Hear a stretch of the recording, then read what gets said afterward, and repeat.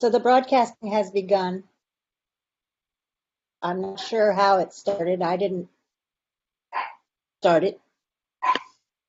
Blue seems to be very glitchy like everything else lately. So I'm going to unmute. Do we know who is called in as anonymous? We checked on them? No, I don't know who's anonymous. Okay. Someone your number's listed as anonymous. I'm going to unmute you, and if you could go ahead and let us know if you're a member of the public who wants to make a comment or if you are Commissioner Hilton. Go ahead. Just heard that you were unmuted. I'm a member of the public and want to speak on item 2. Okay, thanks very much. Okay. Okay. I will see if I can work with Commissioner Hilton on the back end while you guys go ahead. Sorry about this. We haven't encountered this before. And Josh is in attendees. Josh is there now. In presenters, he's in attendees. Maybe I he's see him in calling presenters. in too because it seems like his audio is not working. You see him in presenters? Yeah, His video is showing. Yeah, he's HED Conference 3 and he's in the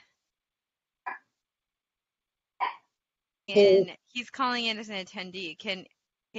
Josh, can you call in as a presenter maybe? Melinda, maybe could you give Vice Chair Hamilton the number to call in as a presenter? Or are you able to promote him from an attendee to a presenter? I should be able to, but it is not letting me. This is very odd. I'm going to actually give the presenter number to everyone because it is the same number that you can use to call in if you have a public comment. So I'll just go ahead and give it to everyone. And then Commissioner Hilton, if this isn't the number that you're on and if you can hear us, you can go ahead and use it as well. So everyone, if you are calling in, commissioners or a member of the public who needs to make a public comment, phone number to call in as a presenter is 408-740-7256. You can also, there are two numbers, so you can try that, or there's a US toll-free is 888-240-2560. You'll need to enter meeting ID 704420713. Again, that's meeting ID 704420713 and passcode 4935. I'll also email that to the commissioners.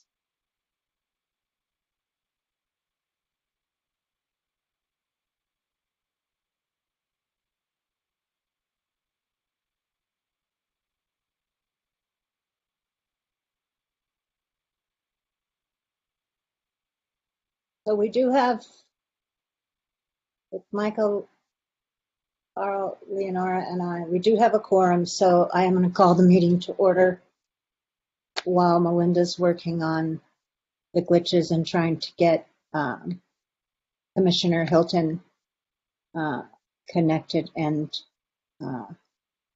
Vice Chair Hamilton in as a presenter, because it won't let me promote him either. I normally I could, but it just that option doesn't appear. All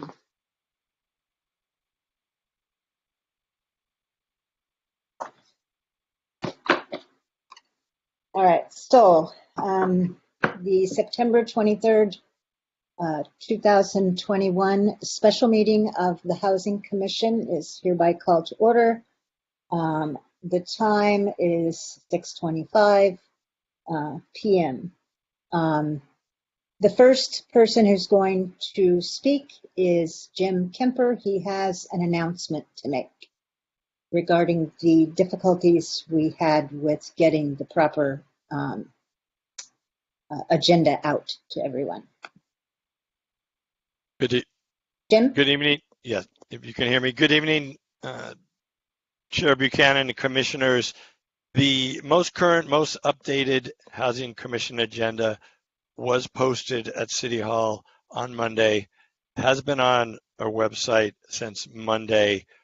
What we have heard is there is a potential glitch that may or may not be affecting people, that if you select the link from the emails that were sent out or from our website that says here's a link to the agenda, if you then, you will see the most current agenda, but if you've refreshed your screen, it would then revert back to what was the previous agenda before it was updated.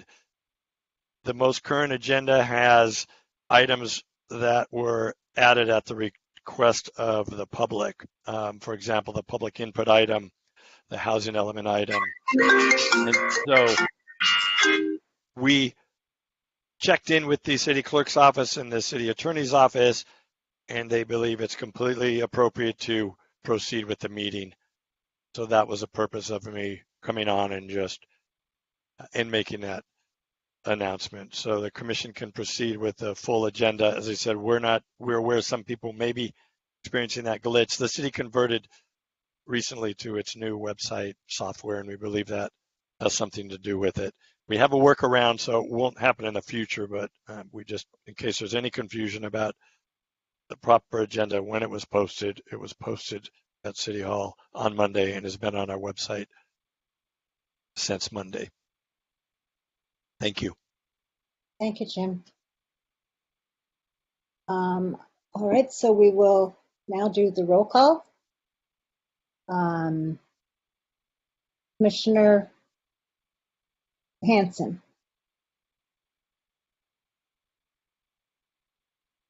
Here. Commissioner Soloff. Here. Commissioner Hilton.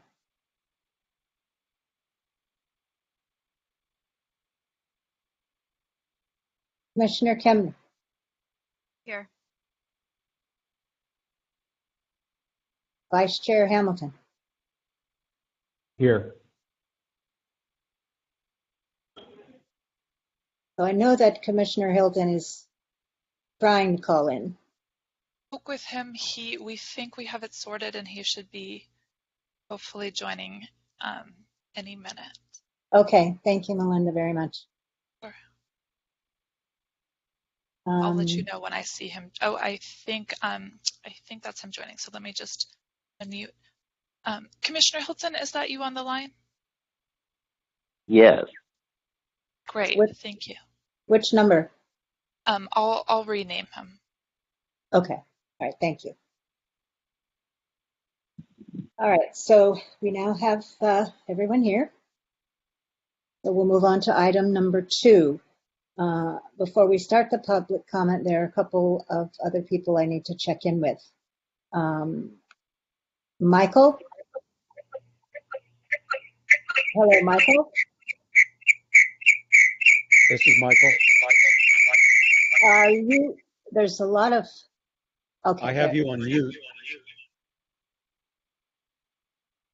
This might be a different Michael speaking. No, right it's now. not. It's not. This is a different Michael. It's not Michael Sola. It's not Commissioner This Sola. is Michael Lewis. And are you here to speak on item 2 or one of the other items? Public comment. Okay. Opening. All right. Thank you. We'll be back.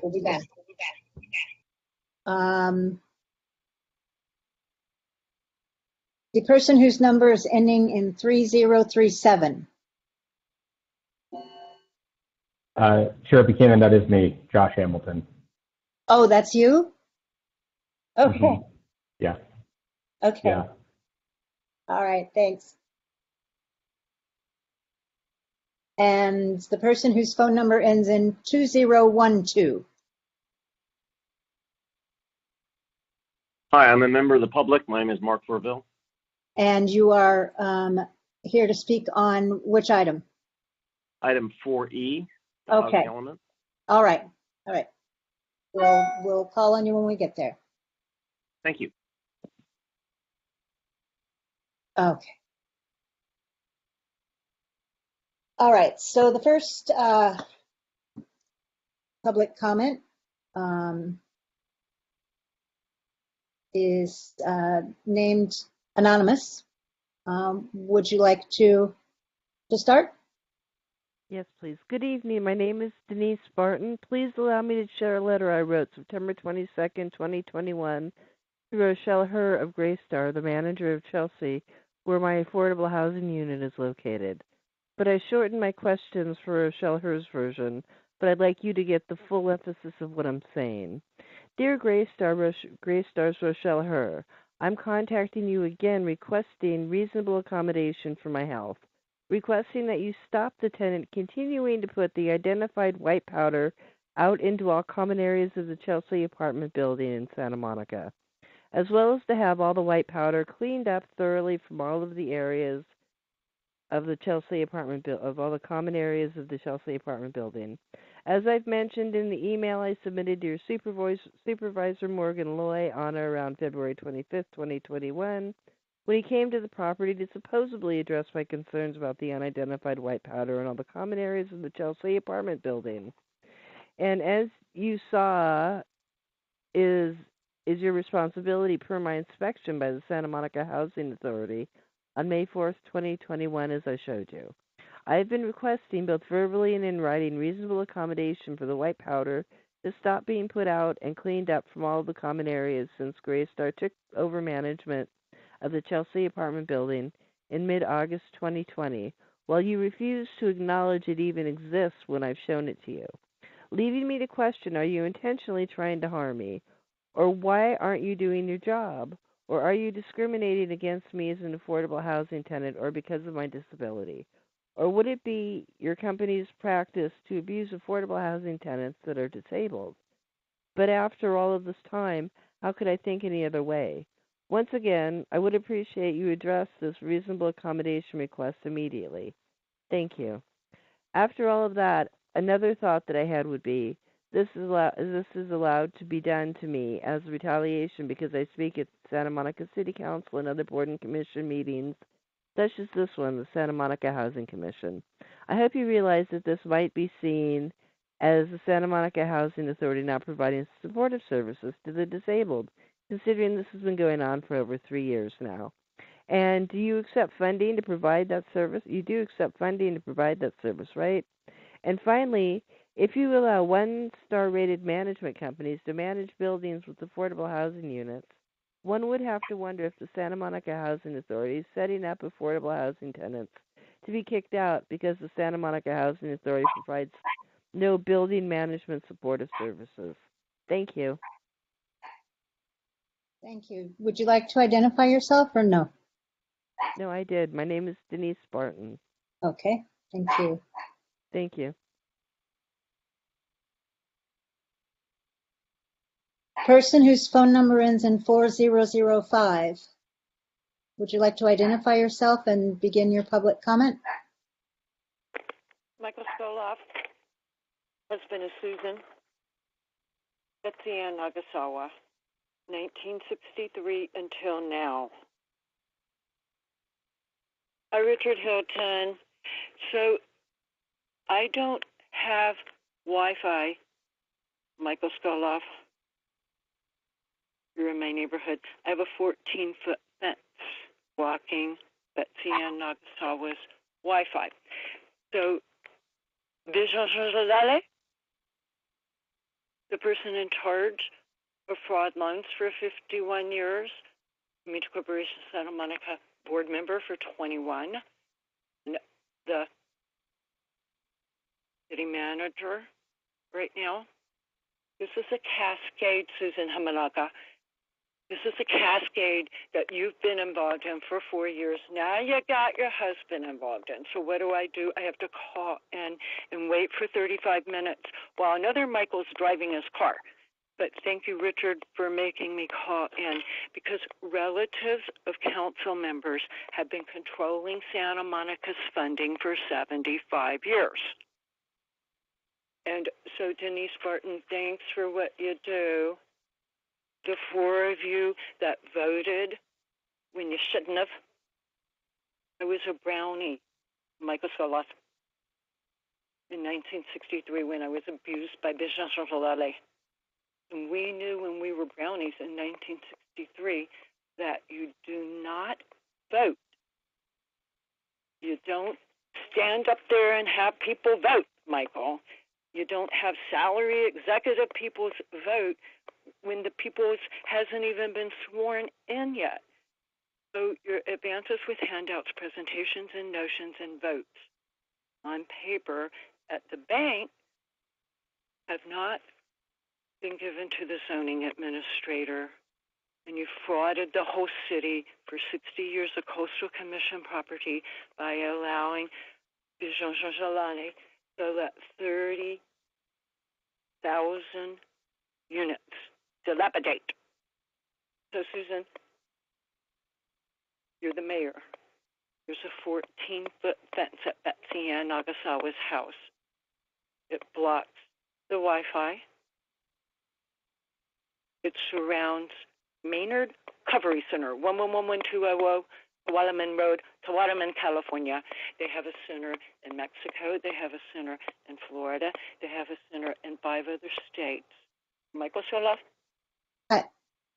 I'm calling you to tell you that I'm going to introduce all of you. Renee already knows, Richard already knows, you're using City of Santa Monica Housing for the Department of Justice Witness Protection Plan to house aliens wanted on the apprehensive list. And all 7 city council members are participating in this. And Oscar de la Torres, you're having an affair with Laura Sabatas. I live in the housing. I'm being frauded by Michael Sabelis for 36 years. Now I'm going to hang up. It's already been typed out, and I'm going to email everybody. And so SMRR, I'm the voter since 1963. Your time is up.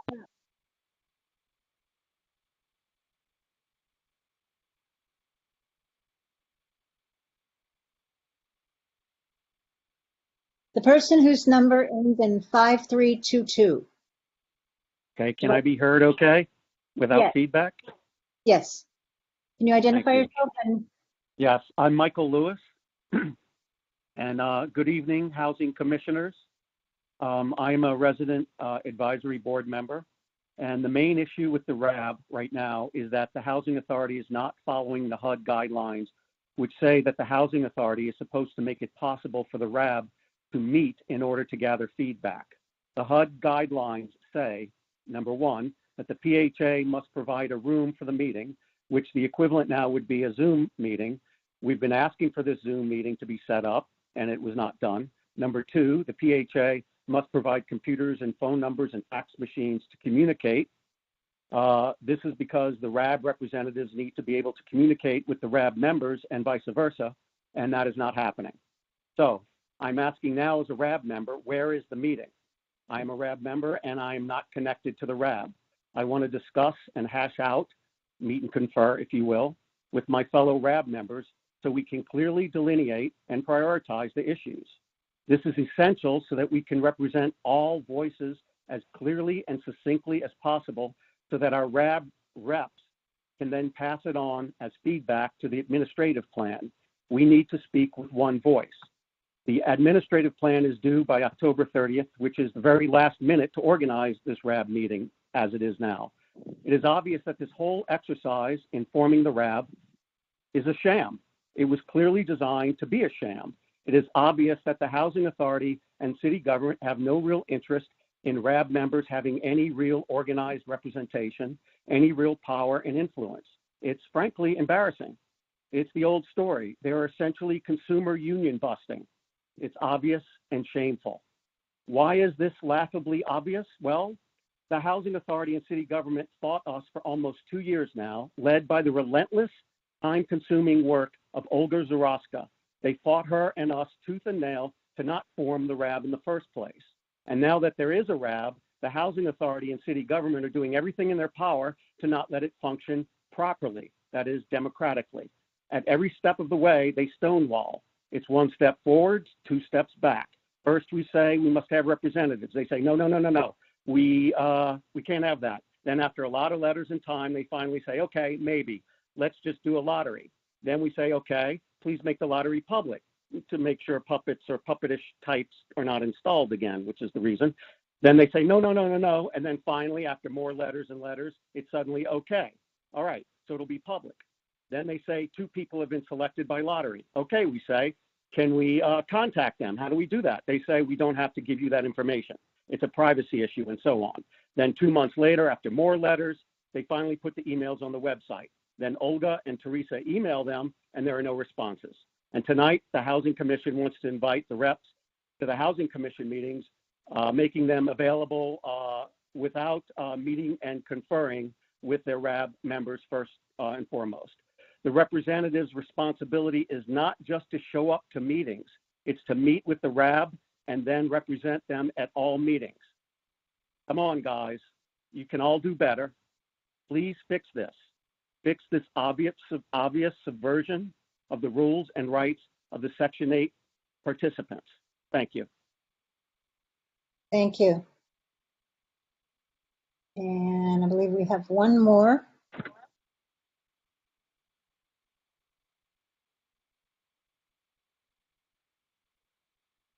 No, I think we don't have, yeah, the last one is for one of the items. So we can move on to the next item now. Item number 3 of the discussion item, Healthy Democracy. We have a presentation regarding the merits of a Eugene, Oregon lottery-based selection process for housing panels.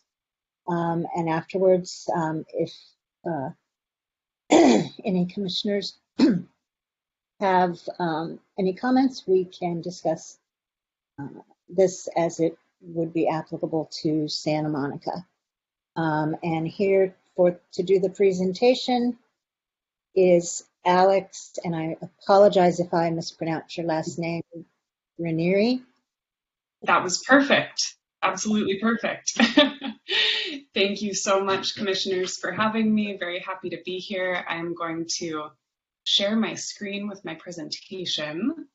And forgive me if that takes a moment. I'm not familiar with this platform.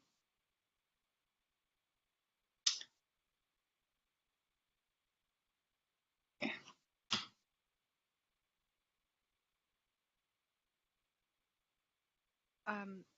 Does she have access to share screen? It should be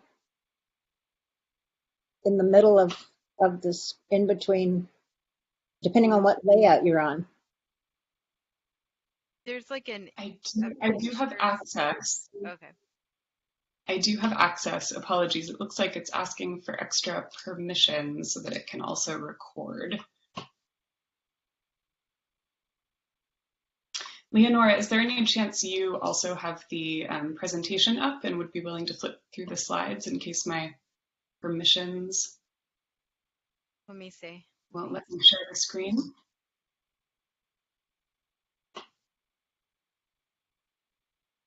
Sorry about that. I found the button earlier, but I think it's saying I need to leave the Zoom room in order to change my system preferences so that it can be recorded.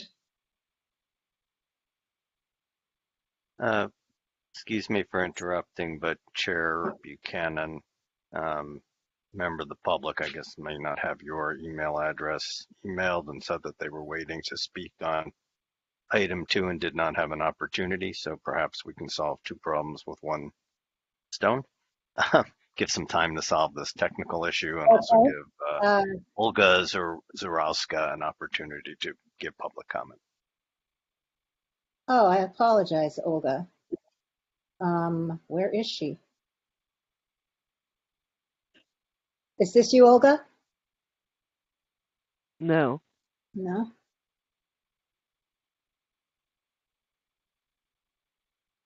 Is this you, Olga? Olga, is this you?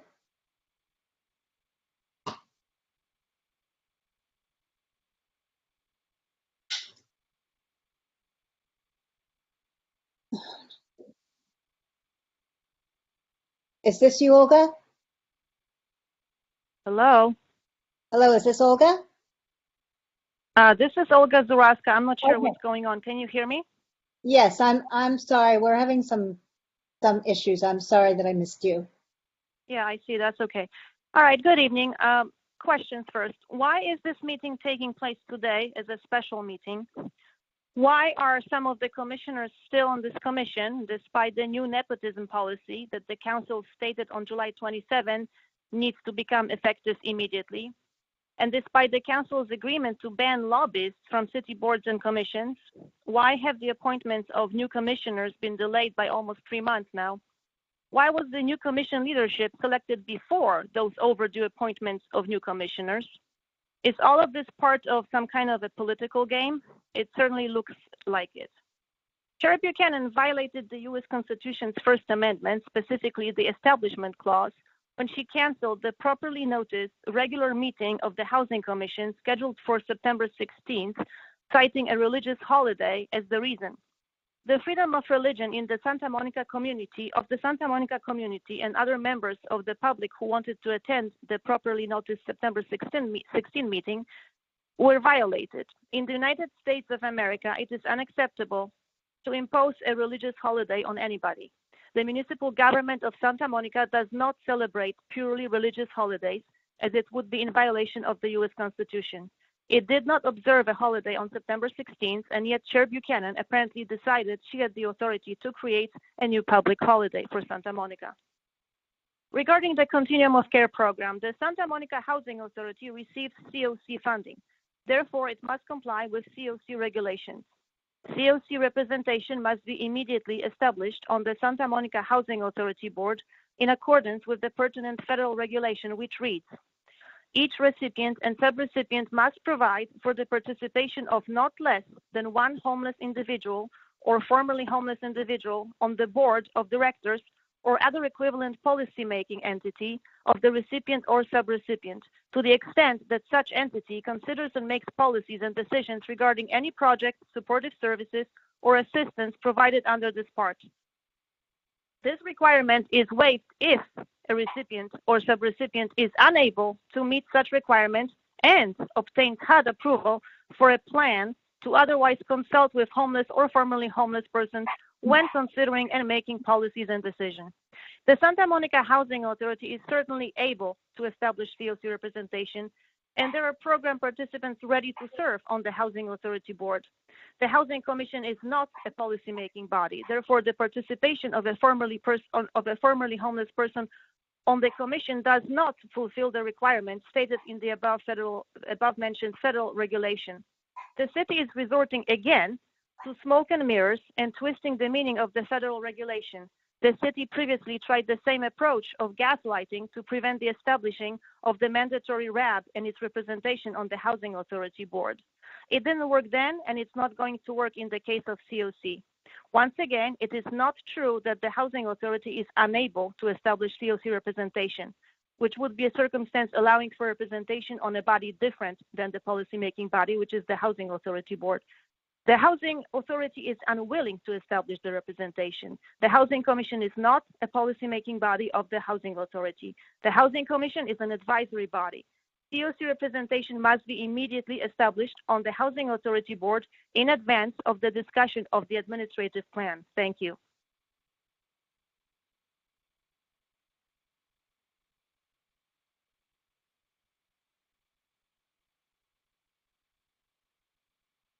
Okay, now I believe that's all the public comment. Alex, you take it away. Fantastic. Thank you so much. And everybody can see my screen now, correct? Yep. Okay, fantastic. So hello, commissioners. Good evening. My name is Alex Ranieri, and I'm program co-director at Healthy Democracy. So the title you see here is correct, although the name is not. I'll be filling in tonight for my counterpart, program co-director Lynn Davis, who unfortunately couldn't be with you tonight due to another presentation commitment, but he will be able to slide in to help answer questions following my presentation. So I want to first start out by thanking you for considering this issue of diversity and equity within your commission and in your community engagement efforts more broadly. Really excited to share about our work at Healthy Democracy, and I truly hope it helps in your consideration of the Diversity Committee's recommendations that you're looking at tonight. So Healthy Democracy is a nonpartisan nonprofit, and we're based in Portland, Oregon. We specialize in designing and running deliberative democracy programs. And our primary methods in doing that are lottery selection and deliberation. So we think these tools offer a new and really important way of doing participatory democracy and civic participation. So first, I want to briefly review the problems we're facing. I know this won't be new information for any of you on this commission, but what we see in this first graph is rates of participation across income brackets. So unsurprisingly, those we most often hear from in local government, in our civic discourse and political activities, are those with the most economic privilege. We also hear disproportionately from white members of our communities as compared to communities of color. We think that this quote gets to the heart of the problem that we're discussing. So if we had tools to do, almost anything with in the blacksmith shop, why could we not invent legislative implements to help people govern themselves? Why had we no tool makers for democracy? So we believe that if we're not hearing from the true diversity of our communities, it's probably because we're not using the right tools or haven't designed the right tools. And we have a vision for designing a more innovative and a more inclusive system. So we'll look a little bit more at the context about our systems for public participation to better understand kind of how these components of lottery selection and deliberation fit into that puzzle. Here we have one of our favorite metaphors, the democracy pie.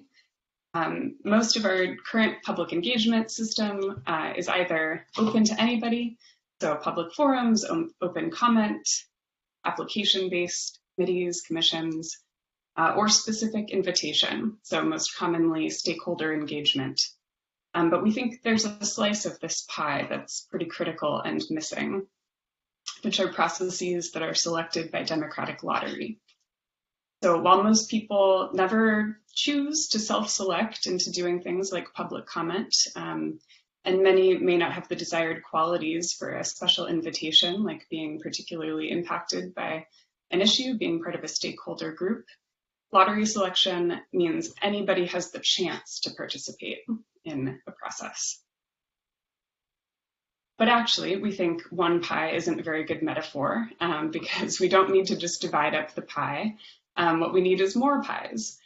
So this might be a better metaphor because each pie also has its own benefits and drawbacks.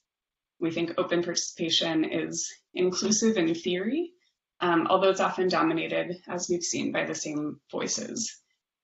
Special invitation, great for targeting specific groups, like I said, who are most impacted by an issue. But again, it often tends to include the same individuals, community leaders, again and again. And lottery selection guarantees diversity and new faces in the room and produces this really in-depth, meaningful deliberation.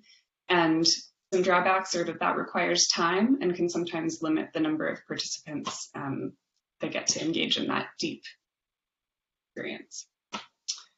So now let's talk a little bit about what lotteries and deliberation mean and how that kind of makes up our new approach to doing democracy. So in our pie, representation means that decision makers hear from entirely new individuals. So in our experience, most of the people in our processes have never participated before in local government. Individuals who represent a community's many demographic diversities. So we often use up to 7 demographic targets in our selection process, which I'll explain more in a moment when I dive into our Eugene project. And we also believe firmly that people should be compensated for their time spent participating. So always about half of our program expenses usually go towards panelists, either directly in the form of a living wage stipend or through expenses, childcare, etc. We also work with professional moderators and third parties who coordinate experts who present to the panel. And then the design of our processes is really meant to engender this reciprocal trust. So we think that we need kind of a paradigm shift in the way that we think about advisory groups. We don't just use panels to get input out of them, but we want the panel to actually hold power over how they work and what they present to the world. And using feedback loops with decision makers and inviting independent evaluation of all of our processes also both work towards that end. These are the two core components of this model, who's in the room and what happens in the room. A group of diverse folks representing a microcosm of the community engage in deep and meaningful iterative deliberation on a given policy issue. And I'll also point out here that this methodology is gaining a lot of traction all over the world right now. And you may have heard this process referred to as citizens' assemblies, citizens' juries, number of different names that it goes by. We at Healthy Democracy prefer just lottery deliberation or lottery selected panels to be more inclusive of folks who may not have legal citizenship status. So let's break down a little bit further what this actually looks like. This is the Democratic Lottery. It's comprised of several steps here. So first, a mailer is sent to randomly selected addresses. About 5,000 to 10,000 has been standard for our processes, but that depends on the size of the place. And I believe you saw a copy of that invitation mailer in your packet for tonight. About 3% of folks usually respond with, interest in participating and their demographic information. And then a panel is selected through some fun event like you see on the screen here that represents a number of demographic targets that have been set out in advance. And then panelists are given everything they need to participate, both logistically and materially. And this is the process. So once a panel is convened, they first hear from a wide range of experts and stakeholders on the policy question, bring a wide range of perspectives and subject matter background. Some of those folks are pre-selected, and some the panel calls itself after some initial deliberation. Then the panel processes this information. They share their own life experience and values and their own expertise.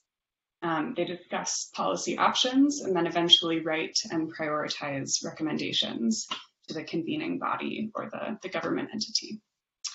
And we do most of this work in iterative processes between small and large groups, which is all supported by professional moderators who encourage collaboration and respectful exchange and really emphasize critical thinking.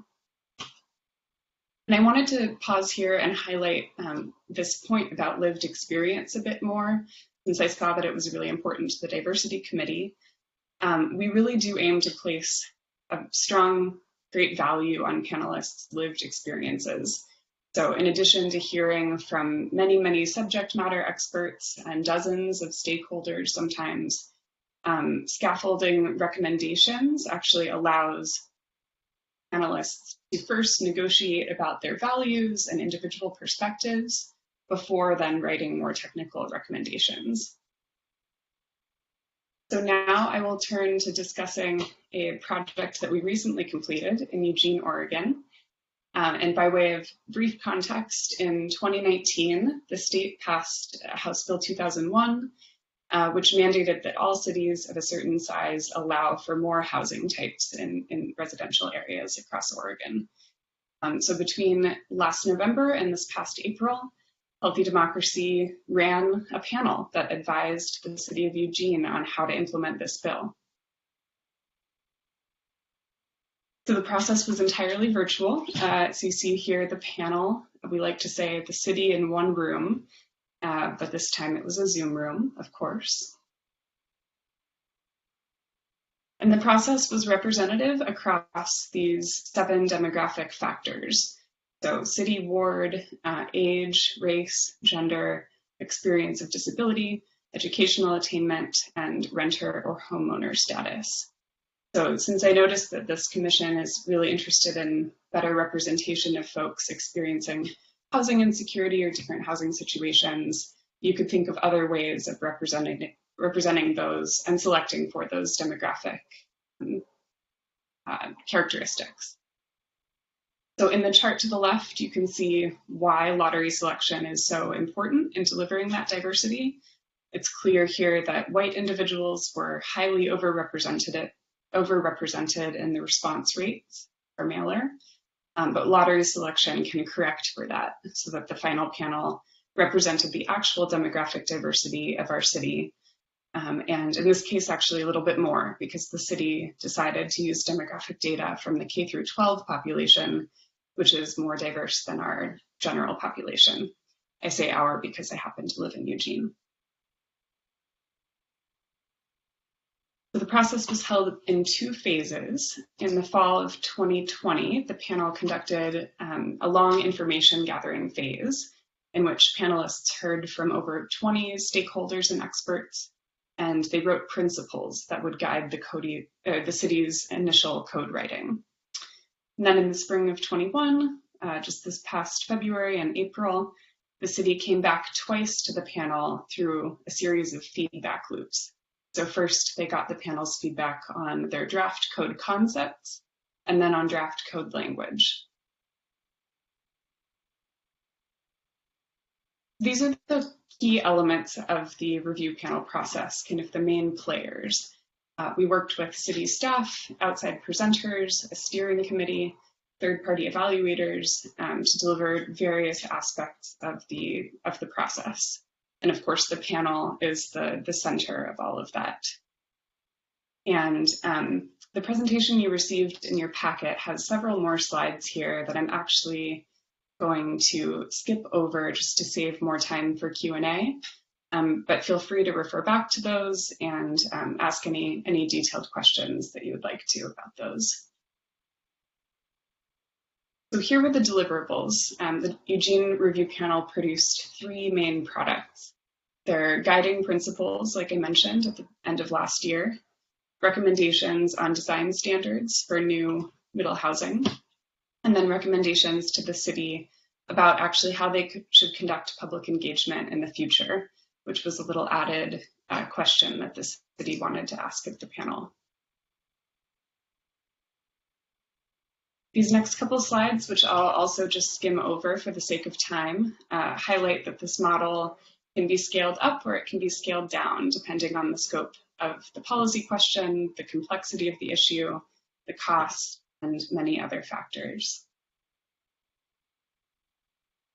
And then our final few slides here that you'll see in your packet are addressing some common concerns about lottery deliberation. And Leonora and I decided that it would be best to leave plenty of time for questions. So more than happy to address any of these concerns about random people aren't experts, really advocating for full access to any process, cost concerns, and the very important question of equality versus equity. Please feel free to bring those back in the questions, but I wanted to conclude my presentation here just with a quote from a panelist.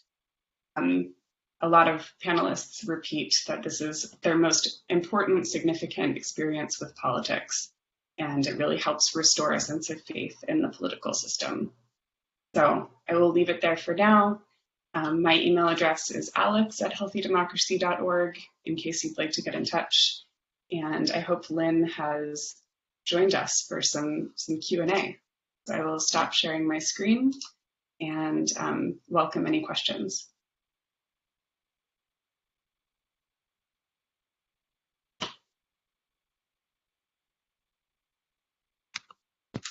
Oh, Chair Buchanan, I cannot hear you. I don't know if others are having the same problem. I apologize. Oh. Mute, unmute thing. Thank you, Alex, very much. Do any commissioners have questions, comments? Leonora or Commissioner Kamner? I prefer Leonora anyway, so whatever you want to call me is fine. My question is, in your experience with these lottery panels, compared to panels made up of people picked or appointed by councils, would you say that sort of like the quality of the discussion or the quality of the decision making is lower in these lottery panels? I mean, what is your experience there? Yeah, so I don't have a ton of direct experience. I'll just preface this by saying with kind of more traditional advisory boards and commissions, or at least the deliberative quality that exists on them. But I think generally, because of the amount of information that's being processed collectively by these lottery selected panels, we tend to think that the deliberative quality is quite a bit better because folks are digesting information together and kind of have a more established standard for how to work through that information, how to ask critical questions about that information, how to negotiate values before coming to policy recommendations. So there is this structure, this very meticulously designed and iterative process that I think allows people to come to a more deliberative, more considered judgment about policy questions than kind of our traditional model allows for. But maybe you should be telling me whether the Housing Commission is deliberative. What's your level of deliberative quality?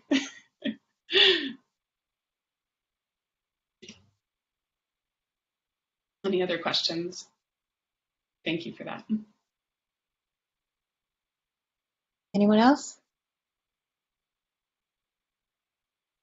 Commissioner Hanson? I was just curious on the impact on like the length of meetings and timing when you're bringing on board people that may not be familiar with certain terminology and that kind of thing.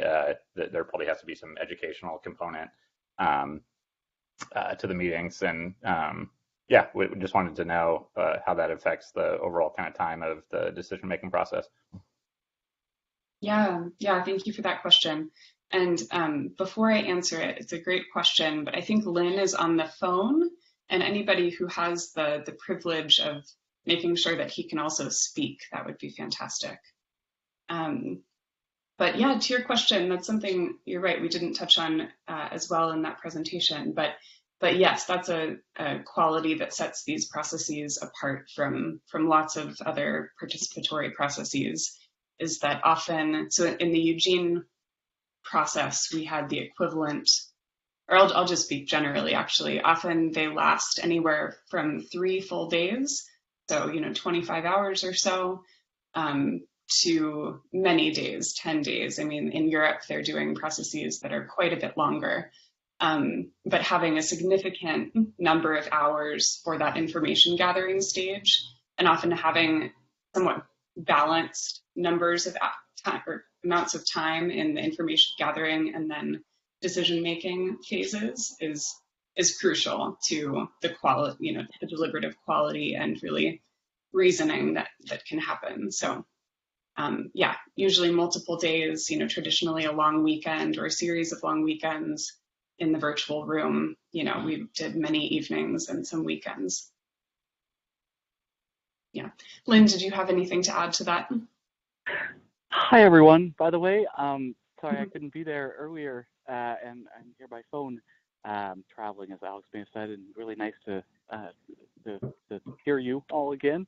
I don't think I have anything to add to that. Yeah, time is one of the really key components here, and of course, time and people. This is what costs money, but it's one of the things that really makes it different. Is people able to sort of take in information, digest it, and come out with recommendations and prioritize things. I have time to sort of work through trade-offs and issues, negotiate things with each other. So it's essential. I have a question. How do you sell the idea of the time that's required? there are many best practices out there for a lot of things. For example, dealing with the homeless crisis. But because of the time involved, they don't tend to fully embrace those best practices and implement them. So how do you, and ultimately it's less costly if you do implement them, but the time is such a deterrent. How do you sell people on the idea of all that extra time when so many people are in a hurry these days? Mm. Yeah, it's a terrific question. And to clarify, are you talking about selling it to like local government staff or participants? Both. Both. Okay. Both. But I think probably the government first, and then to the participants. Okay. Yeah, thanks for that question. I'll take a first stab at it and then pass it to you, Lynn. Yeah, it's a fantastic question, and what we've found, at least in our recent work with Eugene, what city staff have been telling us at least, is that often is that the cost of doing the deliberative process that we did actually wasn't that much different than the type of engagement work that they already would do for a large-scale planning project like this. But that the quality of engagement, the capacity building, the learning, the trust building went so much, so much farther past what they usually get out of their engagement processes, that it was really worth, the bit extra that it cost. And we found that really, truly, the level of connection and positivity from the panel was just received beautifully from city staff, from city council, from planning commission here.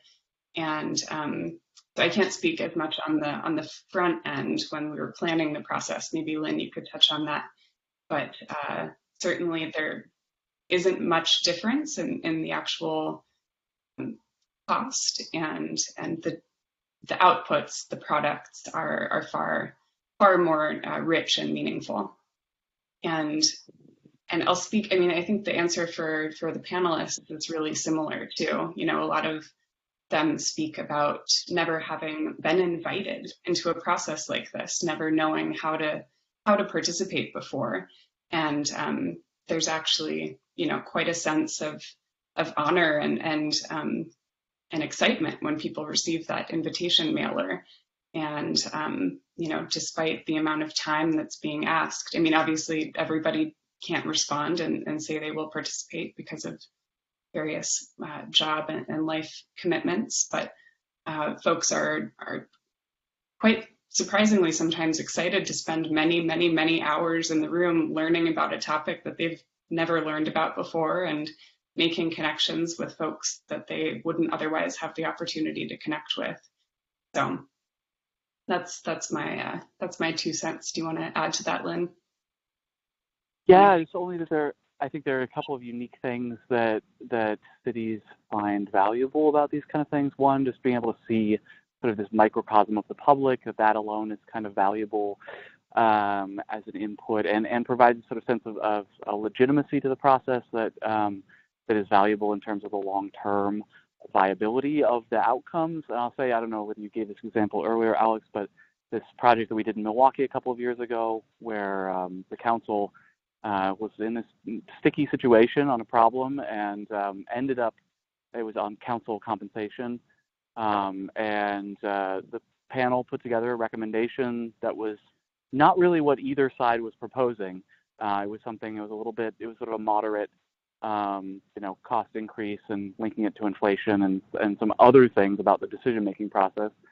And the council considered it and passed the whole thing straight up, no amendments. And I think that was very much down to it solving an important sort of problem. I'll say the other thing that may be something to consider is that the projects that we've done so far, where it's a pilot project in a place that hasn't done something like this before, they have involved a mixture of city money, of state grants from the state government, and private philanthropy. So there's always that possibility for especially a pilot project. Mm-hmm. Mm-hmm. Leonora, I saw your hand up about that, perhaps. Oh, I had another question. Chair Buchanan, should I ask my question now? Yeah, go ahead. Okay. I was wondering how, in a lottery panel, you make the participants feel like their decisions have impact and results. Mm-hmm.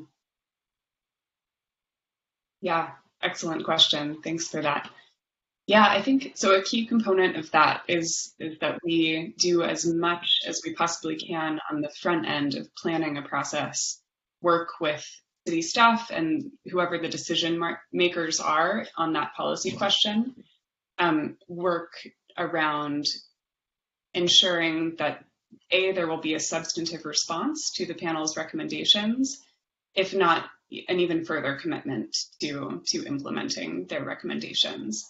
And I think having that commitment right off the bat really helps the panel trust that their work is meaningful and that they have the support of those decision makers. Also, like I mentioned for Eugene, we did a series of feedback loops, which is something we're trying to incorporate more often into our processes so that it isn't just a one-time set of recommendations that goes to, in this case, city staff, but that there's actual collaboration over time. So city staff went back and they started to write code. They brought it back to the panel. The panel said, you know, you're on the right track here, but we want to change this, this, and this. City staff went back to work and then came back another time. So that sort of design of having time to engage in a really collaborative policymaking process definitely made panelists feel more engaged and invested from the start. And then, you know, towards the end helped them really truly trust that staff was listening to what they had to say. Anything to add there, Lynn? I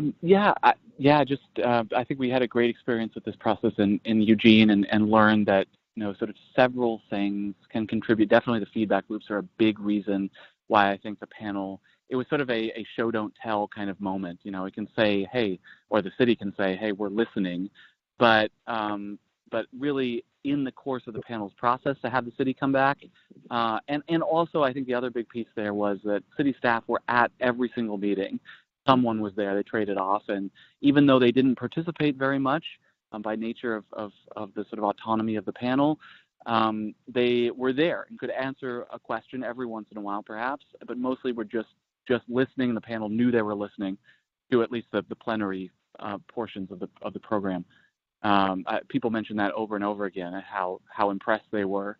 I know that's common at commission meetings, but also remember that these are folks, most of whom, 90% of whom, have never participated in something like this before and don't expect that kind of responsiveness. Yeah.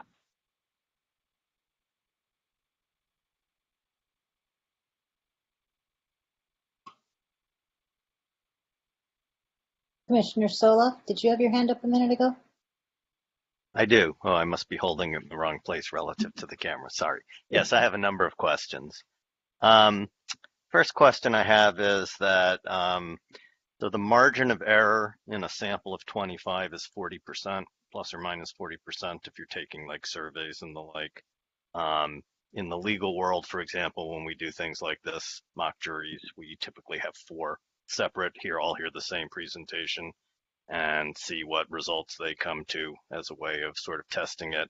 Has any of that kind of analysis or approach been used by you folks so you actually have a greater confidence that what you're getting is really representative of the community and not random chance?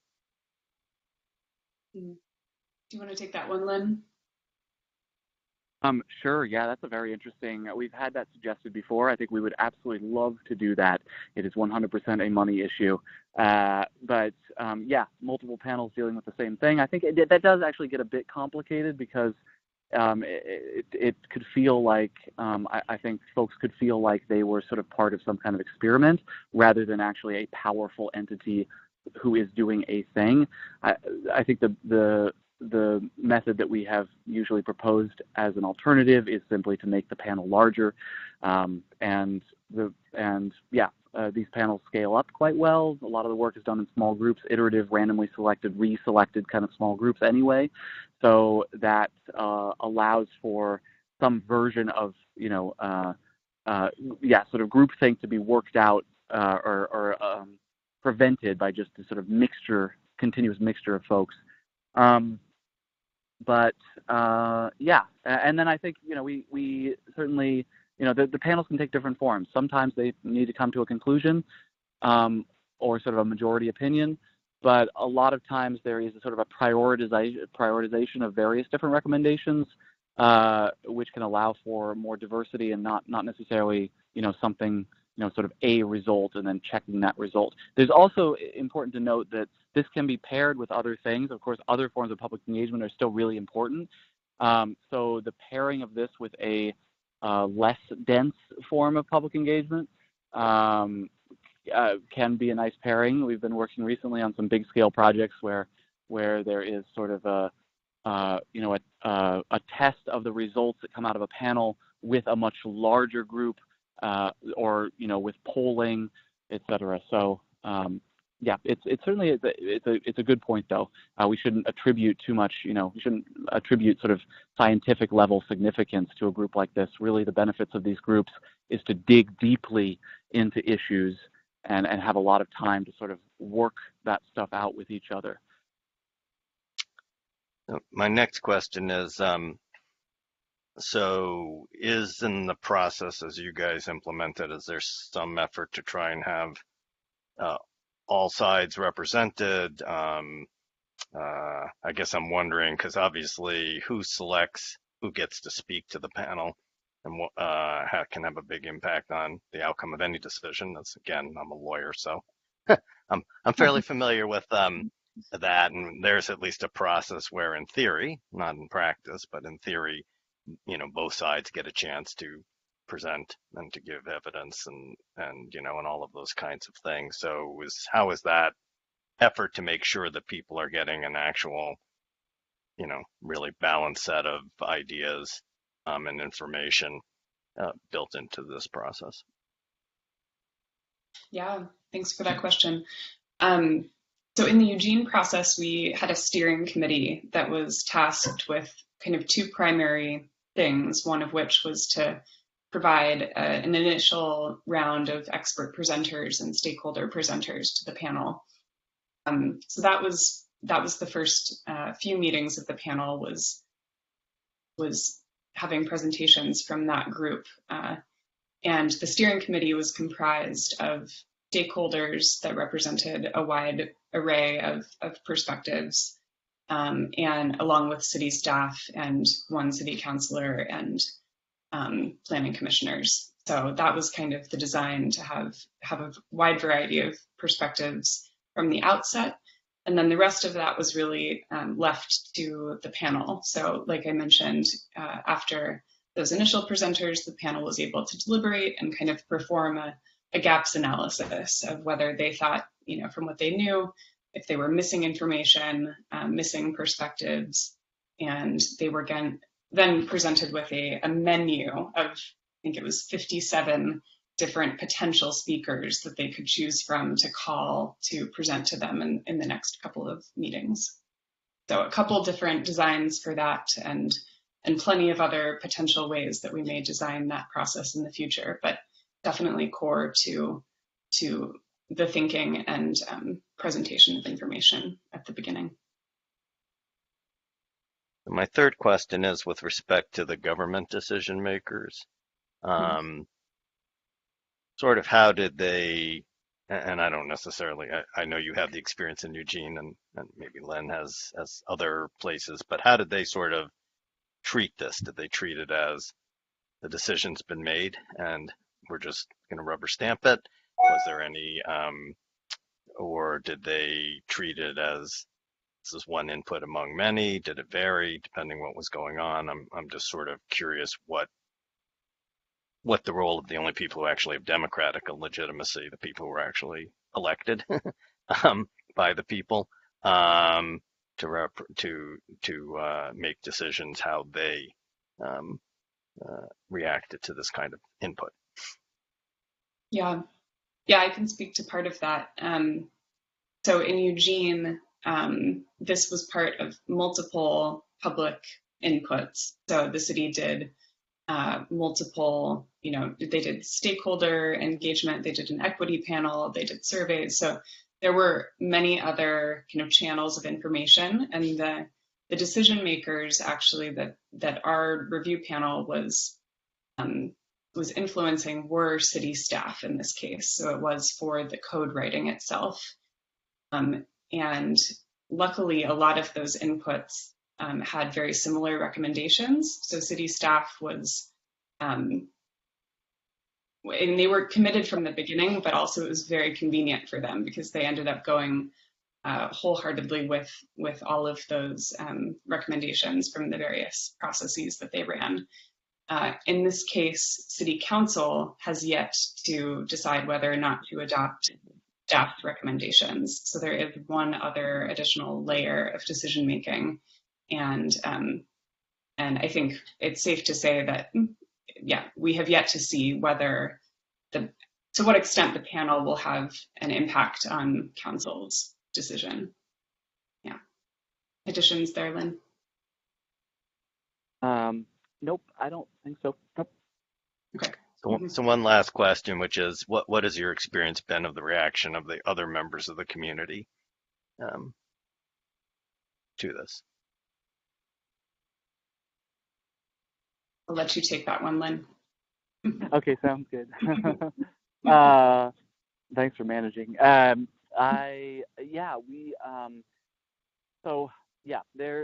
been, I think we're not entirely, clear on what that reaction is going to pan out to look like.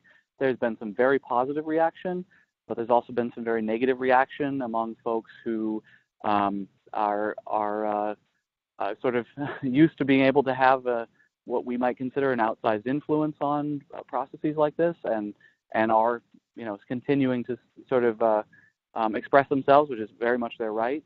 But and I think, rightfully feel threatened by this process to some extent, that it is bringing new voices to the table who have not been engaged before, who I think have came to a somewhat, came to some different, it was a mixed sort of batch of recommendations. So the panel was not of one mind, certainly. I don't mean to interrupt you, but Sure. I get that the insiders would be threatened by this. I get that. Sure.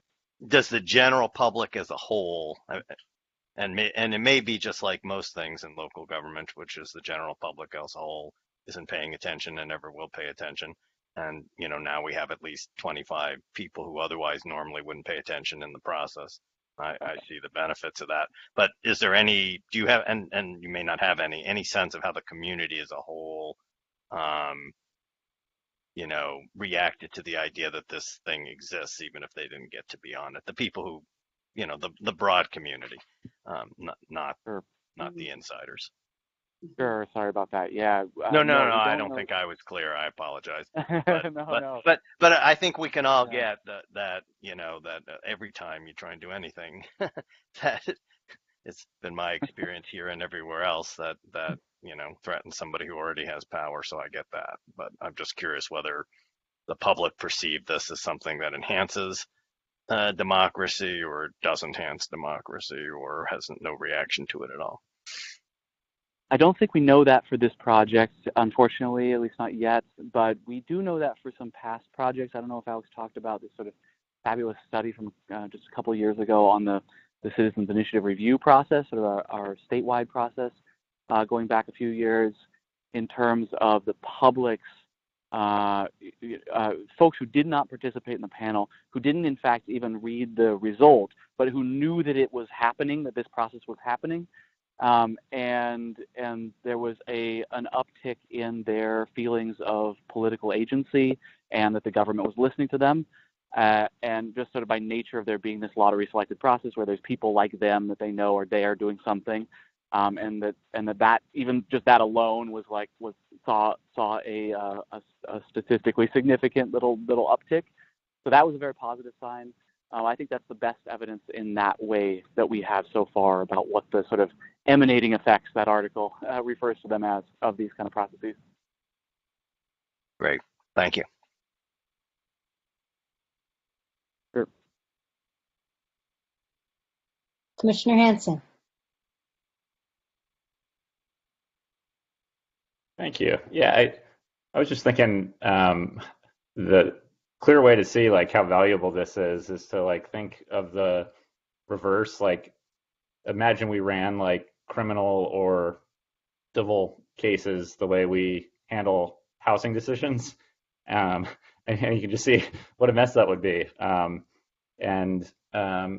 curious like why we've realized that for criminal and civil cases, but haven't applied this more broadly, because it's a total mess to have kind of the people with the most bias show up, and not have a kind of impartial hearing of the evidence to make important decisions, especially as stuff becomes politicized. This seems like a really good method for making decisions about things that can be poisoned by politics, and I think housing is certainly an area where that's happened. Yeah, I agree with you, and I think that that goes back to the slide. You know, a very common concern, sometimes to us a surprisingly common concern, is just this prevalent view that random folks can't be experts, on a technical, complex subject matter such as housing, and it is really interesting when you throw that up against the backdrop of the jury system in our judicial system, that we don't have that bias in that case, and in fact that might be a better way of reducing bias in policymaking. Yeah. Thanks.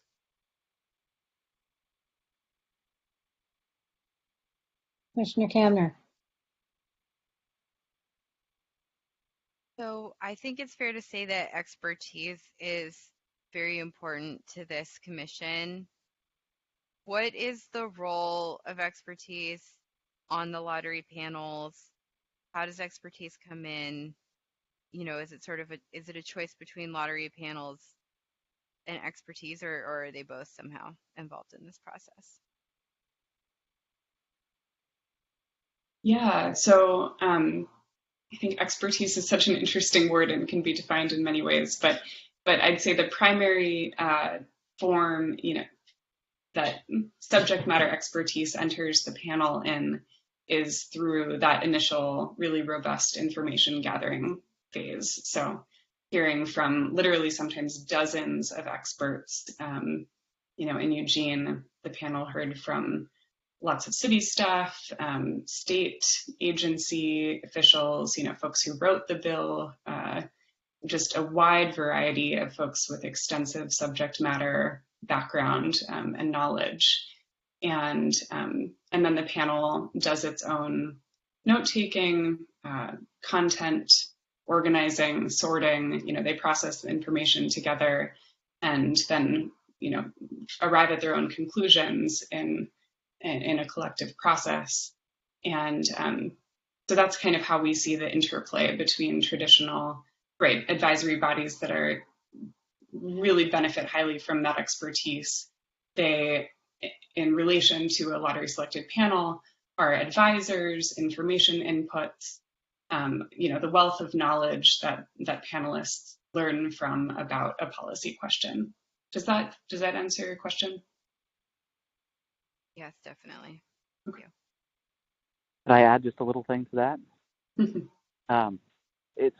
I think it's an interesting point, and certainly we try to balance this sort of expertise coming from the technical side and the lived experience sort of expertise that folks have, and sometimes technical expertise.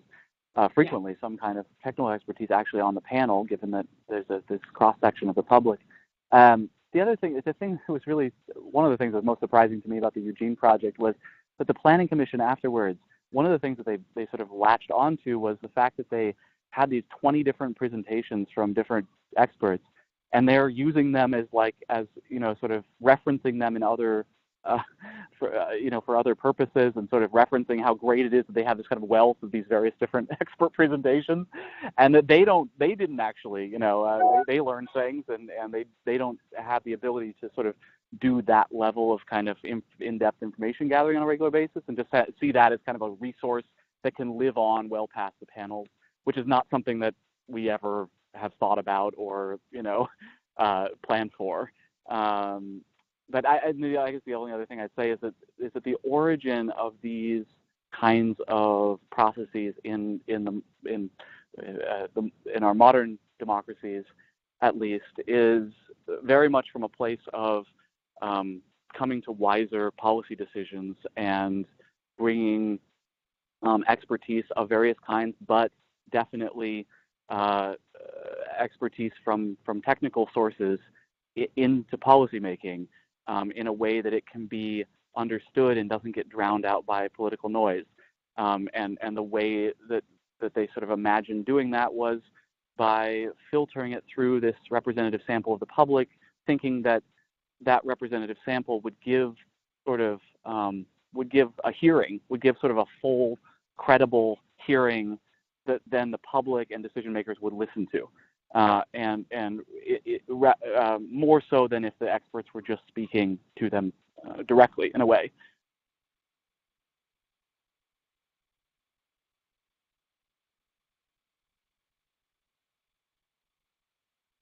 Commissioner Hilton, do you have any questions?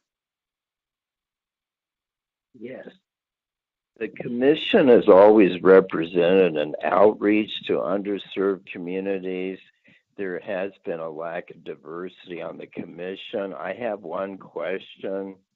If an appointee is not from a minority community, they don't identify but has significant minority lived experience, why could their input not also contribute to the diversity representation? And this is especially if the appointee has good advocacy skills. In other words, for healthy democracy, are you saying it's the person's identity itself that makes the difference?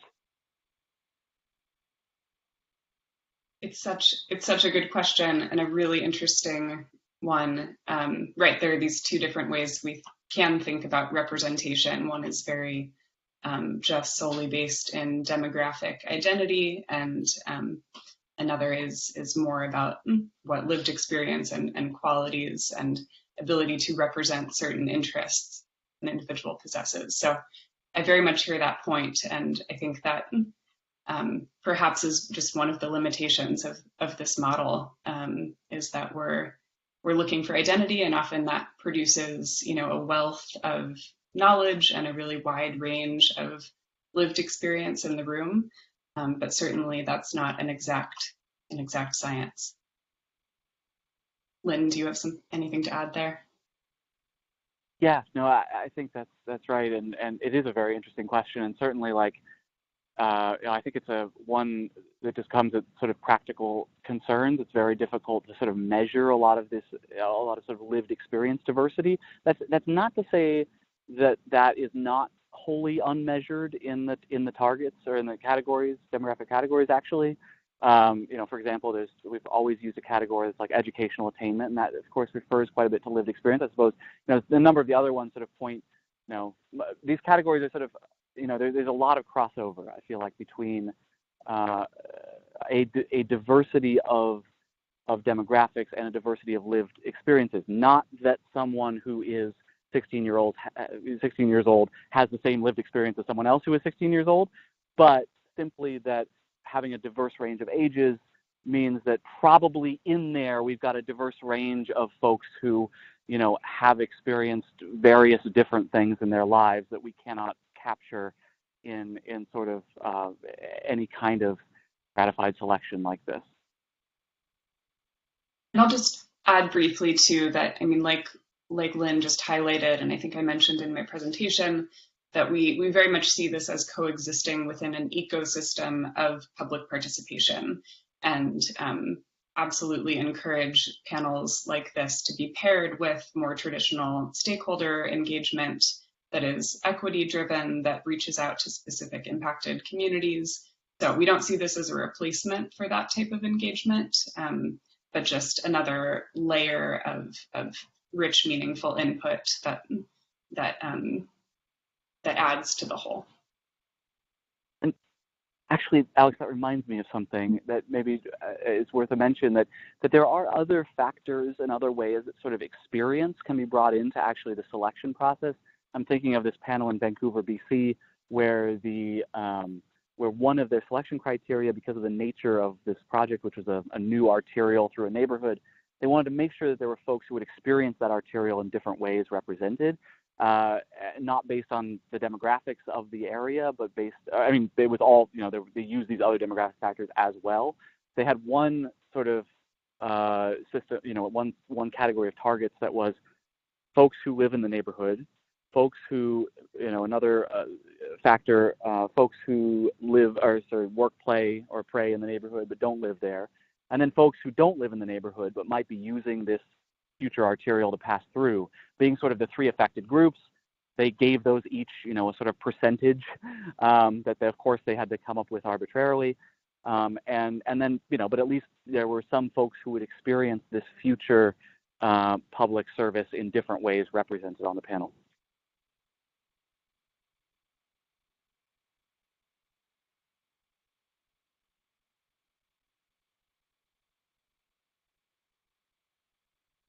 Any other questions or comments?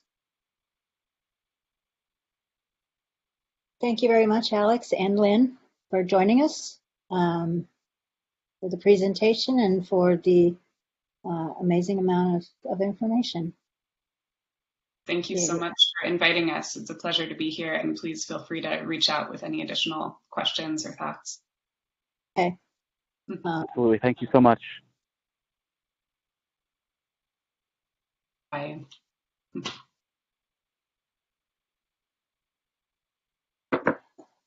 All right, so now we will move on to item number 4, the action items. Item 4A is discussion and possible action regarding the Housing Commission mission statement. Excuse me, Chair Buchanan, we've had no discussion of what we just heard. Oh,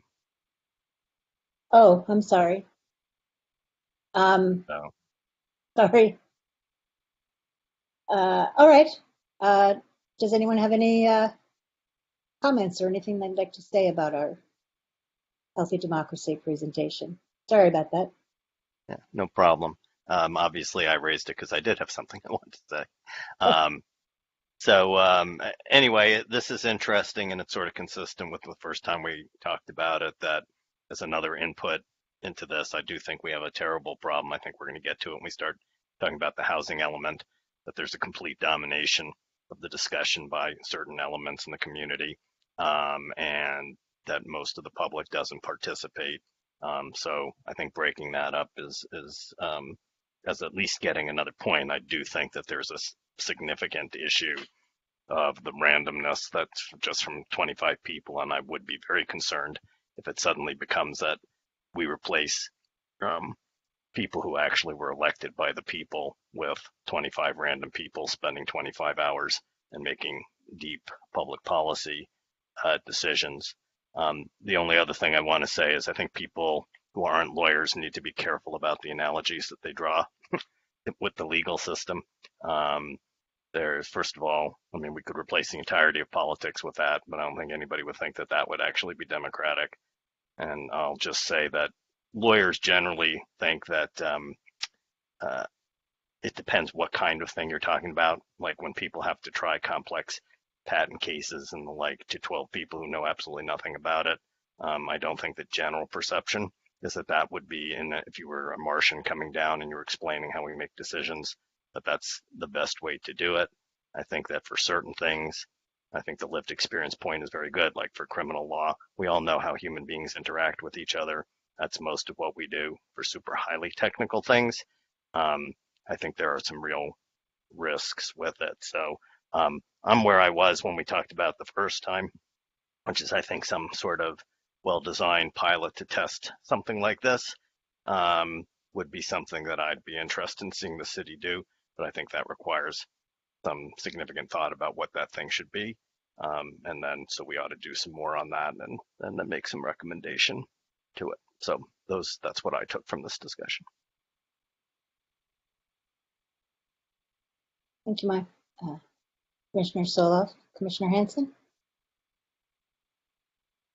Well, I used to attend LA City Housing Authority meetings, and at one administrative meeting, I think there were 300, maybe 300 people in the room, and among the 300, there were probably 150 Section 8 clients, and 95% or more were from a minority representation. And my experience is that the clients don't care who it is. They want a person who can advocate best. And that's been my life experience. Thank you, Commissioner Hilton. Commissioner Hanson? Yeah, I was just going to clarify on my analogy at Commissioner Solov. My intent wasn't to suggest that the jury system is appropriate for all decisions. I certainly wouldn't want open heart surgery by jury.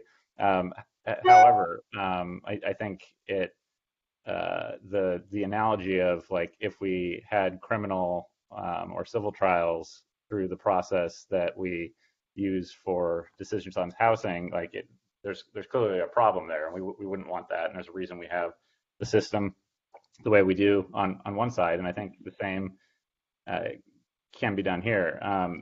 Regarding your concern about the size of the panel, I think what's different here is we're not looking for just a sample of what the public opinion is on an issue. I mean, that's not what we're doing with a jury on a criminal or civil trial. We're not taking a sample of what the community thinks, who is guilty, who's not. We're trying to bring an unbiased decision-making process and to divorce as much as we can from the political process. And so I think that's the only clarity I wanted to add. I think in terms of what I would support would be the same thing as you, is to explore a very thoughtful pilot process for this. And I think it could provide a useful data point for the city to reference in its decision making. I just make a comment, just two things. Number one is that actually in Europe, they take the opposite approach, and that's why the judges do the investigation and the like. So whether jury trial is really about making better decisions or it's about protecting against the power of government, is a discussion we can have another time. And I had a second point, but I've already forgotten it, so it can't be important. I think we may get there in a different way, but I do think that some sort of pilot test, if it was well designed, would be interesting and would do it. And I also think that the point that they made about Oregon, which is sort of my view on all of these kinds of things, which is even if people don't take advantage of it, knowing that the process is there makes people feel more invested in government. I mean, this commission, for example, we moved to 6 o'clock at night in an effort to not disincentivize working people from attending our meetings. I haven't noticed a huge upturn in that happening, but I think the message that we sent, which is that we value that input, whether you choose to take it or not. We're going to talk about these changes to the templates. I think that we expanded the amount of time that people from the public could speak to us. We've always done it at the beginning, and those things, again, whether people take advantage of it or not, I think being able to point out to people that is the approach we take has value. And I think something like this may also make people feel like, it isn't all dominated by insiders, and that's probably a good thing. So, oops, and now I'll mute because our dog is going crazy. Hamner? For the record, as a former attorney with some very limited trial experience, I'm sure not as much experience as Commissioner Solov has, but I think I think juries work pretty well. I think they work better than a lot of political processes. But anyway, I also support the recommendation of a pilot program. Maybe, let me know what you all are thinking, but maybe something along the lines of Eugene. I also agree that a larger size would be a good idea. Thank you, Commissioner. Anyway, I assume we'll bring this back as an action item someday, so we don't have to decide all the details tonight. But I would say that it's actually multiple panels, I think would be more important than making one big panel, so we can sort of see whether we get consistent results or not. Vice Chair Hamilton? Yes, thank you. I'm sorry I can't join by video, but I enjoyed that presentation. I thought it was really helpful. I mean, my take-home point was that it's just one piece of the strategy to engage the public. Panels would work in some situations. Commissions like this are, I think, better suited for a different type of decision making. And I think that, I'd be open, reading through the housing element and, kind of looking at all the different, part of the agenda items that we have for this meeting, I think dovetail with this conversation about kind of what direction we want to take as a commission going forward, and what are some things that we want to put on our agenda. And I'd be open to, in looking at the housing element, I think there's a lot of things that are potential action items for the Housing Commission to focus on, and I'd be open to panel presentation, or looking into a panel to be formed that would help us understand what direction the public is going in a particular topic. So I'd be open to like a pilot program as part of our goals for this commission. Thank you, Vice Chair Hamilton. Commissioner Kamner?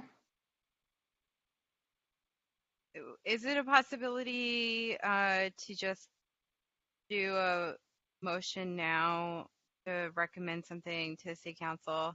No, everybody says no. No, Okay. it's a discussion item, so we can't take action on it at this point, but we can schedule it as an action item at another meeting.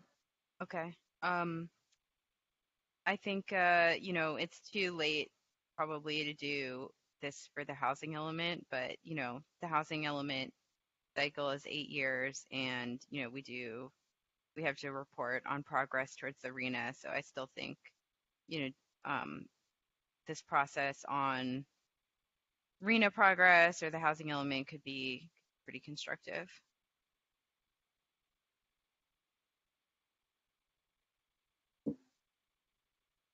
Any other comments? Discussion? So now we'll move on to the action items. And 4A is the Housing Commission mission statement, bylaws, and rules of order, discussion and possible action regarding the Housing Commission mission statement and bylaws, and review of Robert's rules of order components. So did everyone have a chance to look through these items, the mission statement, our bylaws? When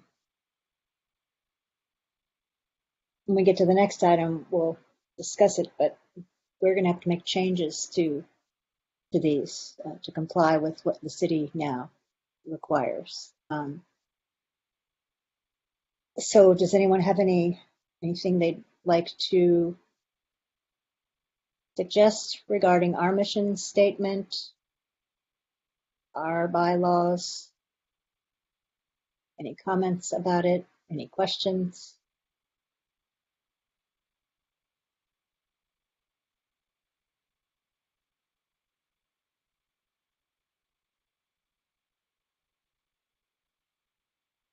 Would it be better if we just kind of rolled it all into the next one? Since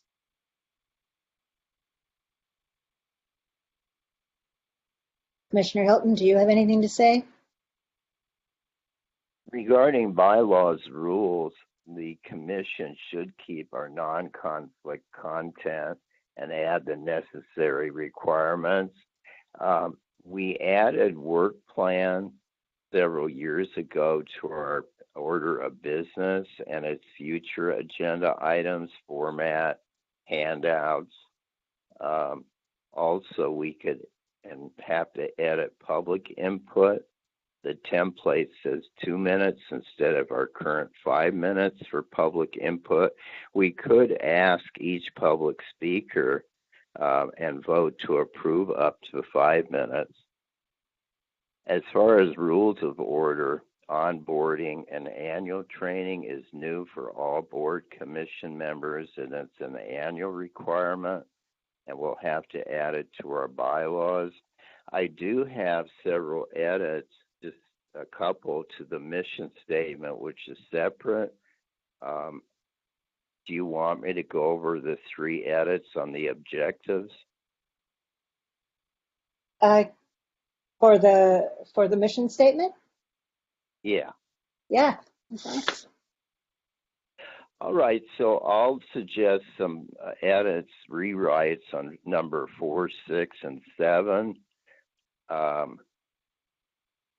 So I'll read the current wording and then I'll suggest the edit. And the edits come from the meeting of Thursday, December 18, 2014. So in other words, we went over the mission statement for about a year. And so these are direct edits that I made and suggested back in 2014 to 4, 6, and 7. So 4 currently reads as follows: provide a forum for providers of affordable housing and persons who may need it, and through outreach and education enlist the public support for affordable housing. And my rewrite suggested edit is provide a forum for residents of affordable housing and prioritize communities most in need. And then for 6, it currently states serve on special commissions whose missions in whole or in part involve affordable housing policies or projects. And my rewrite is promote our affordable housing production program and develop revenue sources for our locally financed affordable housing. Number 7 reads, encourage timely compliance with all federal, state, and local laws. And my rewrite is ensure compliance with federal, state, and local fair housing laws, including reasonable accommodations and physical accessibility requirements. So those would be 3 proposed edits for the mission statement objectives. And then if you go to number 6, it states reach out to persons who need affordable housing, both rental and home ownership, and to owners and developers capable of preserving and creating affordable housing. And I thought it would just be simpler to read, reach out to persons who need affordable housing and to owners and developers willing to build, manage, and preserve affordable housing. As far as number 2 under mission statement, and this is responsibilities, jurisdiction, authority, is we need to update the number of Section 8 vouchers with 102 new emergency vouchers, and with increased federal funding, it should read approximately 1,600 households.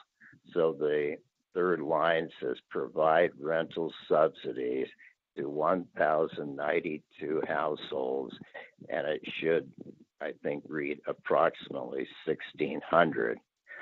Regarding number 3, composition, the last sentence reads, one of the program participants must be 62 years of age or older, and we need to add, and one must have past, present experience in homelessness or the homeless community. So those would be some of my suggested edits.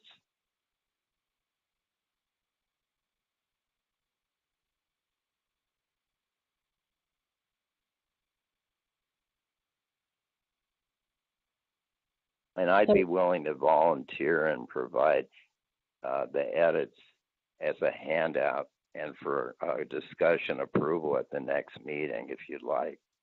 That sounds good. I thought that we had already added the homelessness requirement. We actually did, and I think staff may not have provided us with a more current handout or edit. We went into a lot of discussion about it. Oh, it's in the rules of order and procedures, but it's not on here. So that I think would definitely need to be corrected. So our discussion of the mission statement, I think, certainly doesn't end here. And I like the idea, Richard, of you providing your edits in writing so that we can see them clearly and discuss them at the next meeting. So thank you for offering to do that.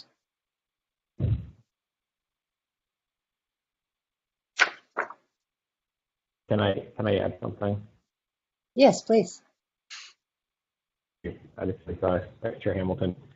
I think in response to Commissioner Hilton's comments, I think it would be, I would suggest the idea of not of editing the document, but adding those to the mission statement and not necessarily replacing existing objectives, just as a suggestion.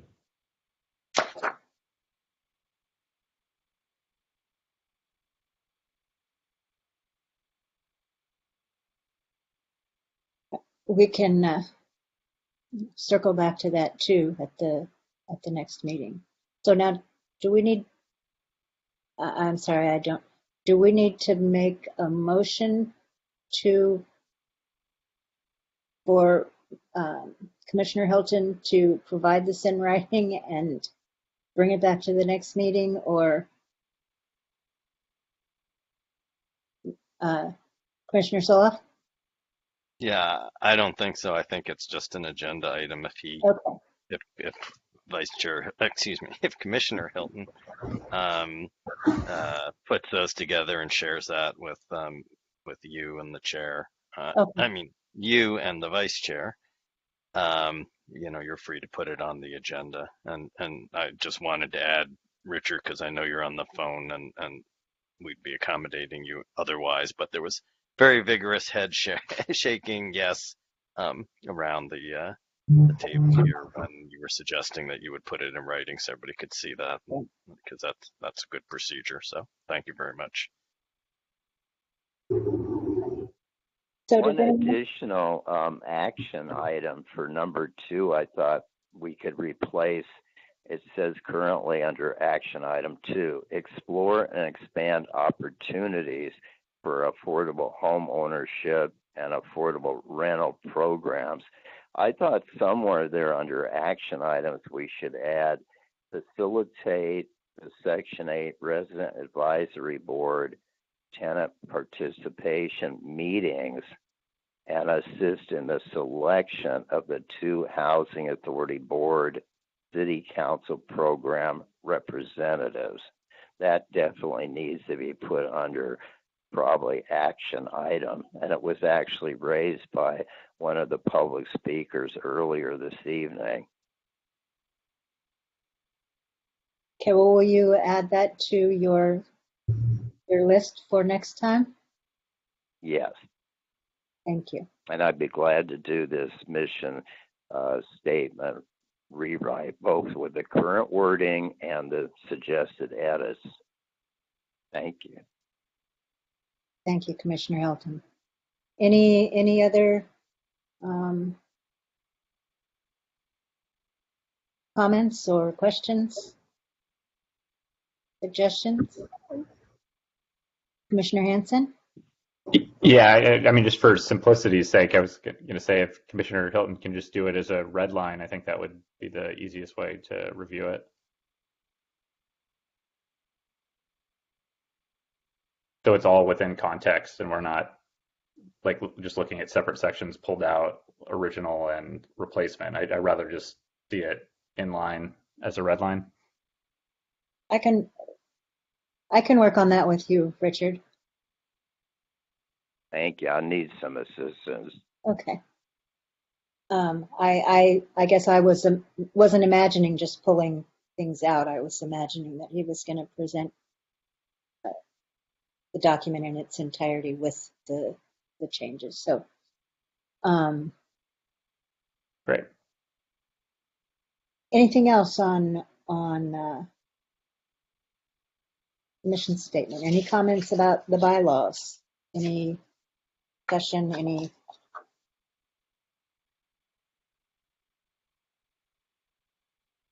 These are the things that are going to have to come more in line with what the city's going to be requiring.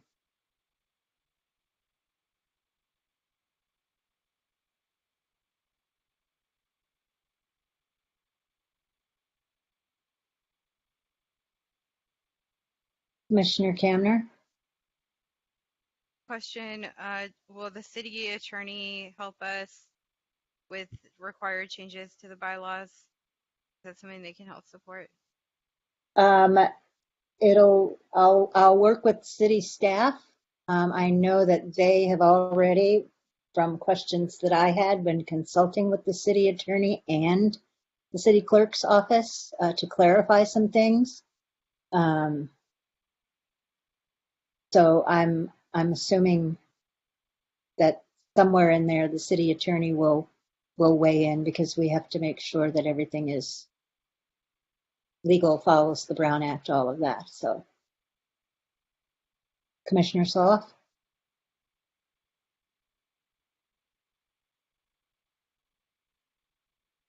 Sorry, are we still on 4A or are we also on? We're on 4.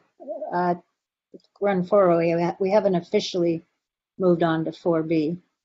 But, okay, because when we get to the issue of those changes that are mandated by City Council, I do have comment that I want to make on that. So yes, when somebody was asking about having the city attorney support us, I wasn't sure which item we were on. Okay.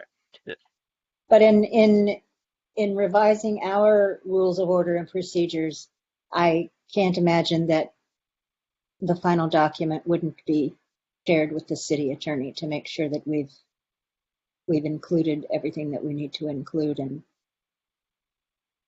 and not violated the Brown Act or anything, or suggested violating the Brown Act or anything like that. So, anything else anyone would like to say about our current rules of order and procedures? All right. So we can now move on to the 4B, the City Council mandated procedural changes.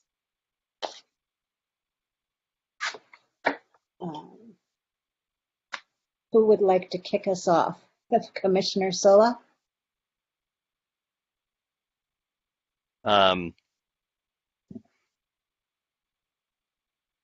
With respect to our City Council, I think the suggestion that public comment should be constrained the way it was put here and put in the same order as the City Council was a mistaken decision, and one that was not done with a great thought about the differences between their processes and ours. And so I will not vote, even if it's mandated, to support that, and would instead advocate that we write a letter to the City Council asking them to allow us to continue with our existing practice and not force us to go through a vote every time to allow the public to speak first and to have 5 minutes apiece. I actually talked to Melinda and Jim about this to get some clarification. And in some respects, I was told that what we have is written in stone. I voiced my discontent over that. And I was told that we could, as you said, vote each meeting to move the public comment to the beginning as we currently have it. So I would certainly support a letter, because I think that they did not consider the fact that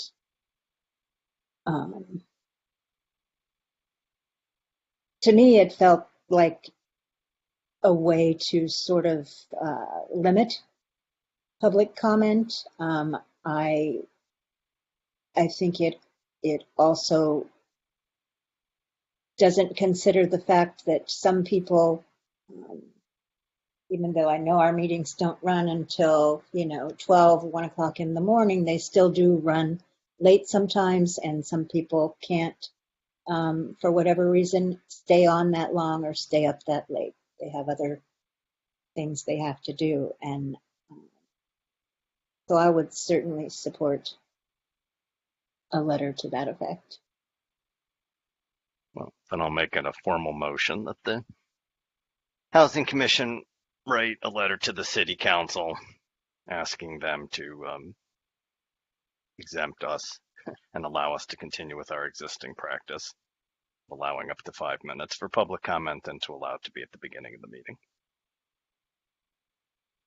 Is there a second?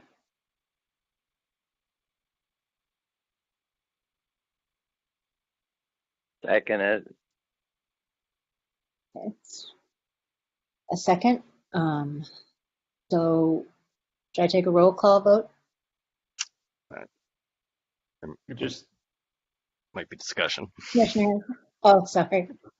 Yeah, I'm just curious. Like, I think it is helpful to like hear the comment on specific items when they arise, and it's easy to kind of like you can take notes, but it kind of sets the context for the topic. So I don't know that I have super strong feelings either way. But can I clarify the motion? Because I think we may be addressing two different things. Okay. This is about general public comment, which is only allowed on items that are not already on the agenda. So any comments about an agenda item, right, is what's our item 2 right now. So my motion is only addressing that. Yeah, the other does not change. Okay, so this is at the beginning rather than at the end. Yes. And 5 minutes as we normally do, as opposed to having to vote every time. Yeah, I'd prefer it at the end, I think. So I don't think I support that motion.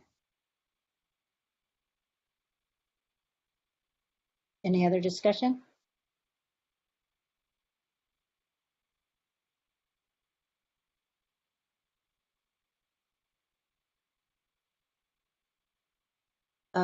Vice Chair Hamilton?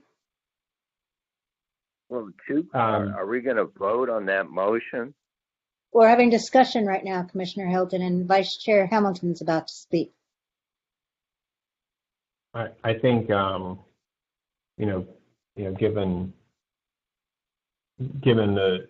the nature of some of the public comments, my personal feeling is that sometimes to have that begin the Housing Commission might be more of a deterrent for general, public participation. And I think that as long as the public can comment when we are at a particular action item, before we begin the discussion, I think that's very helpful. But I can see the benefit of having, just the general public comment at the end of the of the night as opposed to the very beginning.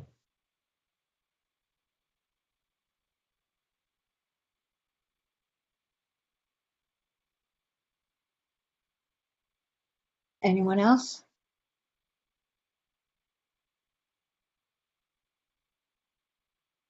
Commissioner Nelson, did you have something to say? What makes our commission unique is the 5 minutes for general public input, and also that it's at the beginning of the meeting, and it kind of introduces the meeting because it is general input. So I support the current 5 minutes.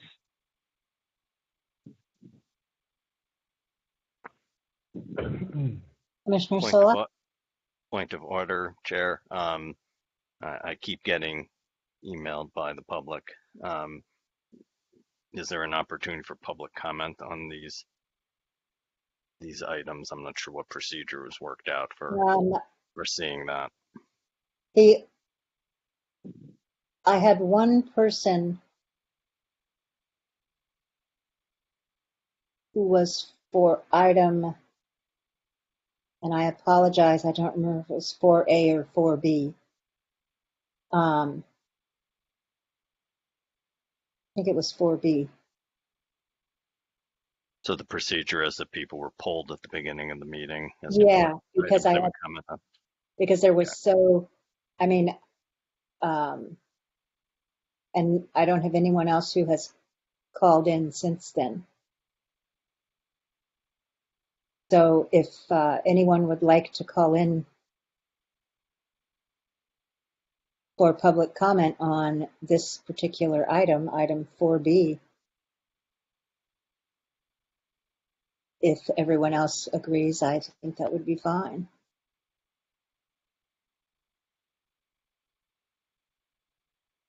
So if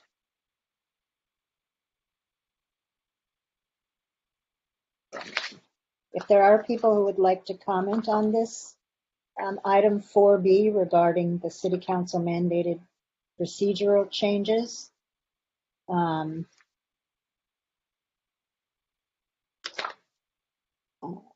can call in number 888-240-2560 and enter the meeting ID 7044-20713, followed by the pound sign and the passcode 4935, followed by the pound sign.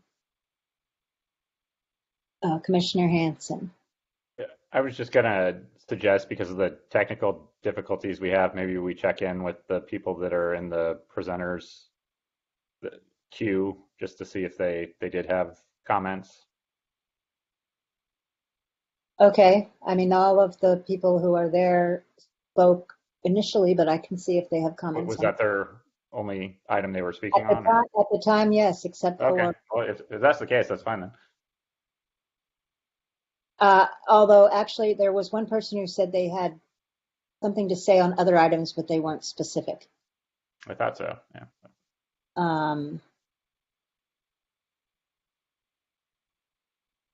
Why don't we just check in with them just to make sure we don't miss? Is this Ms. Zarowski? Hello? No, if it's 2012, it's not Zarowski. Okay.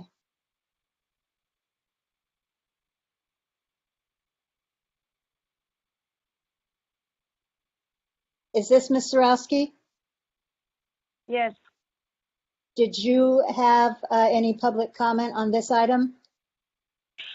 I had a comment on item 3A, but I was never called, and I know that Denise Barton also wanted to comment on 3A. On 3A? Right.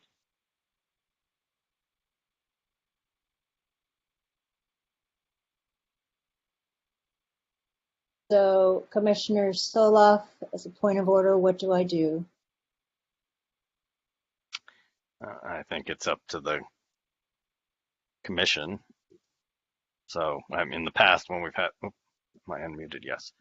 In the past when we've had this kind of issue, if you as chair think it's something that we ought to do, you can ask rest of the commission whether they agree to that. So I do think it's something that we should do because I will be honest, this being my first time, I'm moderating on Blue Jeans. I may have missed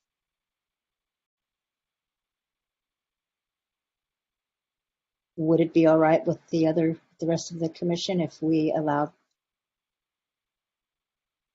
comment on 3A? Okay. Commissioner Hilton, is that all right with you? Yes. Okay. All right, Ms. Zaraska? Can I start now? Yes. Well, I wanted to thank the presenters for their time, but I'm not sure if they are still with us. My favorite part of the presentation was where the presenters admitted that a specific identity doesn't necessarily improve an individual's ability to represent a specific group. Now, this item does not actually fall under the jurisdiction of the Housing Commission. Let me remind you that the responsibilities, jurisdiction, and authority of the Housing Commission are, quote, the Commission is responsible for monitoring and evaluating the existing Section 8 program. The Commission will review and develop recommendations to the Housing Authority and City Council on a variety of housing programs and policies, including the Fair Housing Program, the Community Development Block Grant Program, and the Comprehensive Housing Authority Strategy. The Commission also reviews housing development projects, including tenant selection policies and designs, end quote. It would have been more appropriate to present this item to the working group that considers improvements to boards and commissions. This item is wasting the Commission's and the public's time. Once again, Commissioner Kamner is confused as to whether she's among her Abundant Housing LA colleagues and donors or at the meeting of a city commission with a specific jurisdiction. And as for attempting to make recommendations under a discussion item, just a reminder, Commissioner Kamner, you need to resign rather than think about making recommendations. You're a lobbyist who has been under investigation by the FPPC for a couple months now. Resign already. Thank you.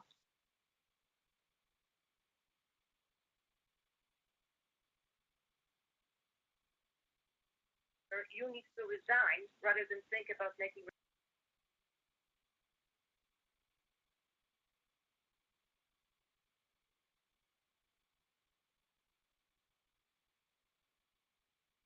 Michael, were you wanting to comment on Healthy Democracy, item 3A?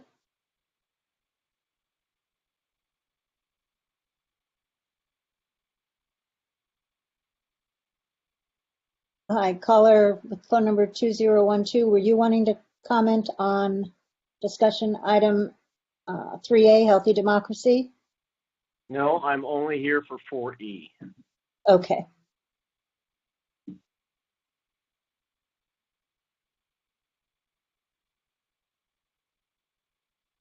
Hi, were you wanting to Yes. comment on 3A? Yes, please. Okay. Go ahead. Good evening. Good evening. First, I have to ask if this is conflict of interest Housing Commissioner Kamner's way of trying to circumvent the City Council process to choose the commissioners they think are qualified to be on the Housing Commission. Or would this be Commissioner Kamner's way of staying relevant by thinking she can get on the steering committee? I mean, if she likes the practices of other places, this time Eugene, Oregon, so much, why doesn't she move there instead of wasting time to bring what other people do here? Then in looking through the information on Healthy Democracy, it is a political action group promoting civic participation. Please do tell me how this fits in with Santa Monica's affordable housing program. Is affordable housing supposed to be political? And the cost. Does Commissioner Kamner plan to pay for this? Hold on. Out of her own private funding?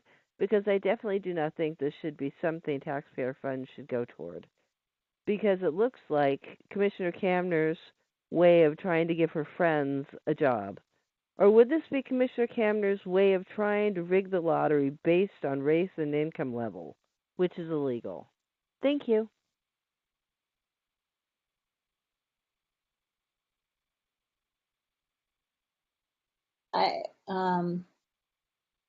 Person with phone number ending in 5322. Yes, this is Michael.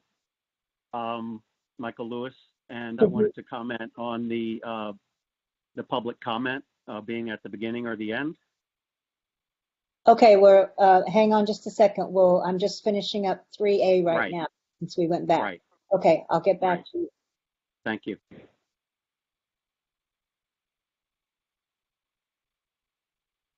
All right, it looks like that's everyone that I have here. Commissioner Tola? If it's all right with you, Chair, and with my fellow commissioners, since if I had heard those comments at the beginning of item 3A, I would have made a brief comment, and I'd like to make that brief comment now. Okay, fine with me. So we had this discussion the last time I was there. I personally believe it is within the jurisdiction of the Housing Commission to talk about how decisions that relate to what we do are made, and how that process can occur. And I therefore believe that this is within our jurisdiction. Thank you. All right, so now we will move back to item 4B. And I will go, I know we have one person who said they wanted to speak on this item. So we'll take that and then we can continue our discussion of the motion. Michael? Yes, I'm here. Thank you. We sat here and listened to a presentation on diversity. And I don't think the word was mentioned, except for maybe Richard, the word disability. Having the comments at the beginning as opposed to the end increases the diversity of the public comment by, I don't know, it's incalculable.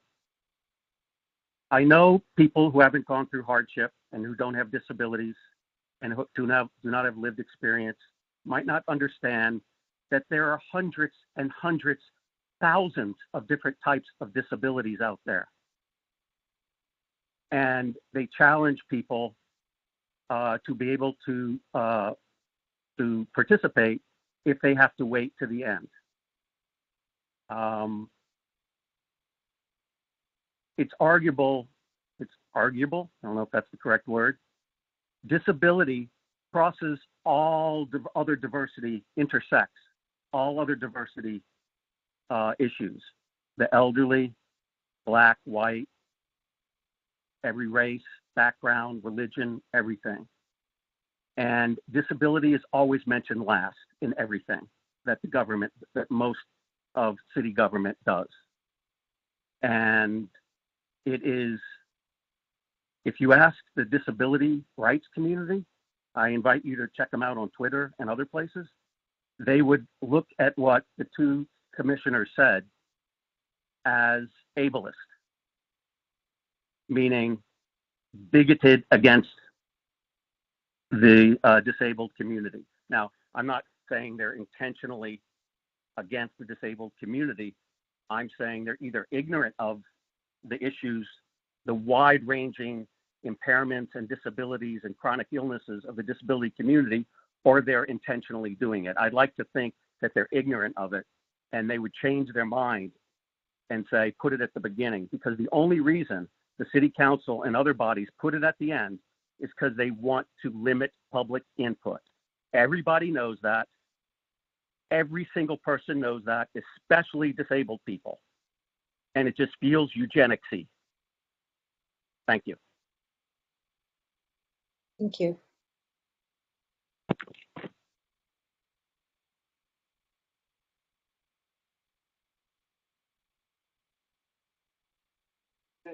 And it just feels eugenicsy. Ooh, nice. Thank you. Eugenicsy. Good. Slap and slap. Oh, Mr. Roscoe, did you have something to say on this item? Good. Look at the faces. Good. And it just feels eugenicsy. Ooh.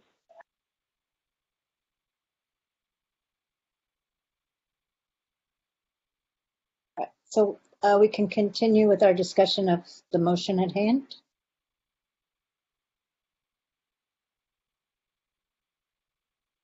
Commissioner Hanson? To clarify from my position, I think for issues that are not related to items on the agenda, like it's natural for those to come at the end because we have an agenda of set things to discuss. And as long as we allow for public comment on each of those things, I think it makes sense to conclude with the unrelated items at the end. The kind of mission of the meeting happens at the forefront, and then we get to the end. Anyone can submit letters at any time to the commission, and those are reviewed. And if you wish to speak on a non-agendized item, then that occurs at the end of the meeting.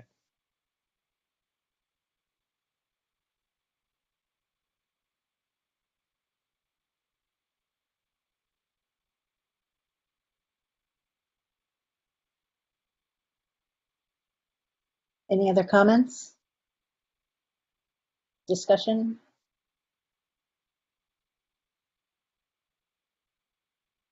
Vice Chair Hamilton, did you have anything to add? Did we lose him? Sorry, I had my foot on mute as well. Oh, okay. No, nothing to add. Thank you. Okay. Your picture was there for a while and now it's not.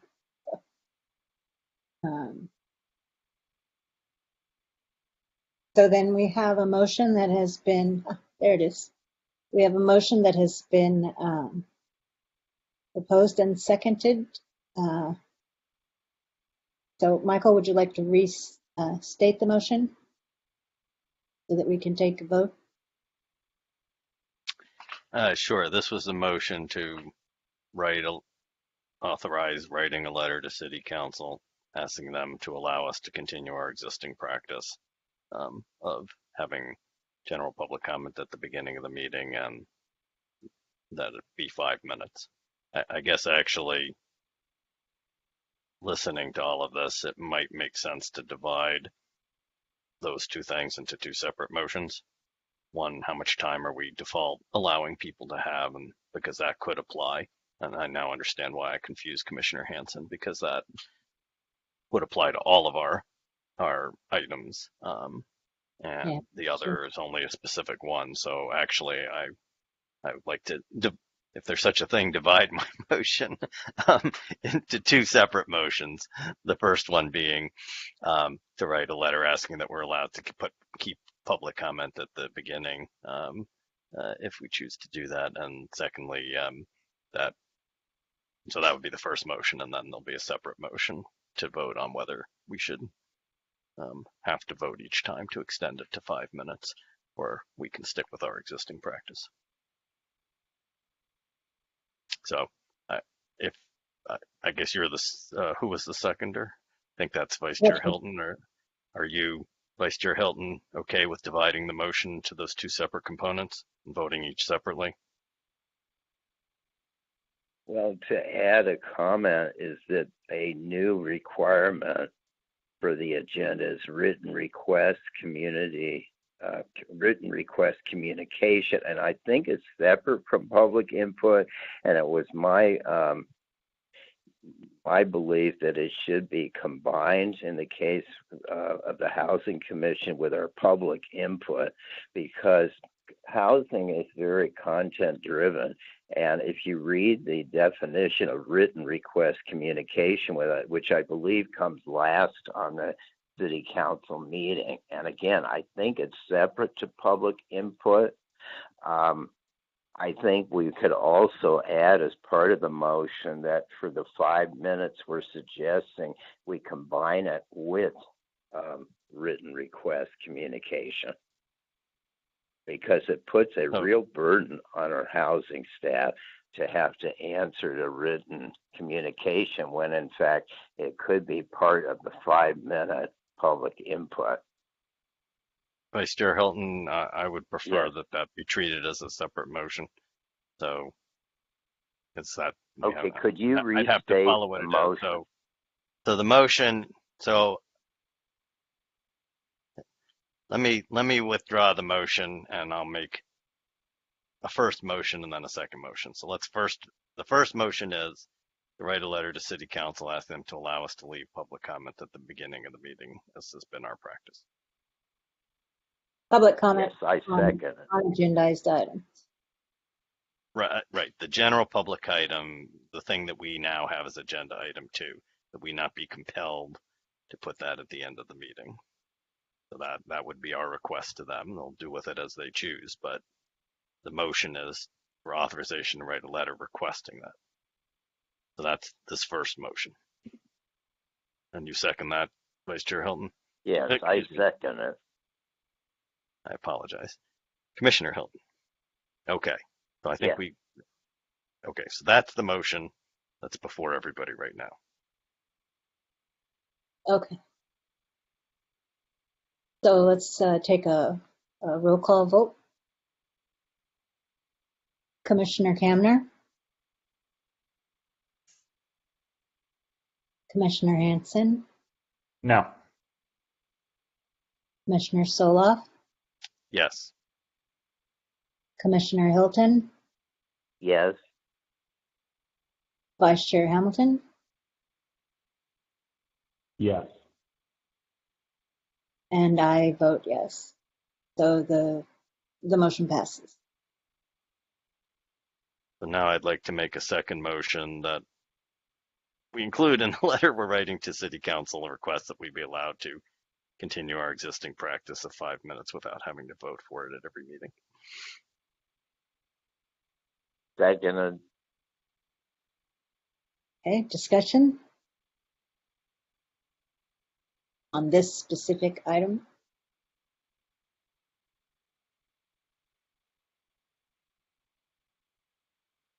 Commissioner Kamner? So we're talking about continuing a practice that is disallowed by the city, or what? I'm sorry if I'm not understanding. Yes, we're requesting, so the council has moved to compel everybody to make it 2 minutes per public speaker, unless we vote in an individual situation. This is the motion request that they don't compel us to limit every speaker to 2 minutes unless we vote it in every meeting, but to continue with our existing practice. So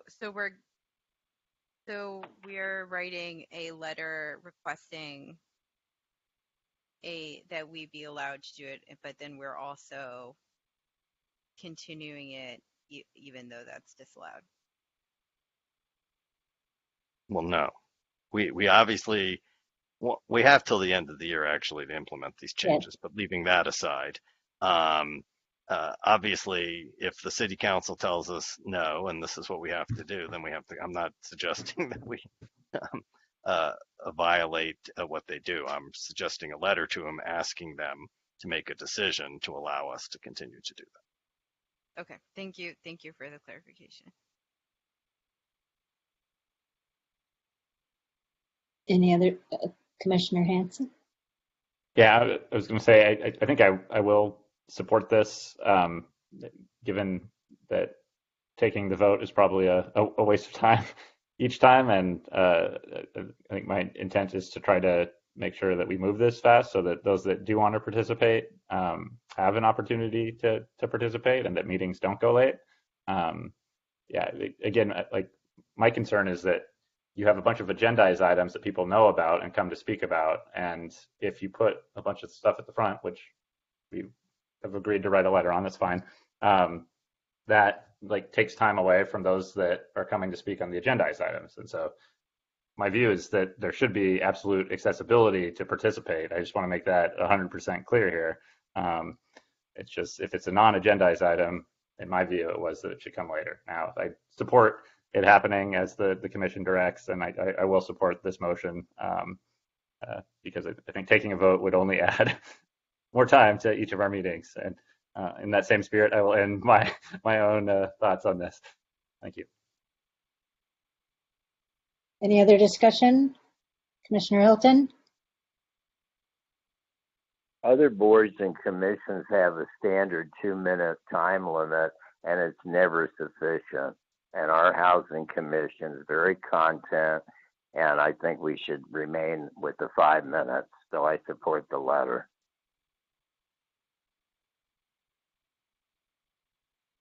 Any other discussion? So we'll take a roll call vote. Commissioner Kamner? Commissioner Hanson?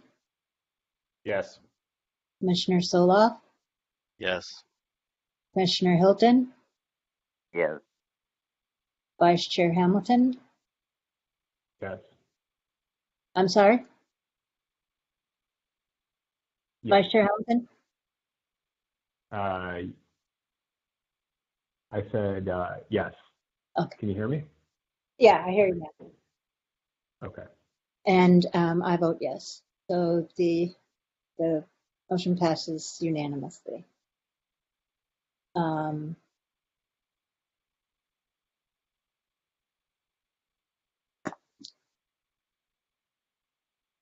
anything else on these the City Council mandated procedural changes?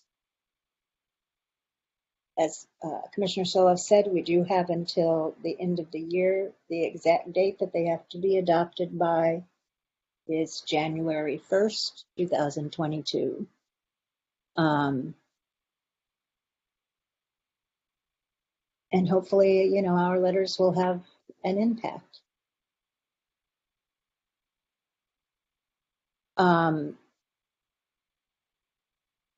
Do we have,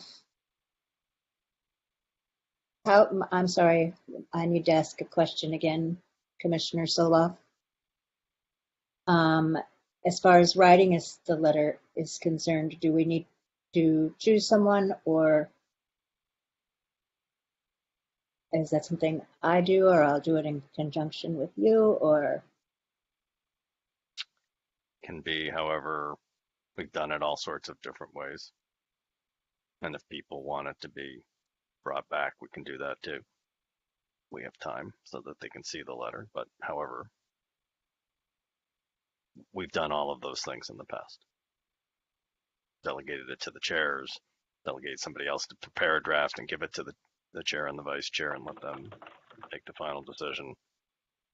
Draft the letter and let people see it as a commission as a whole before it goes out. We've done all of those things in the past.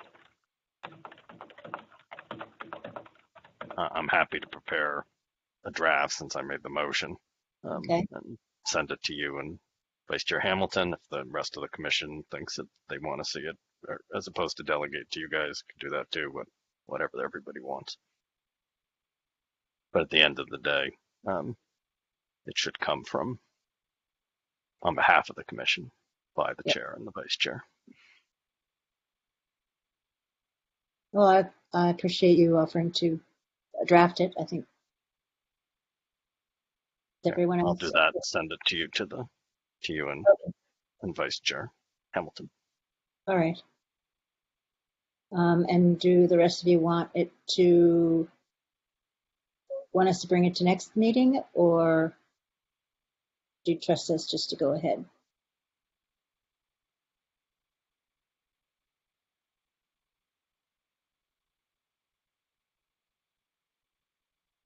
Commissioner Hanson? Go ahead.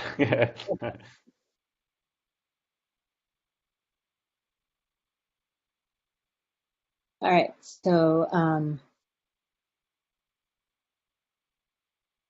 we'll do that then. Any other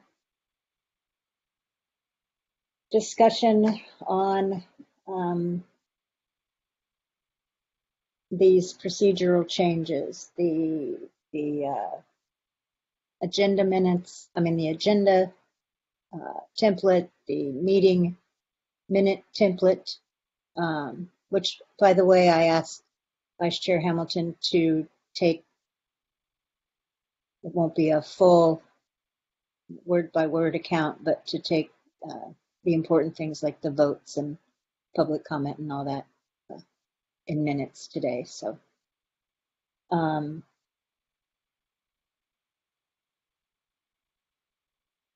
any other comments, discussion? Commissioner Hilton? Anything else? No. All right, so we can now move on to item 4C, the Diversity Subcommittee recommendations.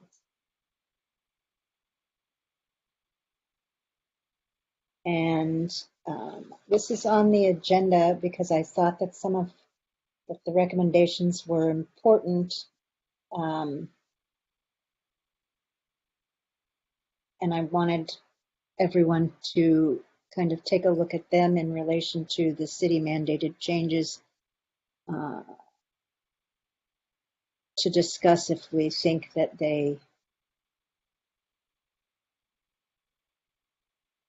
if we need to make other suggestions to the city council, or if they have included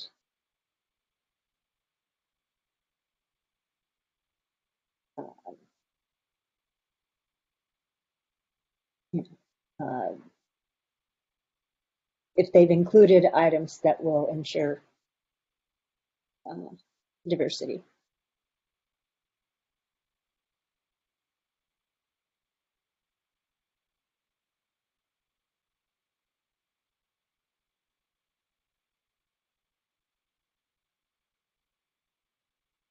Commissioner Hanson? Yeah, I was just thinking, given the relation that this has to the discussion item 3A, does it make sense to kind of pull all that together into that future action item that we discuss about what our exact requests to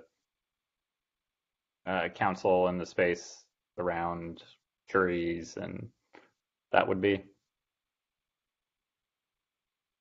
Well, having not heard the Healthy Democracy presentation before, it does encompass, or it did encompass this item. So I think we can, if anyone has anything else to say, we can do that. Commissioner Kamner? I'm wondering if we should recommend to the city council that they increase diversity both demographically and of experience on the Housing Commission, in addition to the other recommendation.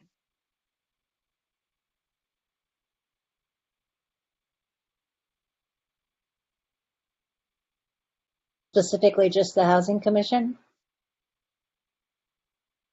Well, I'm just thinking like of our scope, but I'm willing to recommend it for all commissions if you all think that's more appropriate.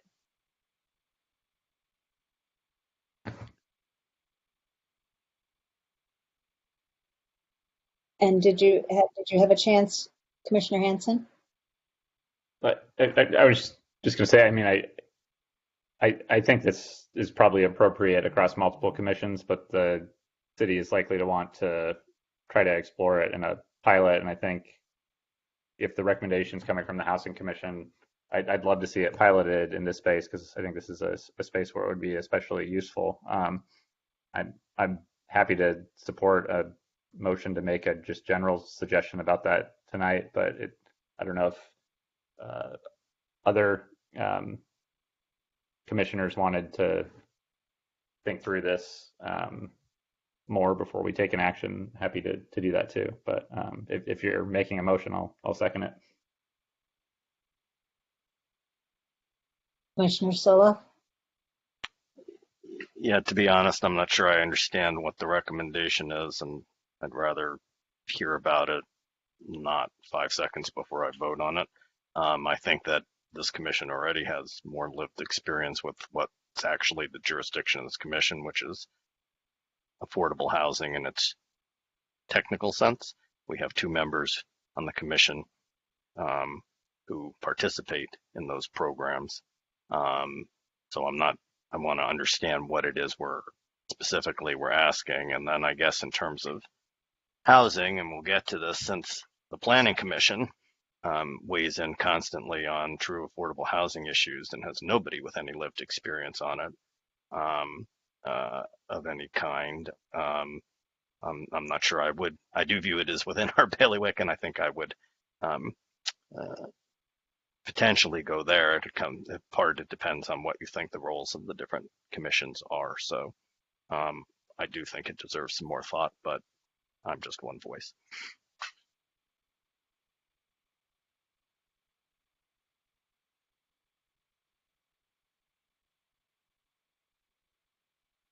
I think my main comment would be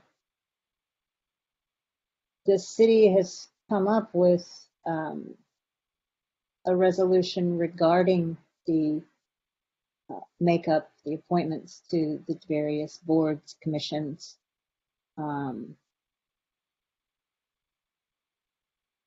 And task forces. And I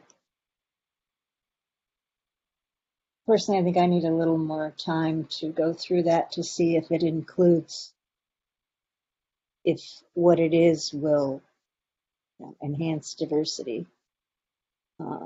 before making voting on a recommendation to do a pilot with the Housing Commission.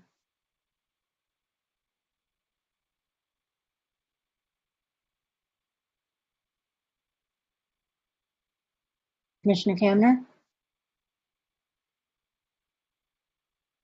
So I was thinking, separately from the pilot for the lottery panel, that we just sort of affirm the value of diversity on this commission and support that value in council appointments.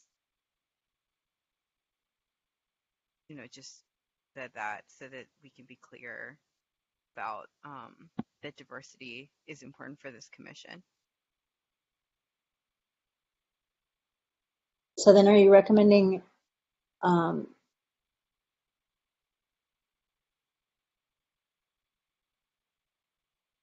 what exactly are you recommending then? That the council understand the importance of diversity to us and consider that when making appointments to the Housing Commission?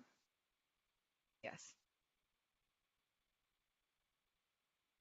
So you would like us to, draft a letter or make that request?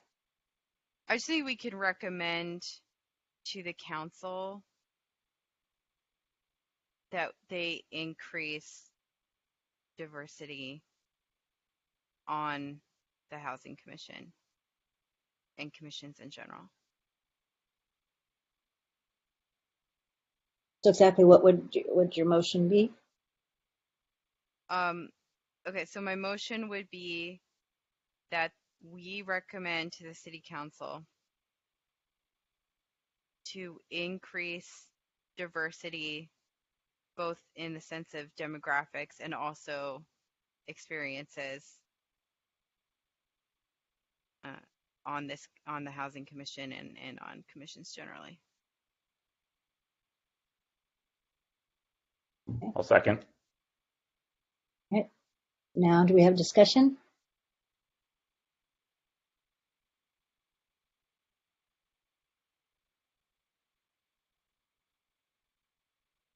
Commissioner Soloff? I could support a motion to consider that. I don't support a motion that says that we should increase it. I think we already have more lived diversity than others. We've had this discussion before. I think there are other criteria that are at least as important that the city council's been neglecting on this commission, other forms of expertise. So I wouldn't support the motion as written. Commissioner Kamner, would you be open to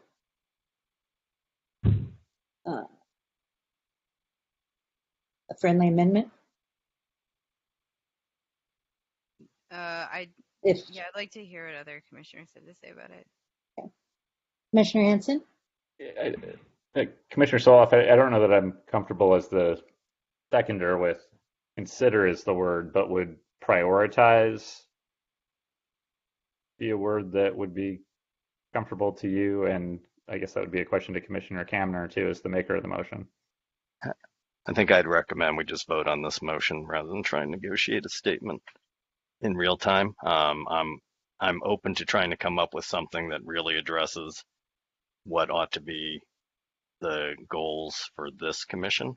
I'm certainly supportive of the idea that they should always be considering diversity in all their appointments, but I don't think we have jurisdiction over all things. So certainly for our commission, that I'm fine with, but more prescriptive than that, I'm not going to get to tonight.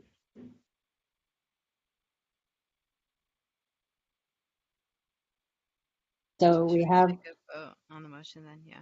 We have motion and we have a second. So any further discussion, Commissioner Hilton? No, but I have a comment after the vote. Okay. So we'll take a vote. Commissioner Kamner? Yes. Commissioner Hanson? Yes. Commissioner Soloff? No. Commissioner Hilton? No. Vice Chair Hamilton?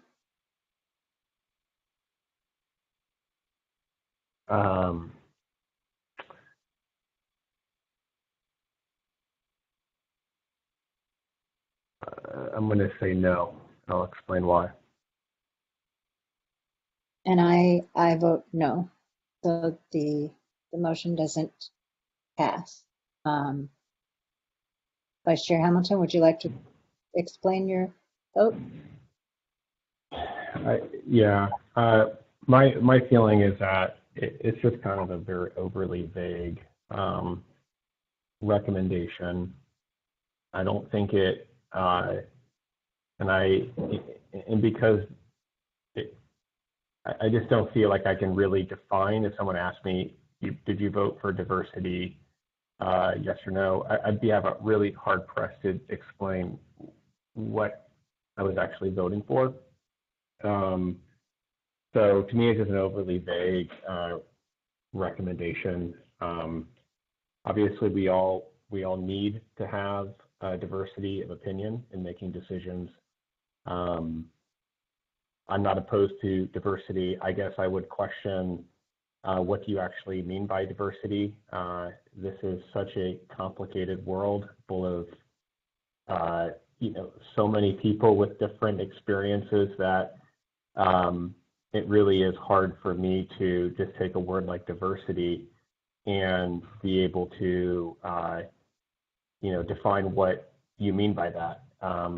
Do we want to have check people's homeownership status? Do we want to see how many renters or homeowners or people in particular geographies within Santa Monica? We want to focus on race or ethnicity? Do we want to focus on income levels? Do we want to focus on age? Do we want to focus on tenure of time if they've lived in Santa Monica? That's all diversity. Do we want to talk about lived experiences within homelessness? Do we want to talk about, people's technical expertise in the affordable housing arena? So you can slice and dice the demographic in an infinite number of ways, all under the rubric of increasing diversity. So until I have a better, unless we want to, hope we're not talking in euphemisms and code here, but please tell me what you mean by diversity. And I also would like an explanation about how the current system of people becoming housing commissioners is a process that discourages people from all parts of Santa Monica from participating.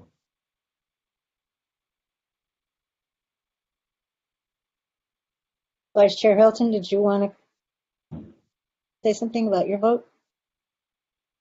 It's not the role of the Housing Commission to suggest specific commission appointees.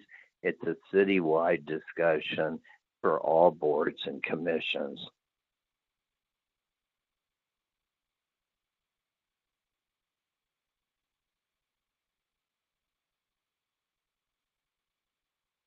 And just for the record, I will say I voted no because it was too vague for me. I couldn't really figure out what we would be accomplishing, or if the city council would even have a good idea of what we meant. So, not that I'm against diversity.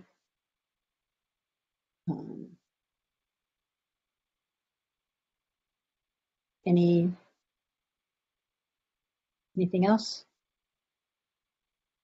The community working group city council included suggestions, and it's at the end of the summary, and it's called, quote, enhancing diversity, equity, and inclusion. And it's more general recommendations, and two I wanted to point out of the recommendations. Number 2 is, quote, consider involvement at fairs, booths, festivals. And our commission has worked to enlist underrepresented communities, and that's for our affordable housing wait list. We did outreach at approximately 33 locations citywide: Pico neighborhood, farmers market, construction, hospitality, job sites. We also separately hosted 3 public meetings with Pico neighborhood residents. This was about lack of local opportunity for affordable housing. One of the second suggestions they made is number 3, quote, consider community-based meetings that give residents more opportunity, unquote. The commission has never held meetings in various community locations. I know the LA County Mental Health Commission, for example, goes to different mental health clinics throughout the county. The County Housing Authority has meetings at least, I think, twice a year in the Palmdale, Lancaster area. But our Housing Commission could consider going out into the community, for example, at senior and family housing projects, and we could take specific public input comment.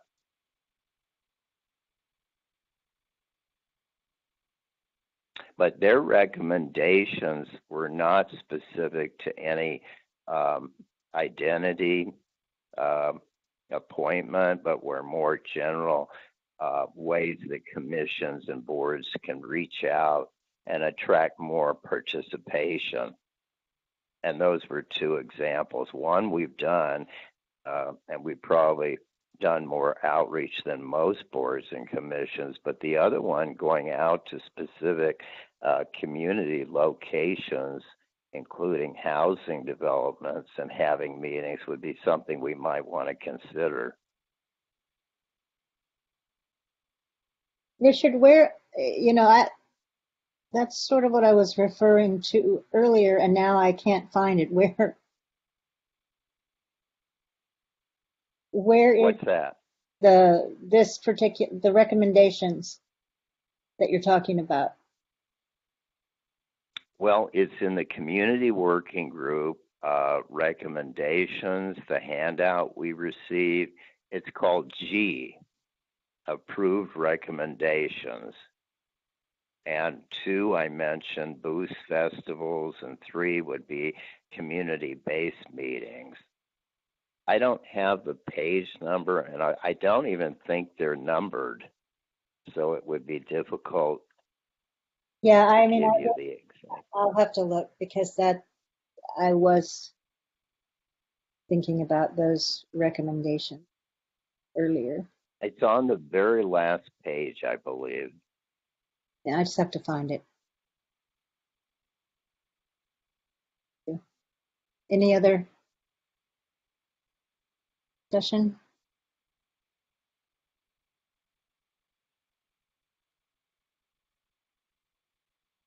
So we're ready to move on to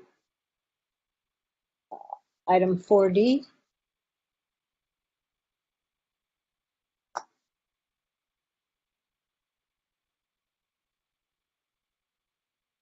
I don't have anyone who has,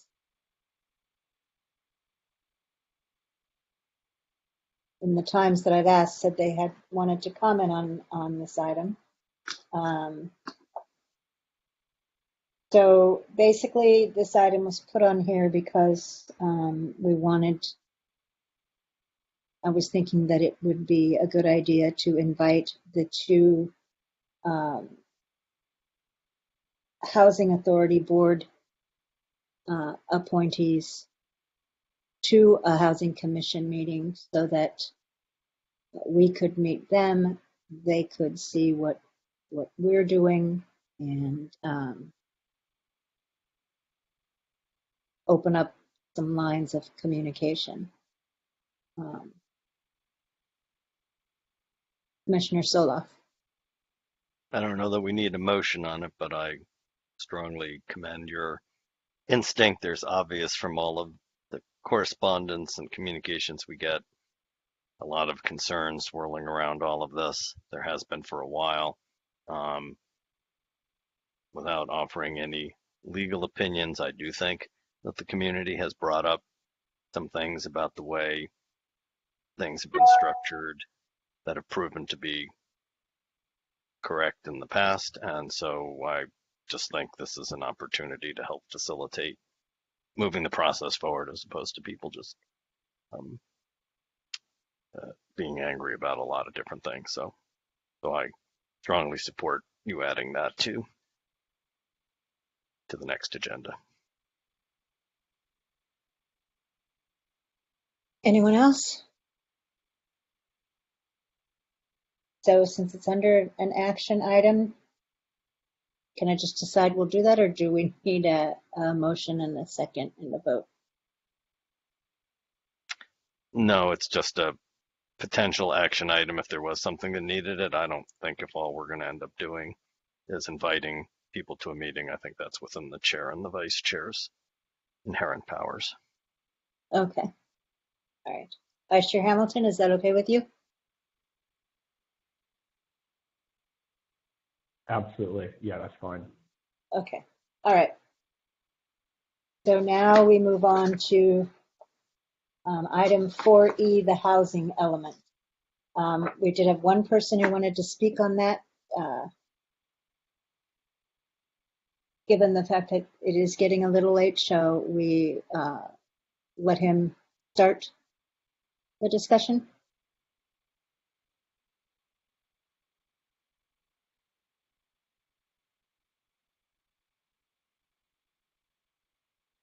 Michael? Hello?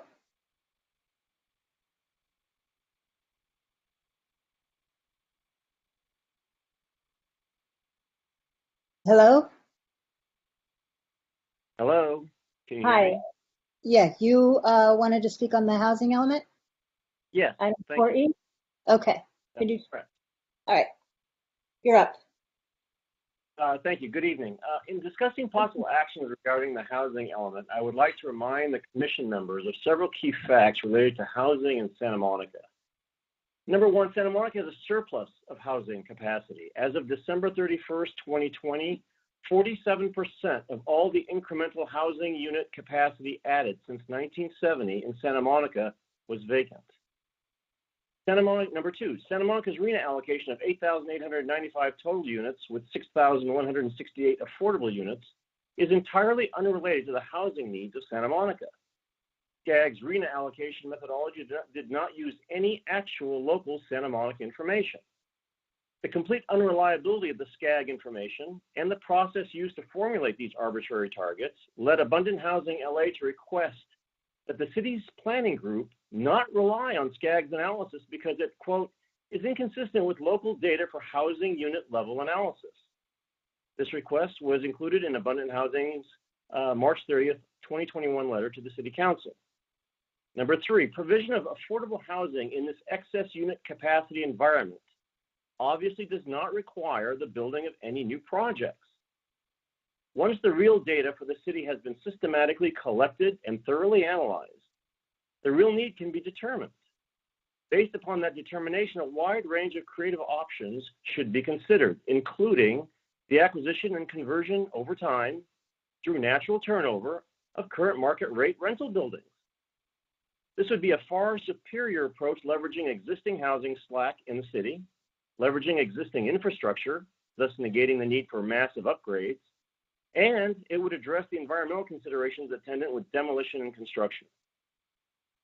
Number 4, the defective RHNA framework completely bypasses the key housing issue identified by city staff in the March 30th housing element review of the existing conditions, namely the number of housing cost-burdened households in the city.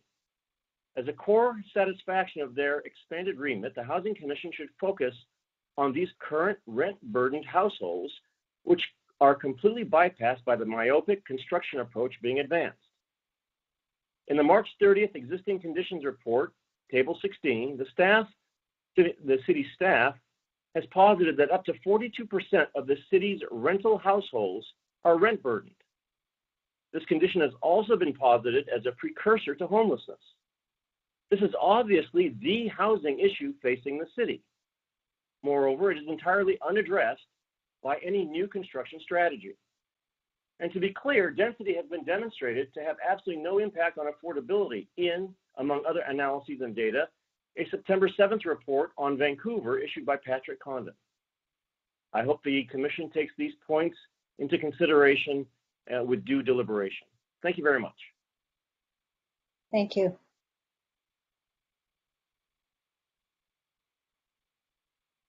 Now, Commissioners, I believe, Michael, you had some things you wanted to say? Come in, sorry, Commissioner Sure. Solo.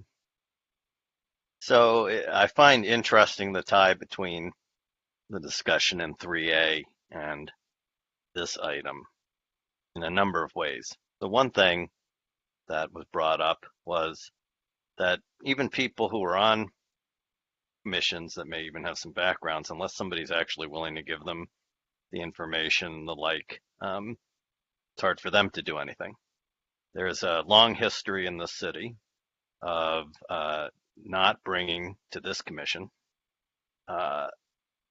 things that actually intimately affect affordable housing, such as the Affordable Housing Production Program, etc.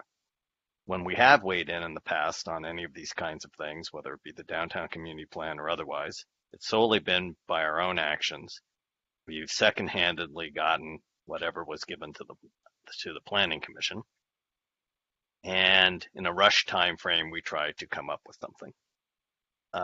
Looking at what is being presented now and the list of about 20 new programs that the Planning Commission, that's had meetings every 2 weeks with planning staff there to talk about all of these issues. The idea that anybody, whether it be us or the city council, can effectively weigh in on that is a joke. It's not, there's no meaningful process by which intelligent decision making can be made. And if we want to talk about a place in the city where there is a lack of representation, whether it be diversity in classic senses, whether it be diversity in economic senses, whether it be diversity in point of view, whether it be diversity in whether, when you're dealing with affordable housing, it's people with lived experience, whether it's diversity in the sense of renters versus homeowners in a city that's 70% renters, whether it's diversity of people whose profession is to be paid to support certain points of views. That is that commission. And so to me, the point of all of that is that it fits into another point I've always made, which is these are important decisions that ought not to be made in this rushed manner simply because there's a housing element out there. There are things that we have to do to comply with the housing law of the state, and obviously we should do that. But not every policy that relates to housing has to be decided in this incredibly rushed manner. Let me give an example. So there's discussion in there about changing how we're going to do offsite affordable housing requirements for market rate developments. I personally think and have said that I think that is something that ought to be explored. But when we have that 70% of the housing that we're supposed to create in the upcoming RHNA cycle is deed restricted affordable housing, not having some sort of coherent overall thought about how we're going to try and do that, to me, makes no sense. It's just this constant throwing out of programs. To me, personally, what does make sense is that the city's committing, put a huge amount of public land for affordable housing.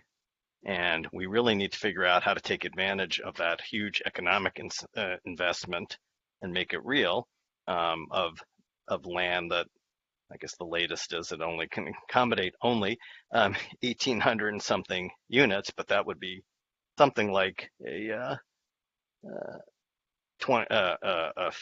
40 to 45% increase in the deed restricted affordable units we have in the city if we can build that out. So it may well be that, you know, we can work out something where we can both have a situation that works for the developers of market rate housing.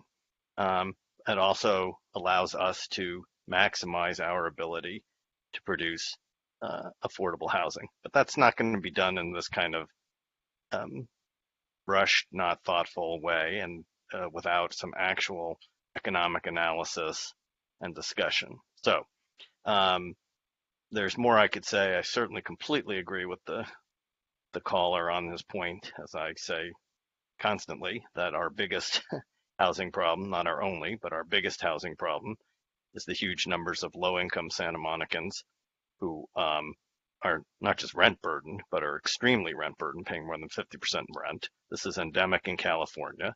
He's absolutely right. It's driving homelessness. It's why, even though we passed Measure H in the county and spending an extra $350 million a year and are moving people from homelessness into housing faster than we ever have before, we're still creating new homeless people at a rate. And unless we solve that, we're never going to solve the homelessness problem. And I agree with him that the housing element law, which focuses principally on the construction side and not this side, is imbalanced as a matter of housing policy.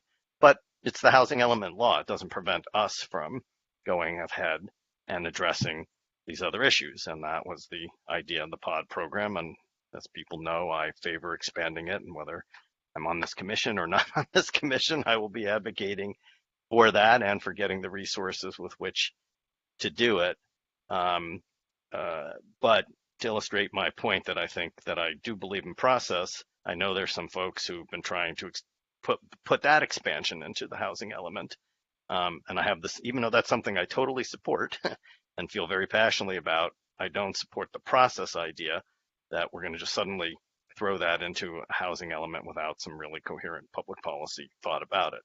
And I do think that this might be an interesting opportunity, not for everything that's in the housing element, but to pick something in there and try this idea of a citizens lottery panel or whatever we're calling it, and see how that does it. Because I do think that there is, you know, a lot of potential misalignment between the views of the public and what happens, and that could cut either way. But it's certainly something that would be interesting. So the bottom line for me, unfortunately, is, at least for purposes of this meeting, is that, and I'm not sure that whether the commission or otherwise, but you know, my advice to the council is do what you have to do, but don't try and make complex policy decisions on particularly affordable housing issues, since those are ours, in a rushed manner, without thought, without real review by a thoughtful process, which is what we've tried to do in the past. And whether it's us or us and the planning commission, or us and the planning commission and review panels and all of this kind of stuff, that's the way public policy ought to be made. And it ought to be in the framework of what is it we're really trying to accomplish here, and trying to find a way to maximize that. So those are my thoughts about it. Commissioner Kamner. I'm concerned about recent indications that there have been private communications between the city of Santa Monica and HCD that are not consistent with the public communications that have been made between those entities. So, I think this is a huge issue. I think this is a huge issue for this commission. It impacts our ability to comment on, the housing element process if there are private communications going on that are substantially different than what has been like publicly represented. And I think it impacts the public's ability to weigh in on the process. Again, if the private communications are different than the public representations. So I think, this is something that should be on this commission's radar, and, that potentially, would like to hear what you all think should be actions taken about this. But, I think that we should request that private communications between HCD and the city be somehow opened up to the public, or described to the public in some way. And if past communications have happened like this, that they should be described to the public.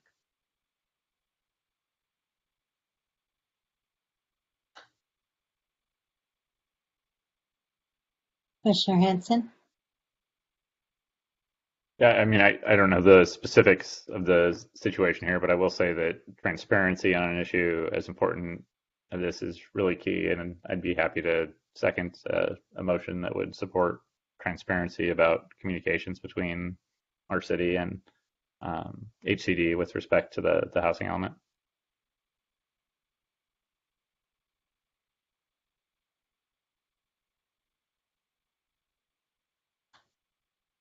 This is Vice Chair Hamilton. Do we have any idea about the nature of those conversations? Were they? Do we know if they were technical in nature, or do we have any guidance about what may have been discussed?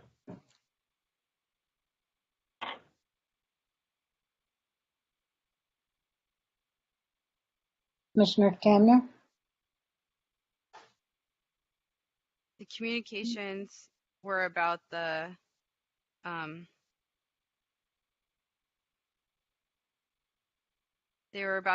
August 30th, 2021 letter from HCD to the city of Santa Monica, and describing ways to resolve HCD's concerns in the letter that are not consistent with the contents of the letter.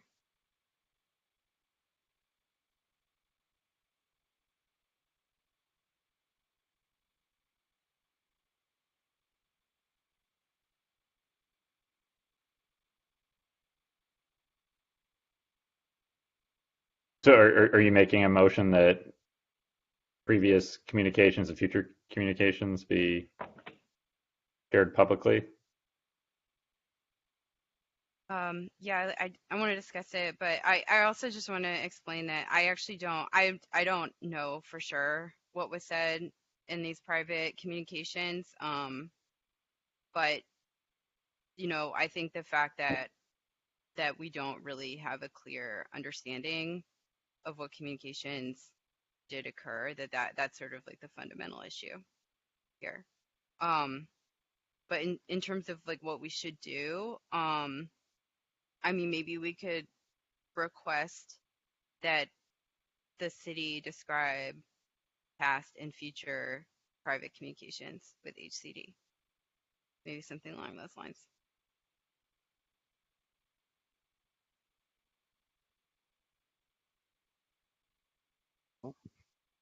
Commissioner Soloff? Yes. Was there discussion at the Planning Commission of staff's discussions with HCD? I think there were suggestions about it, but I don't think they clearly described the communications. Sorry, maybe I'm not making my question clear. Did the Planning Commission ask staff what communications they'd had with HCD? I don't know. Does anybody know? And I guess my other question is, what is your source of information? My source of information is the suggestions that were made by city staff at the Planning Commission meeting. So you mean city staff said that they'd spoken to HCD and made recommendations in light of that? Is that what you're referring to? Yep. Well, I think this is a bigger issue, which is, so for example, we know there's constant communication between the developer community and our city staff that the public doesn't see on the housing element and all of these other things. And I guess the whole fundamental question of how we know what input has gone to staff is, I think, an interesting one. I think the question of, I don't know. Somebody once asked me whether I wanted to be on the Planning Commission. That was a long time ago. And I said, no, I have no interest in that because, quite frankly, my only passion is what this commission is about, which is affordable housing, and the rest of it I'm glad to leave to other people. But my impression from afar is that there's constantly communications between staff and HCD about these things. In fact, I seem to recall planning commissioners telling me that. So I guess I'm open to the discussing the question of how we have more sunshine about what goes on, particularly in planning. But I guess I'd need something more clear about what it is you're referring to here, and it ought to be put in that context. I guess, quite frankly, I also would like to know what other communications people, the HCD staff has about our housing element with a broad array of people that the public doesn't know about.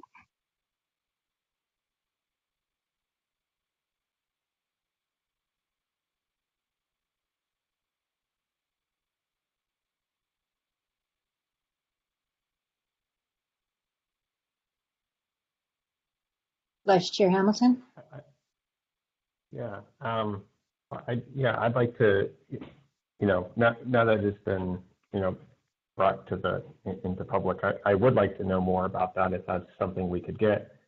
That being said, I mean, HCD is the state agency that's holding the city accountable to meet its RHNA goals.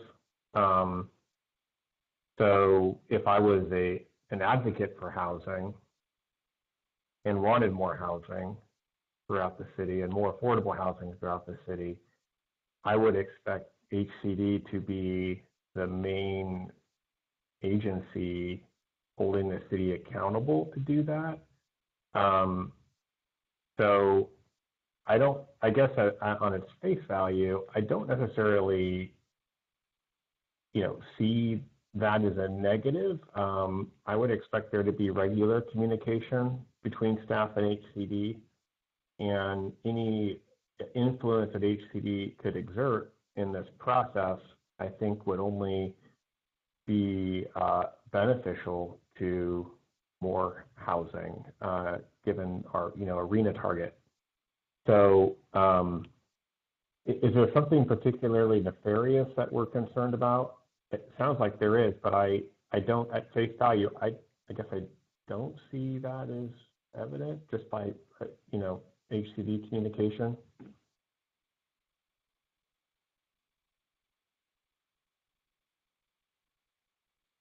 Commissioner Camner.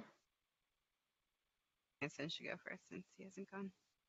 I was just going to say, based on what was initially said, it sounded like HCD submitted concerns with the City of Santa Monica's proposal, and the City of Santa Monica's means of addressing that weren't consistent with the requirements that HCD has made. And I think what we'd like to see some transparency on is how the city is planning to make a compliant housing element.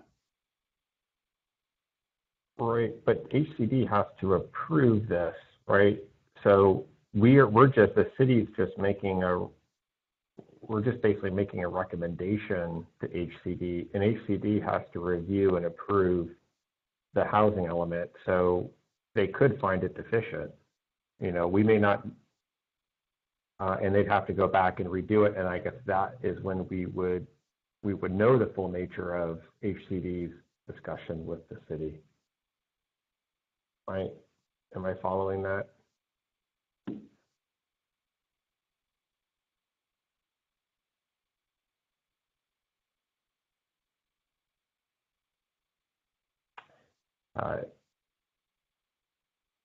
Chair Buchanan, I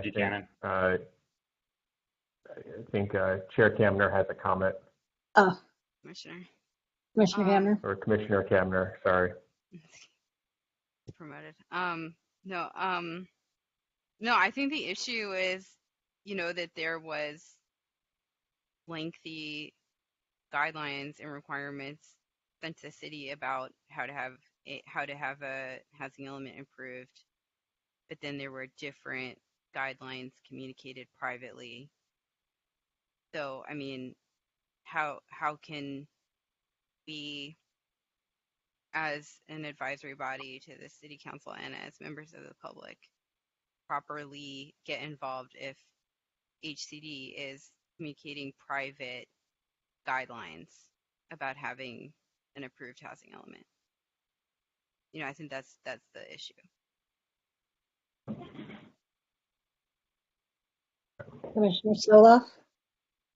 So I think this is another perfect illustration of my point. We had planning staff here, right? If we were treated with any respect as a really actually being a relevant portion of the discussion here, you could simply put the question to them, and that would be the end of it. The other option is you can file a Public Records Act request with HCD and with the city. I will say that my own experience has been that when I filed Public Records Act requests with the city, that it seems like the default answer is no, and one has to convince people otherwise. But there are tools that the law in California gives us. I personally think that, as I said, that this problem is much broader. In fact, more problematic in other areas than government to government. People are talking to each other, and something that ultimately publicly has to happen, and it either will or it won't. I think there's a huge amount of communication that goes on, I think particularly in the development world. I personally believe that development lawyers in this town routinely communicate with our planning staff and are the authors of many ideas, and the public knows absolutely nothing about that. But the question of whether, for example, something one could recommend, I'm not prepared to do it in a meeting tonight, but is that there actually has to be some sort of log of communications kept about certain things so that there's public right to know about all of that. I know that I believe on the city council, I'm not sure what particular items, but there are things where they disclose ex parte communications. I think it's technically, they only do it with things that are actual sort of quasi-judicial and the like, but one could broaden those kinds of things as a requirement. I think it would be a good thing. We're totally advisory. We have no power at all. Planning Commission, for example, does actually have quasi-judicial authority. Landmarks does, I think, disclosing ex parte communications in advance. would be a good thing. So I think there's a broad topic area here, but like I say, without somebody here from planning staff to even ask the question of, it's kind of a problem. And that would be my recommendation. Probably the best way to do it as for us is just simply file a Public Records Act request with HCD and with the city if you're interested in knowing that. Now, we always have the problem then of what do people write down and then their deliberative process privileges and all of these kinds of things and whatever, but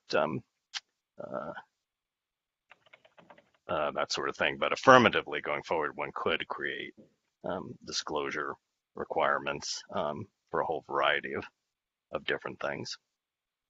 And quite frankly, with meaningful thought, I might be able to get behind that, although I would like to actually first hear from somebody like a planning staff person about it before trying to make some sort of decision. And that's why I wondered whether the planning commissioners themselves asked about it. But it sounds like you're saying that there were statements by planning staff itself about their communications with HCD or whatever. Anyway, I did not watch their 5.5 hour meeting, so I don't know what happened there. Commissioner Kamner? I agree with Commissioner Sullivan. It's unfortunate that we don't have any planning staff here. We could ask questions to. I'm wondering, can the commission, just given that planning staff is not here, if we could send a question to planning staff, like a written question.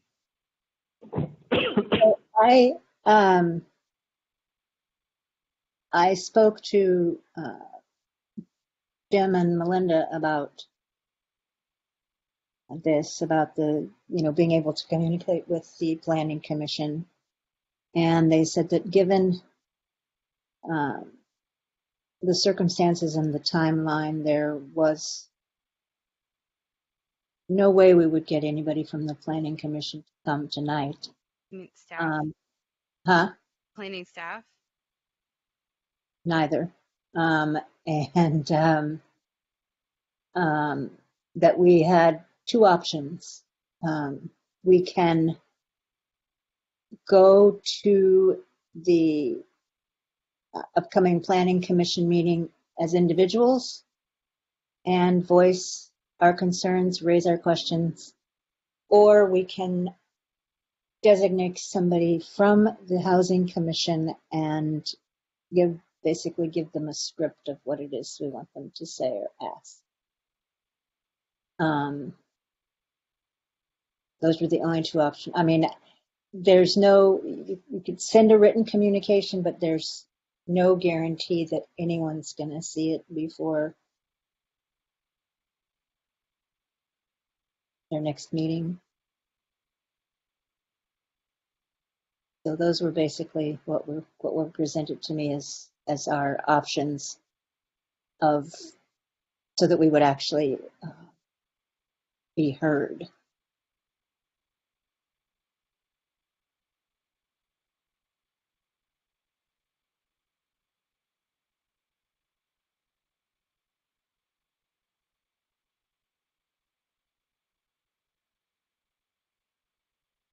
Commissioner Hans, you're muted. Sorry about that. Leonora, Commissioner Kamner, is your request that we send as a commission a note to staff requesting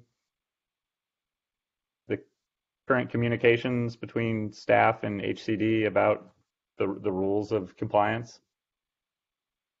Yeah, just that we request that or we could just send it as a question, just because if they were here, we could just ask them directly. But since they're not here, maybe we can just send a question asking them to divulge private guidance that they received on housing element approval from HCD. Yeah, I'm happy to support that. That seems a reasonable request. Commissioner Soloff? So I'm where I was at the beginning, is that this commission has not been made a meaningful participant in this process, and I'm not willing to pretend that we are one. There are many planning commissioners. I know some of them are in external organizations, co-chairs with people on this commission and the like. It would be very simple to just get somebody who's on the planning commission to ask whatever question you want. But I'm not willing to pretend that this commission has played any meaningful role in that process.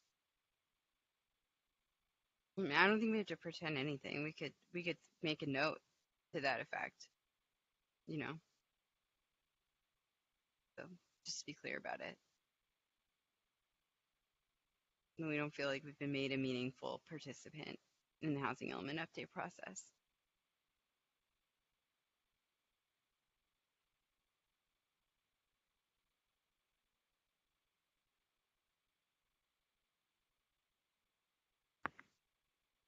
Vice Chair Hamilton? Yeah, I think we should, I think alongside that, I think we should probably go through the housing element as a draft and try to make some meaningful changes and recommendations. I think that, you know, the communication between staff and HCD, I would not want to lead with that necessarily, because I don't think we know what the real nature of that conversation was.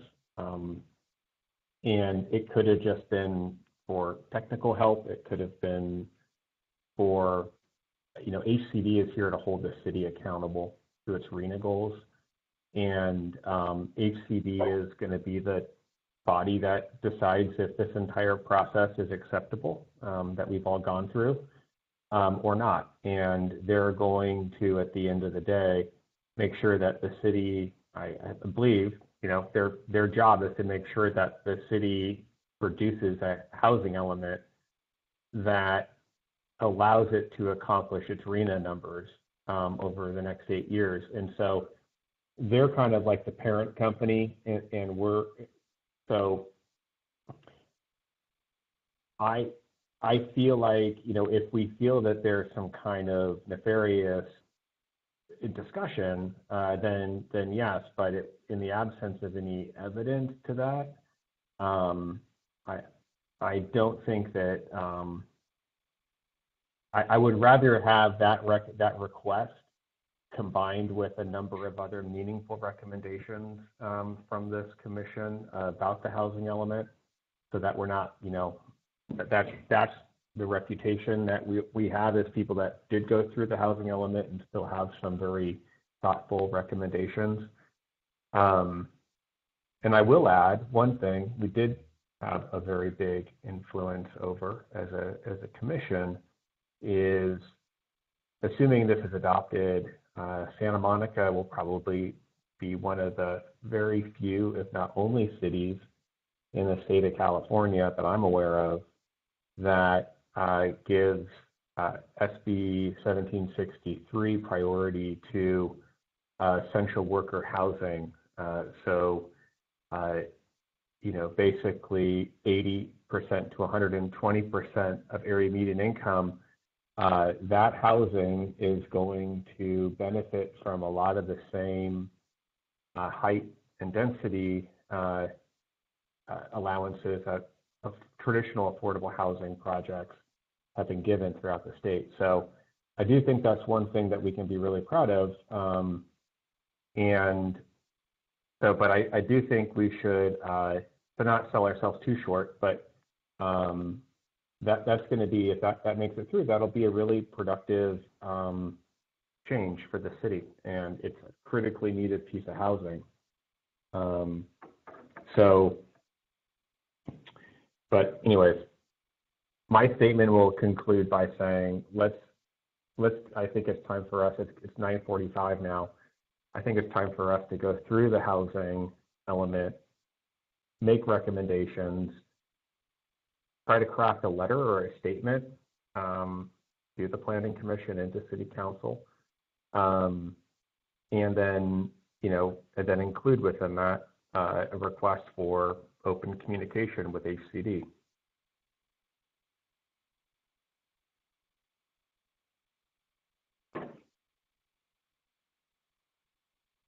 You're proposing that we do that now? Yes.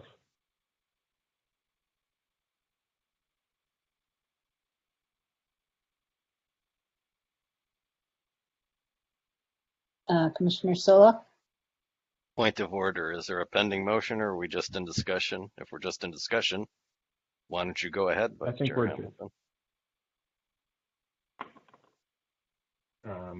I think we're just still within the discussion piece, yeah. Yeah.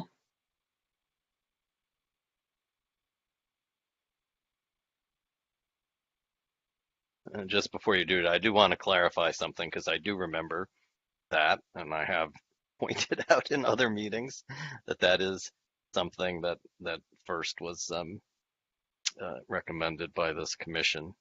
My point is that we've never had, not that we've never had meaningful impact on housing policy in the city. It's that we've always had to fight behind the 8-ball and do it all ourselves. And it goes back to what the folks in Democracy Now! Or whatever it was called were saying, is that we can have all of the expertise of whatever kind, whether it's the lived expertise of people who are actually in these programs that only is on this commission, whether it's having a formerly homeless person, which is only on this commission, whether it's having a disabled person, which is only on this commission, whether it's people who actually work in this space in terms of affordable housing as opposed to, market rate housing, that's only on this commission, or there may be some limited exception on the Planning Commission. But every time we have to do it, it's by pulling teeth behind the 8-ball, and that's just not a good way to make public policy. I'm happy to hear what you have to say tonight. I won't have a closed mind, but this process is not one that I believe is conducive to good public policy, and that will color my thinking about all of it.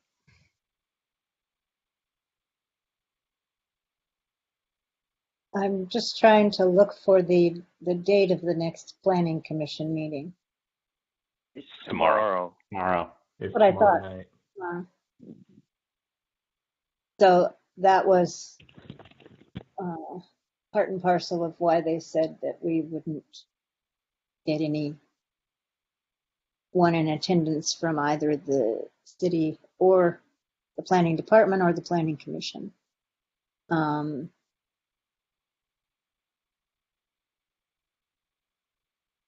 So do we want to, I'm willing to go through the housing element.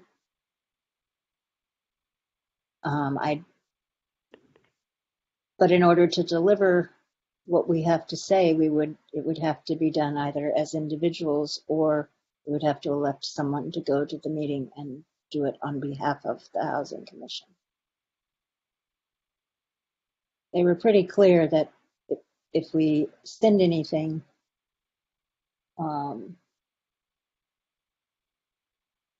we would have until noon tomorrow, I think, to get it to them.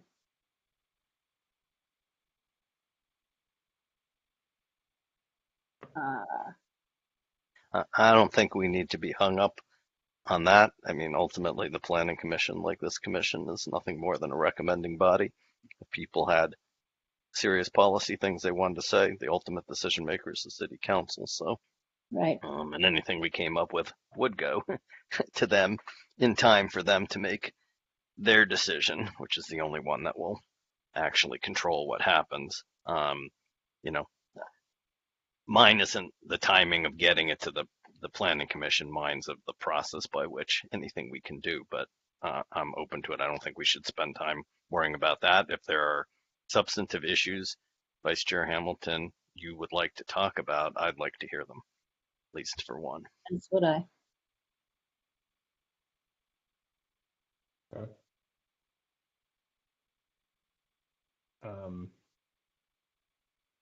Well, I have a couple things, and I I want to second Commissioner Soloff, a lot of what you said. I feel it's very underwhelming, the kind of attention that we've received, regarding the housing element, which is probably the most important housing-related document, or one of the more important things the city does. It only happens every 8 years, and in some ways, it does feel like a missed opportunity. So I want to second a lot of what you said. I think that, I have a couple thoughts, and so I'm happy to share those. And obviously, I'm eager to hear what everybody else thinks as well.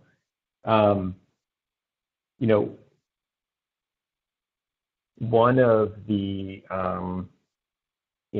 tables, and I want to let's go to page 21 in the document. It shows the amended or the recommended height limits and FAR ratios for the downtown community plan. And I'm focused on, for all intents and purposes, downtown is more than likely to be like a tier 2 and tier 3 type development situation because of the cost of land. And, in looking at the other, I'm sorry, Commissioner, Vice Chair Hamilton, I apologize for interrupting, but I'm not sure which document you're in. There were a lot of attachments. Could you, just so I can follow you? Yeah. I'm on the, give me a second here.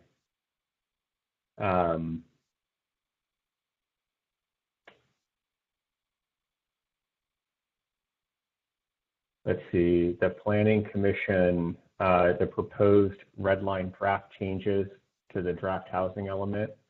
It's in the Planning Commission agenda item 9A.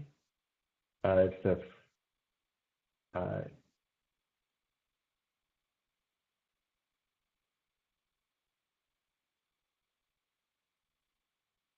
okay, so this is from their September 20th agenda as opposed to their September 24th agenda. That's right. Okay. I believe so, yeah. I want to, first of all, call that and then just juxtapose that with, the height limits and FAR ratios in other parts of the city. And,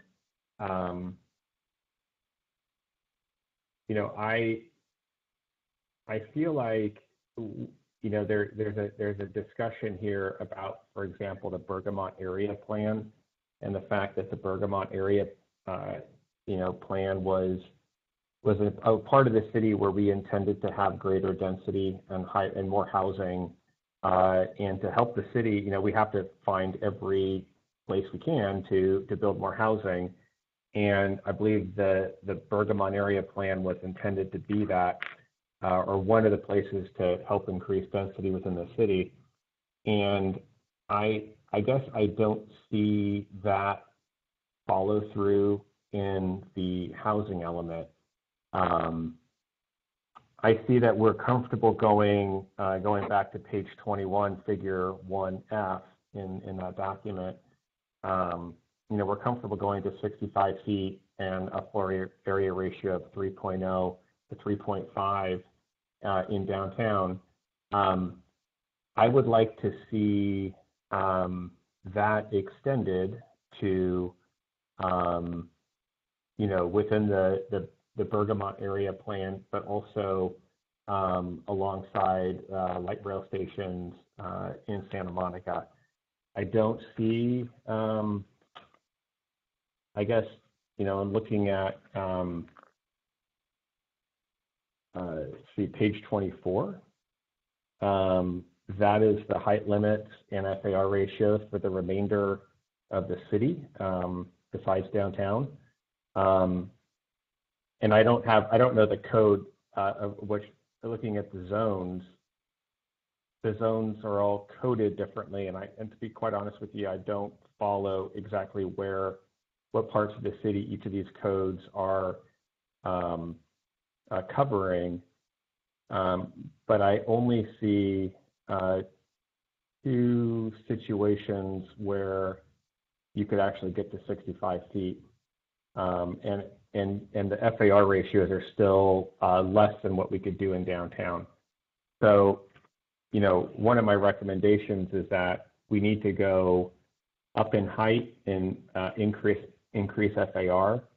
We've improved things for this plan, but I'd like to see that extended alongside the transit corridor, particularly around our light rail stations, and especially in the Bergamon area. That seems to be one of the largest tracts of city-owned land. It's right on the light rail. It has good freeway access. It's at the eastern border of Santa Monica, with a lot of jobs nearby. That would seem like a logical place to increase height and density. And I believe we've talked about that, and that's actually part of the recommendations that they make about the Bergamon area, is that try to problem solve around why there hasn't been more production of housing in that area with this new plan. I think we need to make some specific recommendations to increase height and FAR within that area.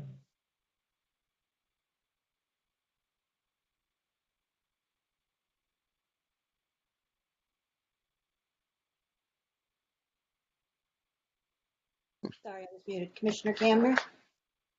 I strongly agree with Vice Chair Hamilton. I think that, the housing element should be taking in all of the above strategy. The city should be taking in all of the above strategy. I believe it was Commissioner Soloff that in a recent meeting, mentioned the important point that, redevelopment of sites with existing commercial uses is actually really economically difficult, when you look at development trends.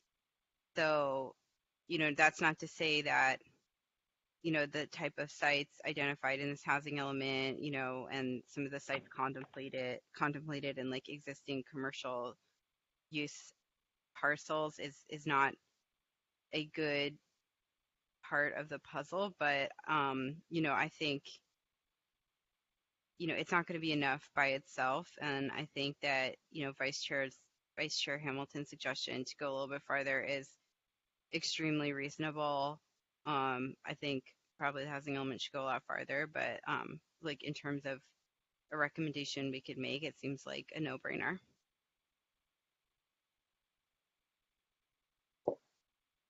Commissioner Soloff?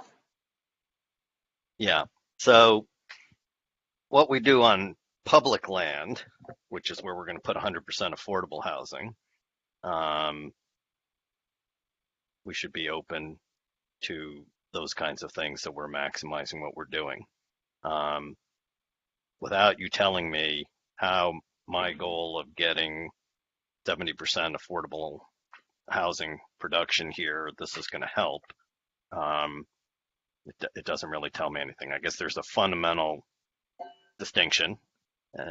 We've had this before, and we obviously have people from different views on this commission. There are some people who view any housing as an unmitigated good. There are others who think that building luxury housing in Santa Monica doesn't actually add much to what we're trying to do here. And to me, the issue that we need to solve, and that this commission is supposed to be about, is how we're going to meaningfully advance the affordable housing agenda. So, just willy-nilly doing that, unless you're going to make the case to me and that this is going to make some meaningful difference, is not something that I'm prepared to take on.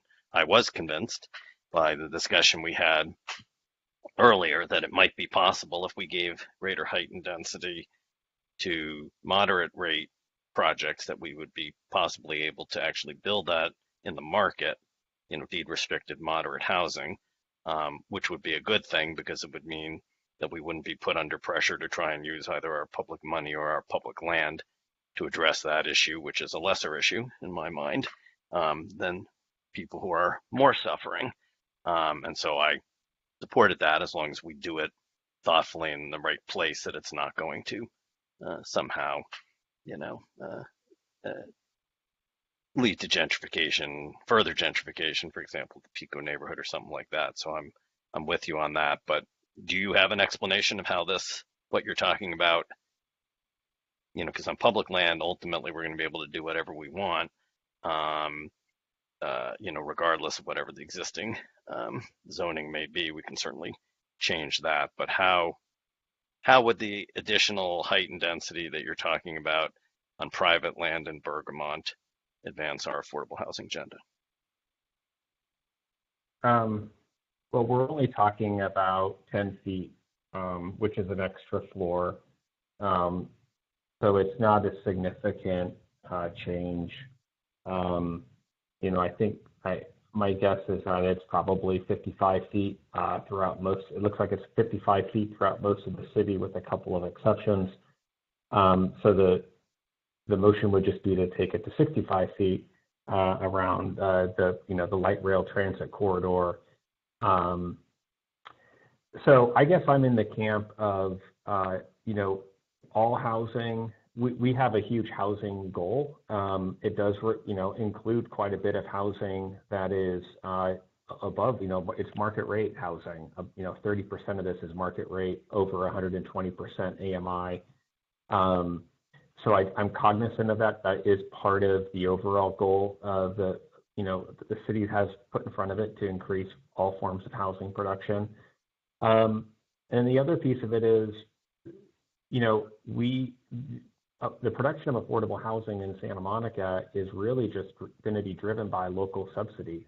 There is, Santa Monica is probably one of the most progressive cities in the state when it comes to incentivizing the creation of affordable housing.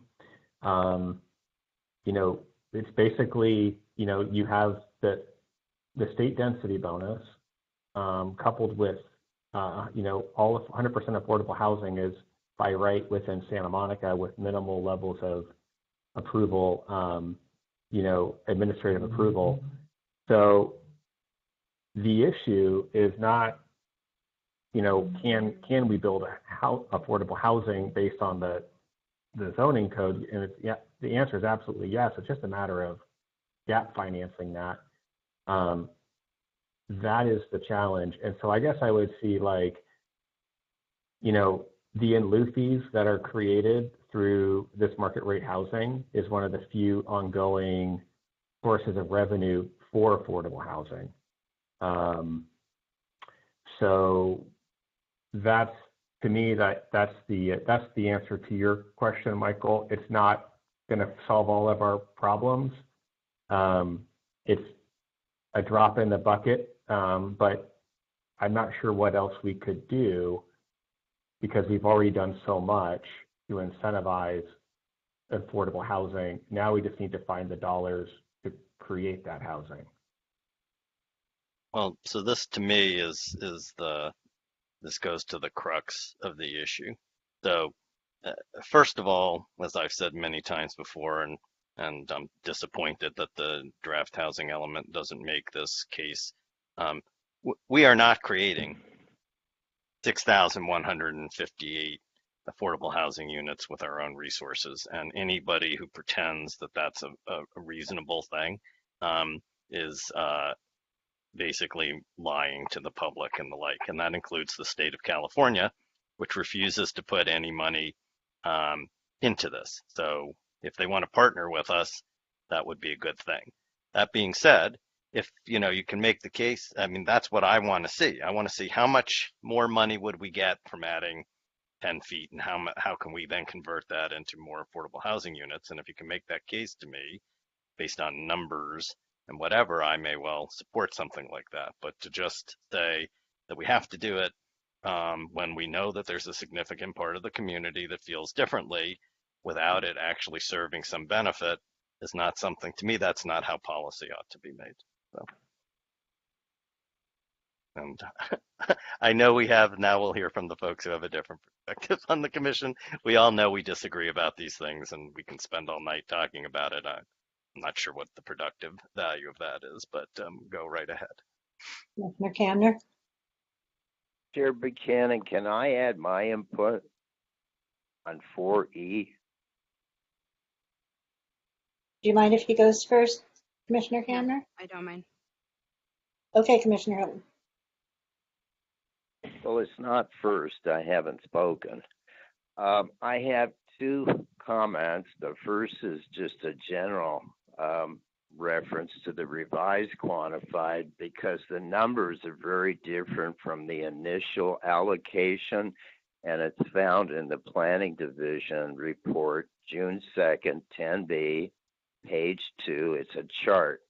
So it's 40% affordable housing, and it's 60% market. So the affordable housing is 2,073 units, or an average of 259 affordable units per year. So staff has told us that the Affordable Housing Trust Fund has between 6 and 8 million per year, and they say that produces about 30 units. So that would leave approximately 225 units for the market construction contribution and assumes 15 to 20% affordability levels. And there was mention of Bergamot, and that's already in the major transit zone overlay. So that maximizes density in the overlay. So the affordable housing is counting on those two factors, the major transit zone overlay and accessory dwelling unit new construction. Apparently, there's a methodology to include some of the 800 ADUs as affordable. I think there's significant unknowns about the overlay and ADU success, mainly because of the economic uncertainties. And I think that since the Housing Commission's jurisdiction is financing and costs, we should convey that, meaning our concerns, to the Planning Commission. I also am concerned because the Planning Commission at least twice requested our input, and there's not enough time to provide our input. But I do have a motion on this revised quantified. So maybe the commission could consider my motion. And then after that, I have two zoning land use edits that I think are important. So my motion on the quantified is the revised quantified objective planning perspective is suitable sites which based on capacity is realistic versus housing affordability and the cost, which for our Housing Commission perspective,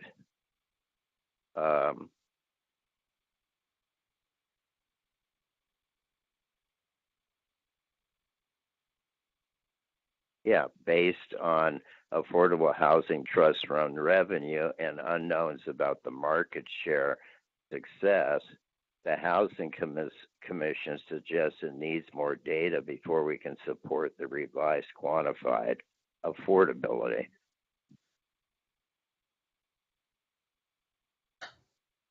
I think that the Planning Division is expecting too much market construction.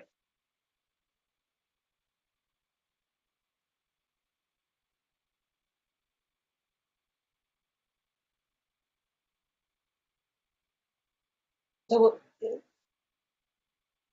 you have any questions you want to ask? Can you I read all 20 pages. Can you restate your motion? Yeah. Just the revised quantified objective planning perspective is suitable sites, which based on capacity is realistic, versus housing affordability and the cost based on affordable housing trust fund revenue and unknowns about the market share success. The Housing Commission suggests it needs more data before we can support the revised quantified affordability. Can I ask him a question? Or I don't know, Yeah. Commissioner Kemner, are you asking a question? I just want to understand what's being said first. You can just ask a question. Yeah, so I'm sorry.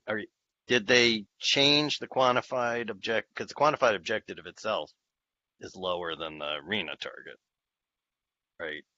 So are you saying that did they revise it from what had been in the prior draft upward? Is that what you're talking about? Or are you just saying that you think that whatever quantified objectives in there is not, in fact, realistically achievable? I'm just trying to understand what it is you were Table driving 3. At. Yeah, Table 3, and it's June 2nd. And this would be, the table shows the RHNA, and then it shows the quantified. And so the RHNA and the RHNA low income is 40% and above moderate is 60 in both the RHNA and quantified, but the numbers are significantly different. So instead of a total 8,895, you have under the quantified, according to the chart, page 2, you have 5,253, and of the total affordable 40%, it's 2,073 units. And the above moderate is 3,180. So if you take the 2,073 affordable units, it comes out to be about 259 units a year. And that's the quantified. No, I understand, but is the point you want to make is that you don't believe that that's an appropriate, or you're saying that you couldn't right now support that is in fact an achievable objective because of the economics? Is that what you're saying? Yeah, mostly based on the above moderate, which is 60% of the contribution, or at least it's a significant amount of it has to be at the contribution toward the affordability.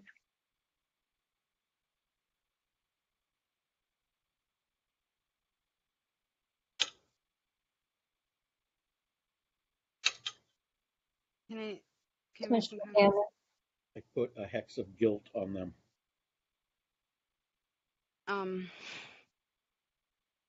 No, I share Commissioner Hilton's concern about the ADU affordability estimations, and I share Commissioner Hilton's interest in having more data on the quantified objectives and making sure that those projections are more realistic. So, I mean, I agree with those things. I do just want to say, like, the point of the quantified objectives is not just supposed to be a projection. It's supposed to be what we could produce if we used all of the resources available in our community. So it's not just like a status quo projection, but like if we actually committed all the resources that we could to achieving them. And so I don't think like that's what is being done with the quantified objectives at all. But anyway, putting that aside, I agree with the other parts of the motion.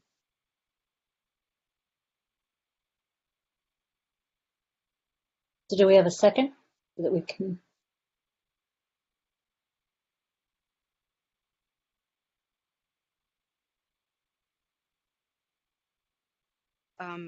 Well, I've been like writing down some of these. And I thought maybe like we could just do them all at once at the end.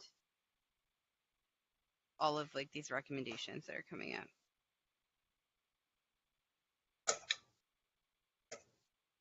I do have two zoning land use edits, and the first is, and it's on page 8, proposed change, page F is in Frank -37. And both of these in the planning document are missing important parts that we've discussed previously at our meetings, but the first applies to the AHPP deed restricted affordable units, and the language reads for a minimum of 55 years. We need to add or for the life of the property, quote, for the life of the property. And the second missing one is in the case of site redevelopment, land change, also conversion of rental housing to condominiums, that there has to be comparable replacement for any existing affordable residences. In other words, we need to add language, no net loss. So those are two important, I think, edits. Okay, but we need to address the motion that we have on the floor. We at least need a second or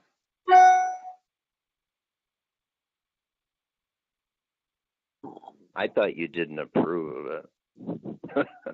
Sorry, what was the first, the one was no net loss, and what was the other one?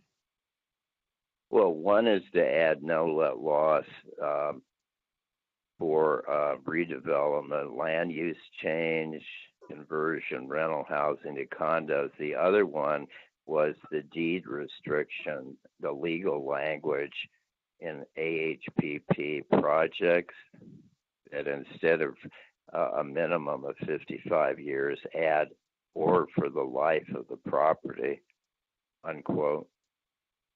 We're going to, in about 20 years, we're going to start losing a large amount of affordable housing. Isn't there already no net loss in there? Sorry. So, Commissioner There's Campbell, under state law, which right now is set to expire in 2025. I know there was a bill to extend that. That was an SB 330, but I don't know what the status of the extension is. so Commissioner Cameron, were you meaning that we would take Richard's 3 points and include them all in one vote? Yeah, and Vice Chair Hamilton's recommendations. And like whatever other recommendations come up during this discussion.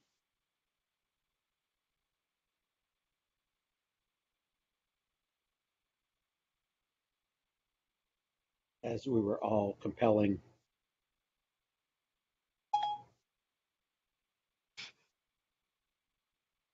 But I think you should, can you mute him? there's nobody unmuted except us. They're just unmuting themselves to. Can everybody speak up, because I can't hear? There's no one, so I'm not sure. I muted a person who was on the one of the attendees who was not on mute. I just muted him. Thank you, Vice Chair. Oh, he was I think the most accurate comment of the evening was the person from the Democracy Group who said, "I'm not very used to this particular platform." So.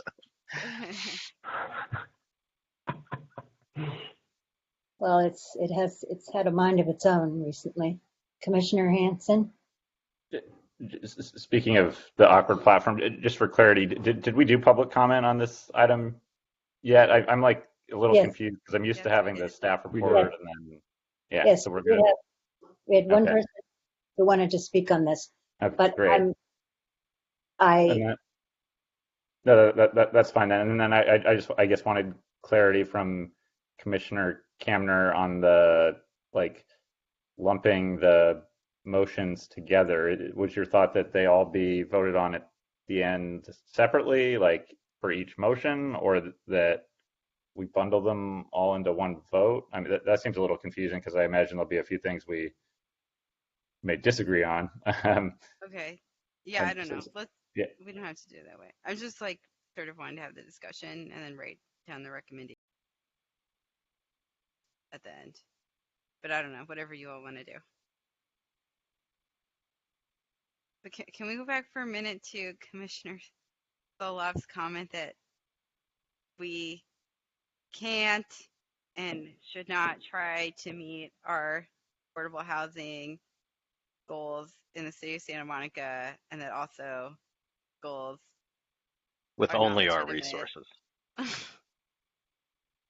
Okay, so I mean, there's like, I mean, I feel like we've had this conversation, like we've had this back and forth many, many times, but you know, it's just like it stuns me every time, honestly.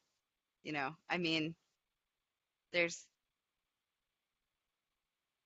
just like such an urgent crisis, you know, and you know, we need to build the will here to do everything we can to meet that affordable housing production, but also like all of it, like including the market rate production, you know, because like despite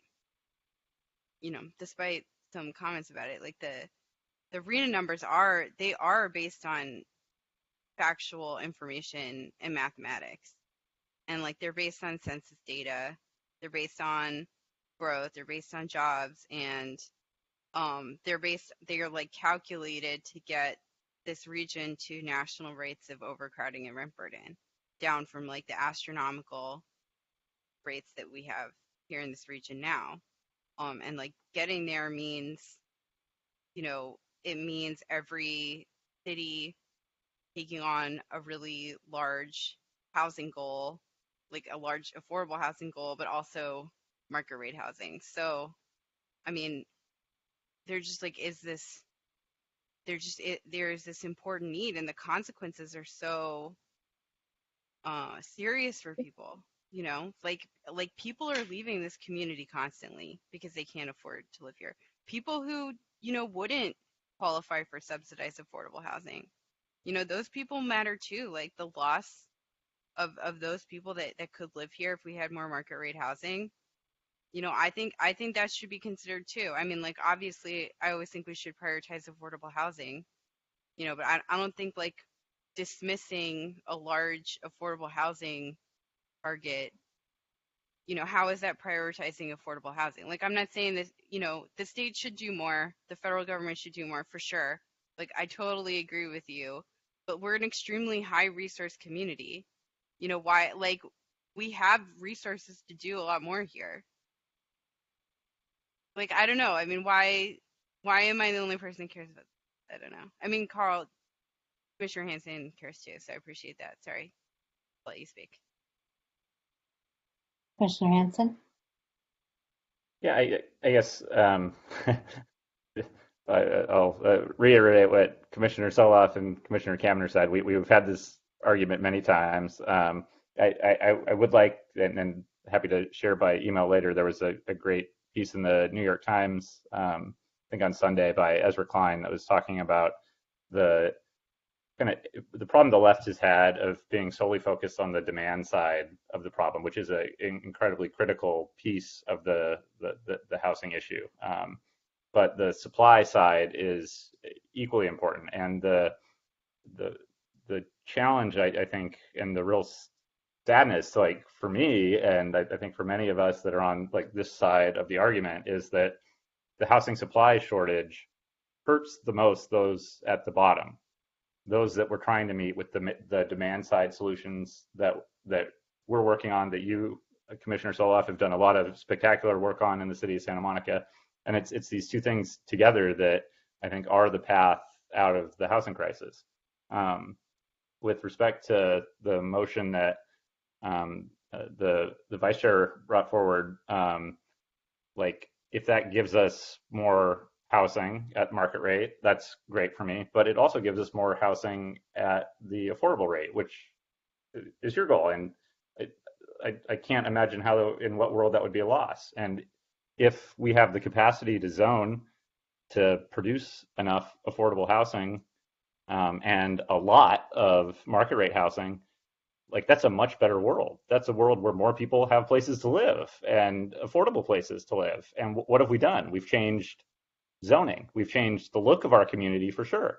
There will be people that really don't like that for sure, but there will be more people with roofs over their head.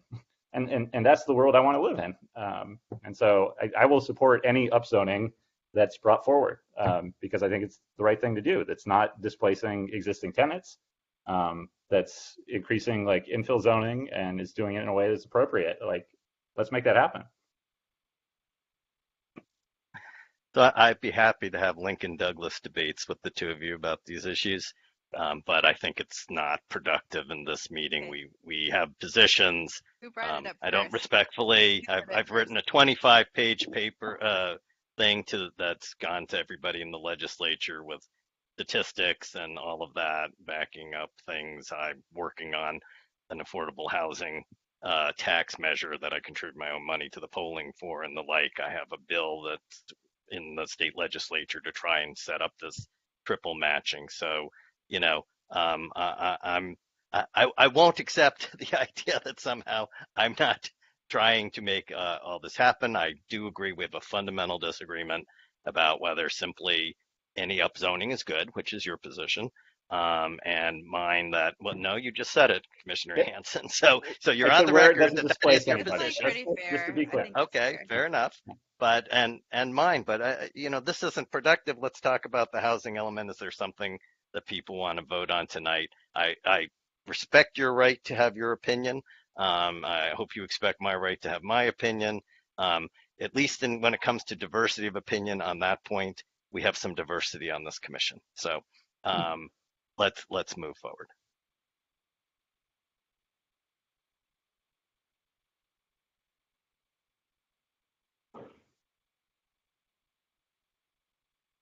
Commissioner Kamner?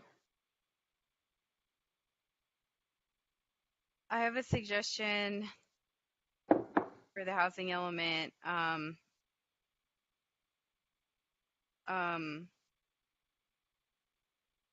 So the city is counting 500 ADUs per year for a total of 4,000 ADUs. That's what they're projecting. However, HCD lays out safe harbor calculations based on past ADU production. And so under HCD's option 1 safe harbor, that's an estimate of only 2,973 ADUs. So I don't think the city should include an ADU projection that's unrealistic and is not an HCD safe harbor. So I think we should recommend that the city use HCD safe harbor option 1.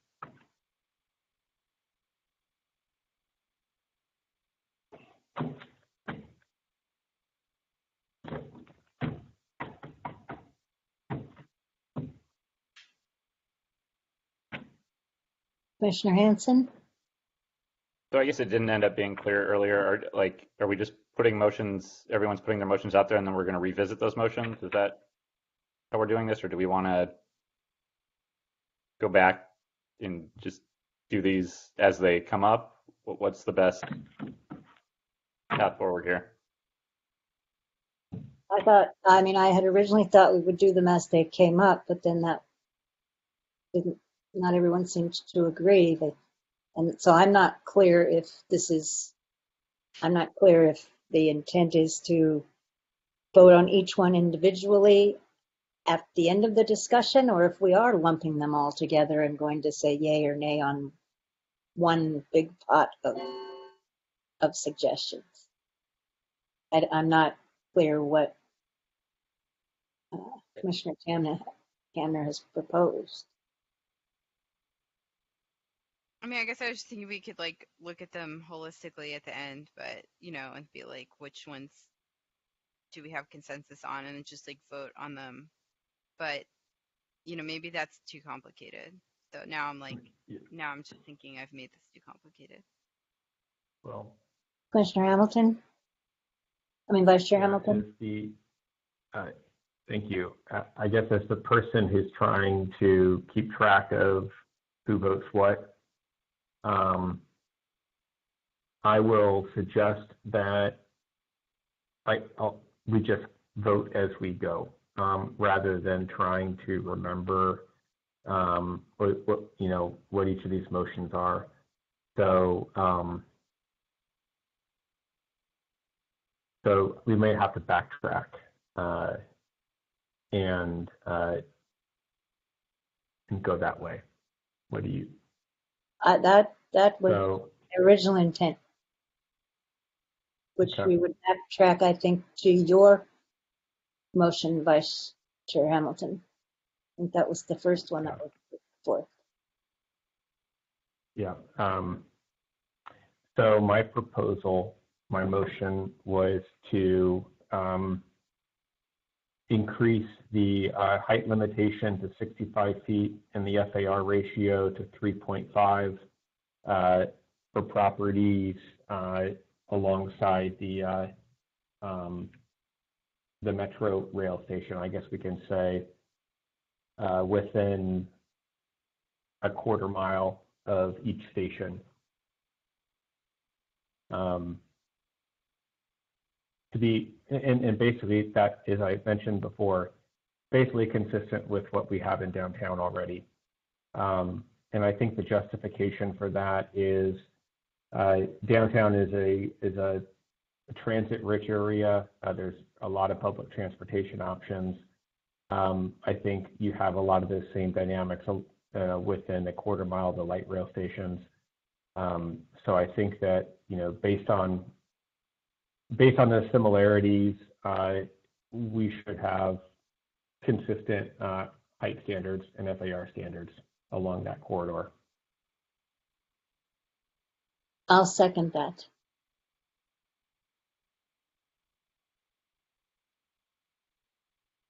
So now, do we want to discuss it further? No? Then do we take a vote?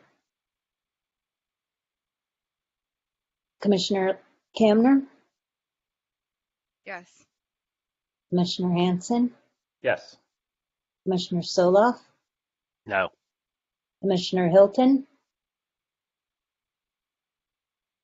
No. Vice Chair Hamilton? Yes.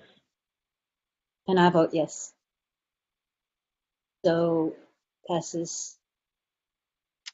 And I'll just state for the record that until there's somebody explains to me more what we get out of it, I'm not prepared to vote for it, but I could be convinced. But I don't feel like I've been given the information to convince me tonight.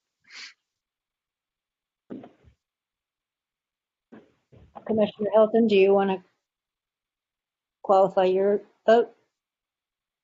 We already have the overlay, and it applies, I think, to that area.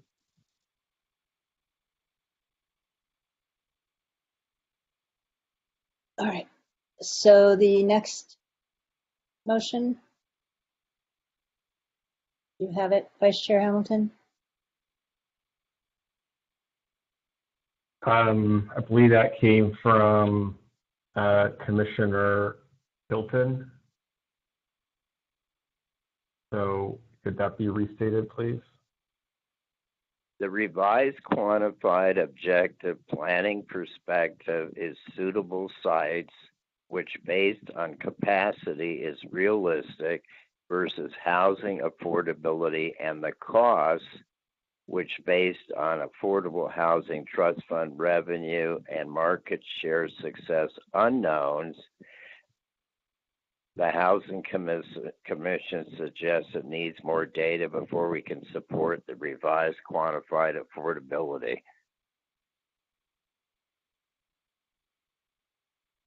Is there a second? I'll do some edits.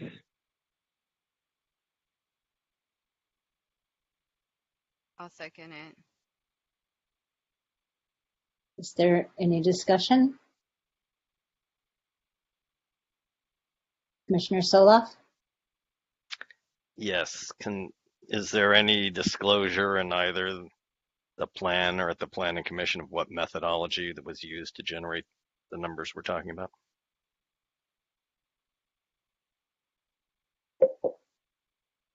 No, that's why I'm motioning.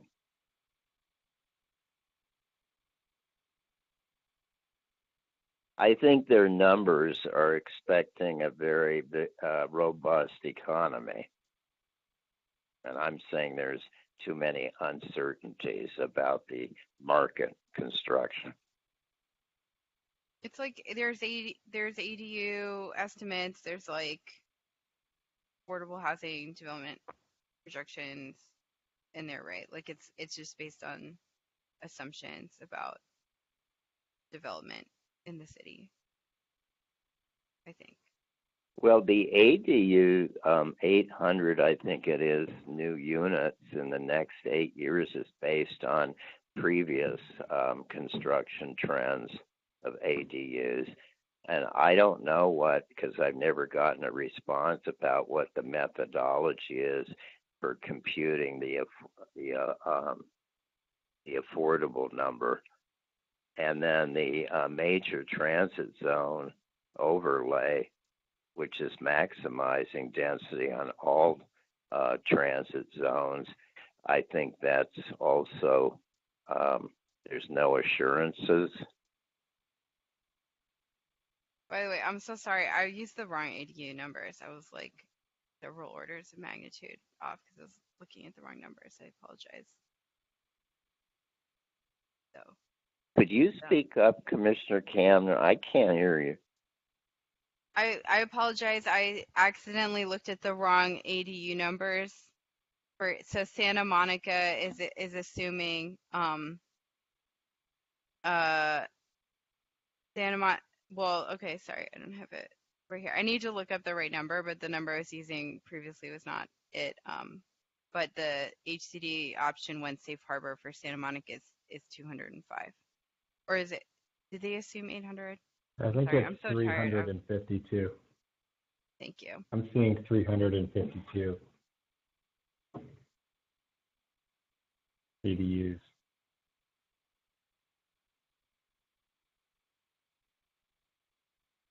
Is that in the current report? Because it was 800. They revised it down. It's in the September 20 presentation to the Planning Commission. They revised it from 600 to 352. Yeah, I only got 20 pages in this agenda item forwarded to me.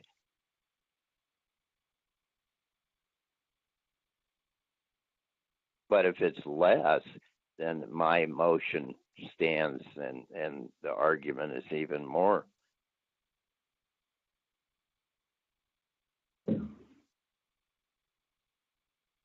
Commissioner Anderson?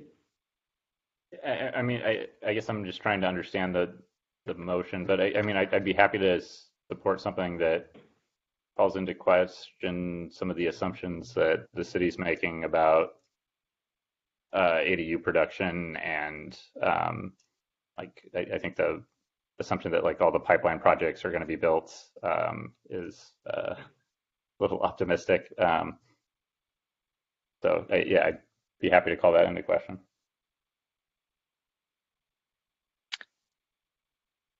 Commissioner Soloff? Yes, Commissioner Hanson, can you explain your bases for the two things that you want to call into question? Yeah, I mean, I think there's no reason to assume that all the pipeline projects will be built. And they're assuming 100%. That's your understanding of the housing element? That's my understanding of what they have in there. And then on the ADU front, I think we don't have enough information to really understand what ADU construction is going to look like. I worry that a lot of those won't even be used for housing. Vice Chair. Yeah. So regarding the ADUs, so since 2018, Santa Monica has produced 281 ADUs. So that's nearly 4 years of production. I guess that includes completed and the ADUs in progress. So 281 new ADUs are currently in the pipeline, and they're projecting an additional 352 over the housing element cycle. So it's a relatively conservative number. If you consider, it's just a little more than, what we've done over the last 4 years. So what they're saying is that, there'll be fewer and fewer, sites available for ADUs. So they're projecting a leveling off of the curve of ADU production for the next 8 years.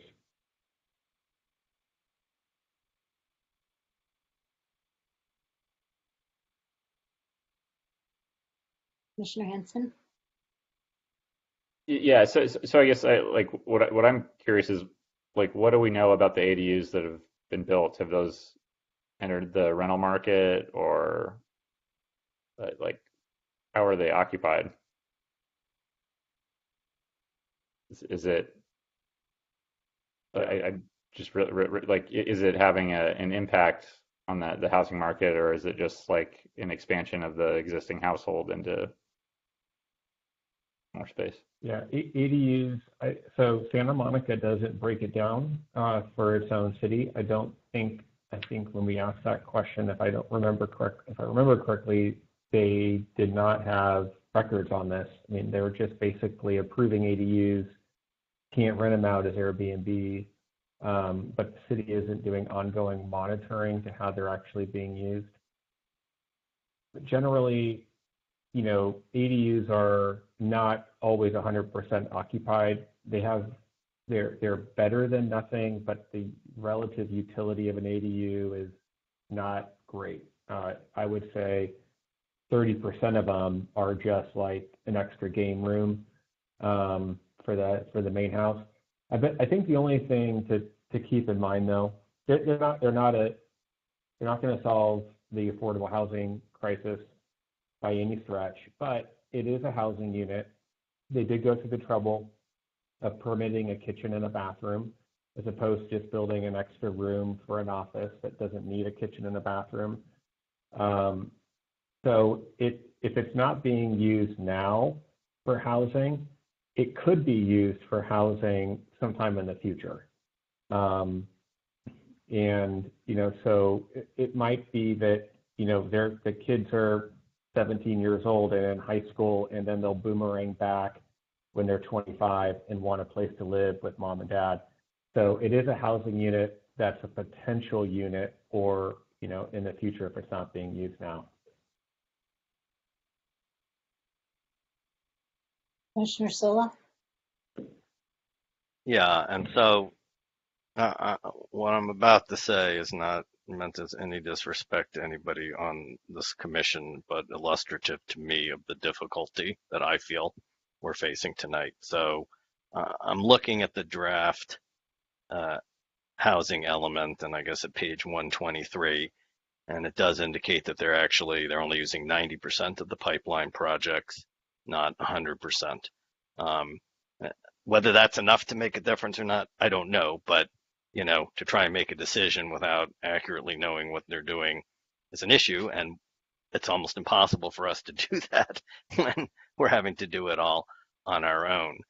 The other thing I just want to say, and I don't know whether we have this data, somebody saw it, but there's a difference between ADUs that are built on, single family home or whatever you want to call it.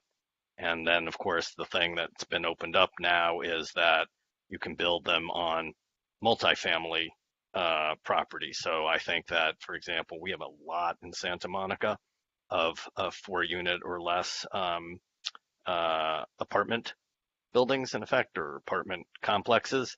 For that landlord to get an extra unit on their property and increase their revenues potentially 20%, 25%, I guess it would be, is a huge thing. I don't know whether some analysis has been done of that opportunity and how many of these units are, but I think you get something very different in that going forward, and something's good, something that actually a guy named Wes Wellman, who used to come to our meetings, was advocating a long time ago. He's he's part of the landlord community. I forget exactly what his position is. So my only point is this, is that for me to say whether these numbers are or aren't right, I would like to understand all of these things. And I'm not feeling that I'm getting there with that. So, that's all. And I'm just making it for the record here.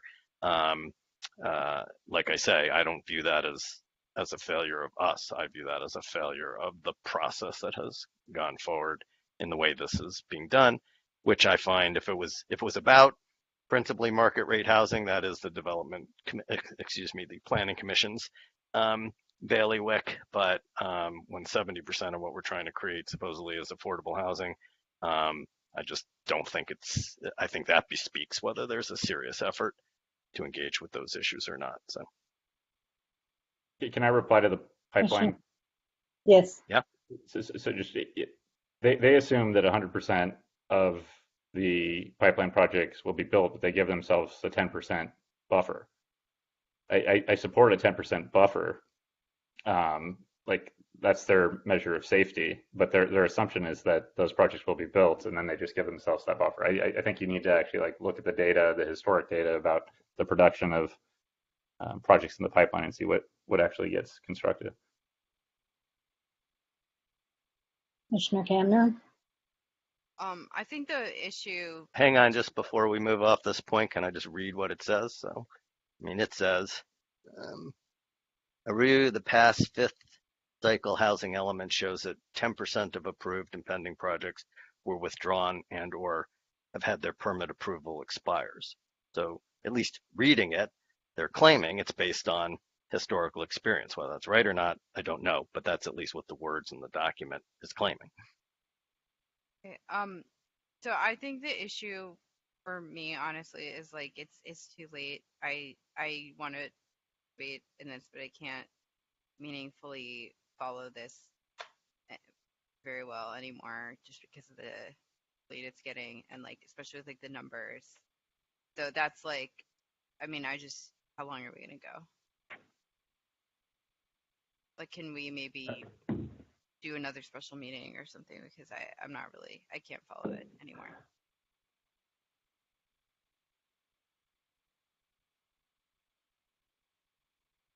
Other commissioners, how do you feel? Just to summarize the numbers, is if the ADU construction is 300, I think I heard 352 units, and assuming the methodology even counts 1/2 as affordable toward the allocation, that would be 176 over the 8-year 6 cycle. So you have 2,073 affordable units. That's 40% of the revised quantified. You subtract 176 and you get 1,897. The trust fund contributes 30 units a year, 240 over 8 years, and the balance is 1,657 affordable units, or 207 per year as the market share. And I don't believe it's going to be that successful. Commissioner Soloff? Just a substantive, or maybe I'll make the procedural point first, then the substantive. So I do believe there was a pending and seconded motion, and this was discussion on it. I don't know if it's going to get withdrawn. If not, we should at least vote on that before we go to the question of what Commissioner Camner is raising. But just this again to me is illustrative. I understand what you're saying, Commissioner Hilton, but you're using figures that are based on the model of the Housing Trust Fund going out and financing the purchase of land, and then there's a certain amount of tax credits and all of that kind of stuff.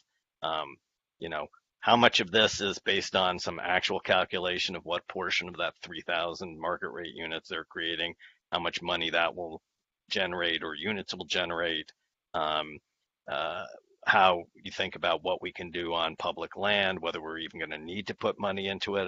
If we ever got to see those 9 bids that were put in place already over now a year and a half ago for the 4th Street Garage project, we would know whether there's actually going to be a requirement for additional city funding. I don't know whether there's some assumption there about future revenue sources, because there's certainly many of us who are going to try and fight like heck to get more money for this. So for me to sit there and say that I can't accept these numbers without somebody showing me how they actually calculated them and what the assumption is, that's what I'm struggling with. But I don't think we can just assume that because in the past that's how we generated, affordable housing, 100% affordable housing projects, that all the rest of it has to necessarily come from inclusionary zoning. I don't know what they're assuming for that. I mean, we get, I guess, 600 units if you assume 20% on that 3,000, and I don't know if that's what they're assuming. You start with 600 there, and then you figure out what you could do in the public land, et cetera. I don't know, but I'd like to see the calculation and understand it in order to make a judgment about whether it's realistic or not realistic. Well, that's what my motion is saying. So the motion that is on the floor and that has been seconded is the one that's requesting more data. Yeah, I'm saying there's too many unknowns about the market success. We know what the trust fund will produce each year. It's 30 units. We don't know. There's too many economic unknowns about the overlay and the ADUs.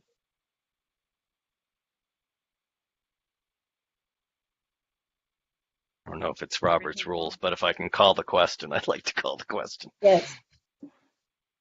So we have the motion and a second.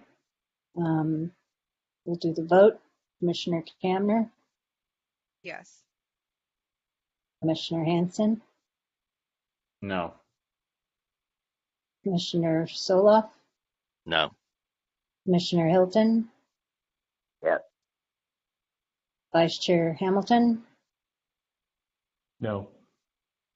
And I vote no. So the motion does not carry. There's one final motion that was put on the floor, and we need to see if there's a second for it. Again, that was Commissioner Hilton. Can you restate that, please? Yes, my motion proposes to add simple edits to the AHP deed restriction, and that is to add for a minimum of 55 years and then or for the life of the property. And the second part of the edit or motion rather is regarding site redevelopment, land use change, conversion, rental housing to condos, and that any replacement of existing residences have no net loss, meaning affordability. There's a second?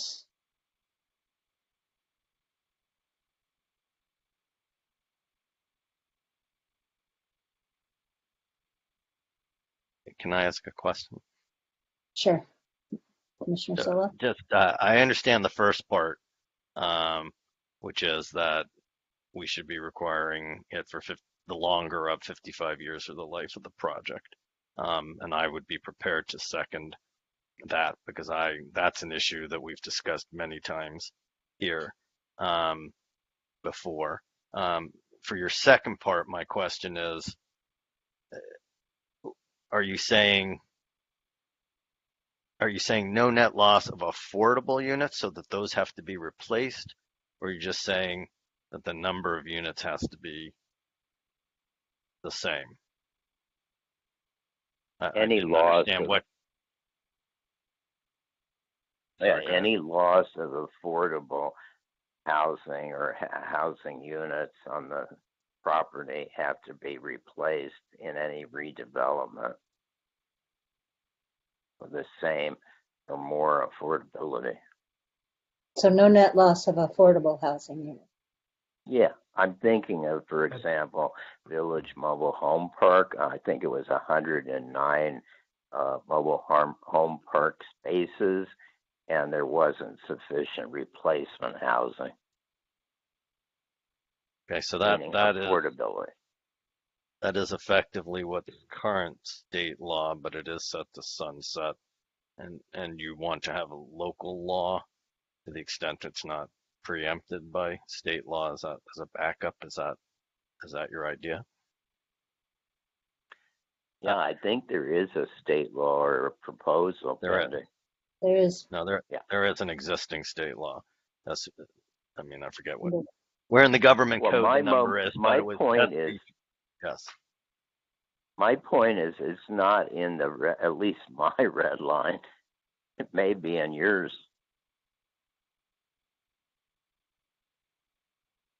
Okay. Well, so I guess. All right. Never mind. Yeah.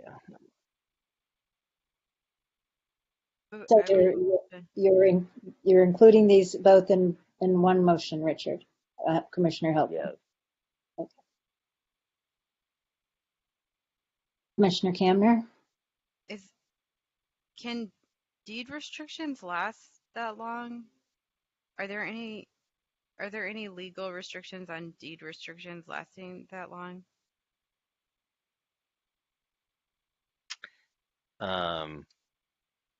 Without offering a legal opinion and without saying I've looked at it any time recently, I believe life of a project isn't a problem.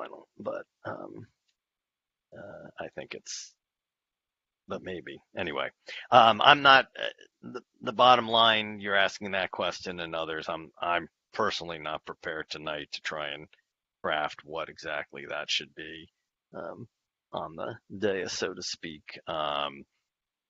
Which is something that we'll need to put in place if and when the existing provision of no net loss of affordable housing expires. So, and I guess you're saying that we'd have to be sure that we could do the other, although I'm pretty sure you can. And quite frankly, whether it's in the housing element or not, I don't know why we couldn't. If that's lawful, why we couldn't require it. I mean, this is sort of what I don't get, is why all housing policy decisions have to be made in this very short time frame and stuck into the housing element, or we can't do it. And assuming that isn't true, then we might as well do it in a more thoughtful way. So do we have a second for this motion, Richard?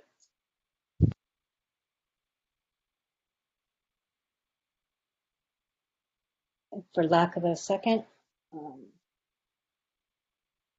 we will move on. Commissioner Camner? Vice Chair Hamilton?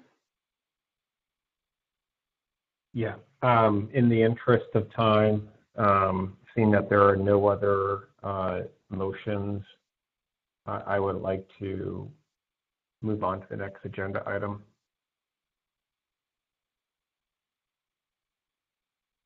Commissioner Hanson? I just wanted to make, we did pass, I think, one motion on this, Commissioner Hamilton's motion, and I would just suggest that we submit a letter to the Planning Commission stating the position of the Housing Commission before the meeting tomorrow, if possible.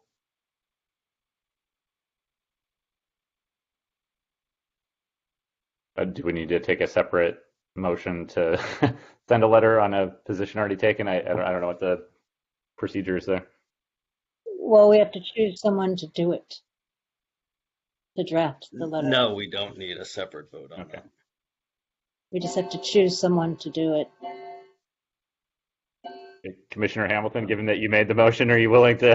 I can write the first draft, and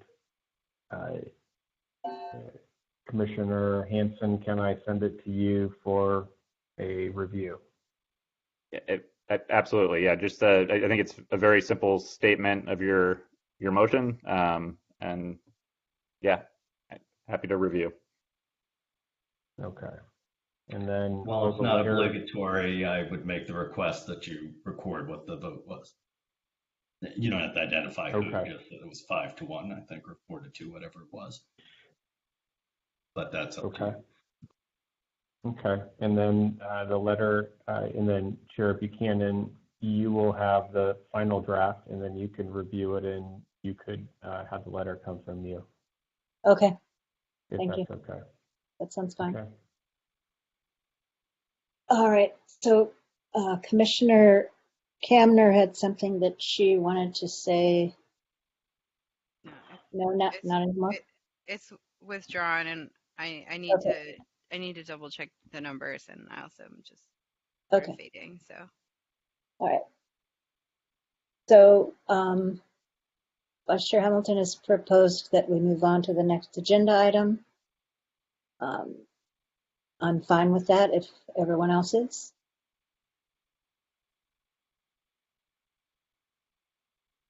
Commissioner Hilton?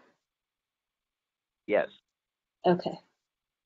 All right, so we will now move on to the 4F, the work plan. Discussion of the annual work plan and potential priorities, possible action, setting long-range agenda and work plan. Vice Chair Hamilton. I'd like to make a suggestion in the interest of time that we, because I think the work plan is very important. I wish it wasn't 11 o'clock at night. So I would suggest that I have a few things that I would like to discuss. I'm happy to put that into a written document and have that become part of the agenda for the next meeting. So everyone has a chance to review it and think about it and come prepared with comments. And I would encourage anybody else who would like to discuss a work plan to either, to do the same. Or we can just discuss it ad hoc at our next commission meeting. I actually like the idea of people putting suggestions in and making them part of the agenda, because we do have to have a work plan in the new city council requirements. So, yeah. Commissioner Hamilton and Vice Chair Hamilton. Yeah, I think. Sorry, no, it's okay. I think that's a lot of our work plan can come from a lot of these items that within the in the draft housing element require a lot of follow-up, and it requires some accountability.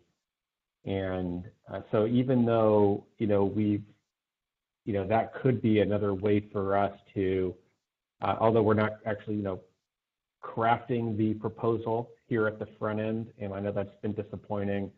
I think there's a lot of very meaningful follow-up and accountability that is within this document that the Housing Commission can take some ownership of and some responsibility for.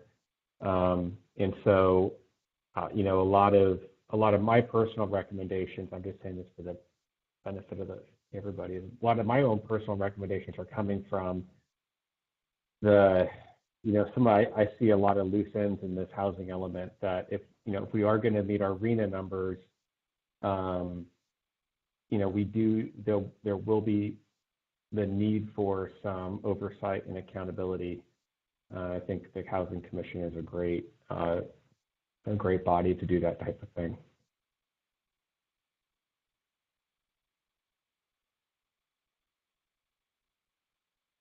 Anyone else? Commissioner Hilton?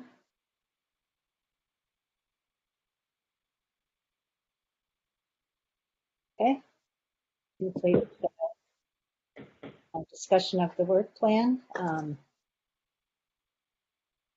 Item 5, Chair and Commissioners report. I honestly think I had something, but I don't remember it at this point. I don't think it was too crucial, so hadn't been that important. I would have anticipating a lengthy meeting. So.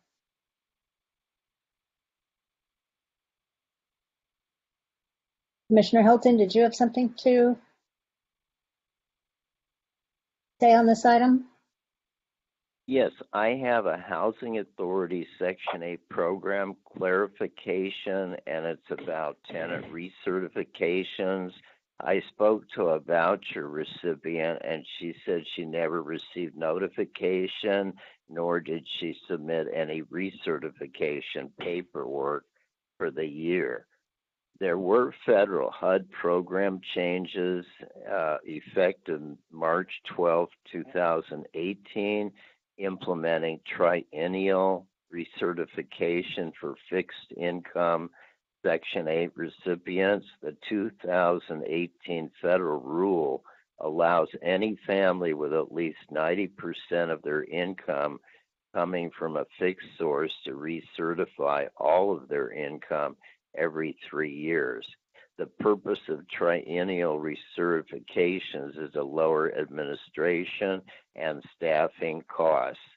Next month, I'll provide the approved 2022 federal voucher budget and what it may translate for the city of Santa Monica. Thank you. Thank you, Commissioner Hilton. Anyone else? Then the meeting is adjourned. Thank you, everyone. Good night, everybody. Night.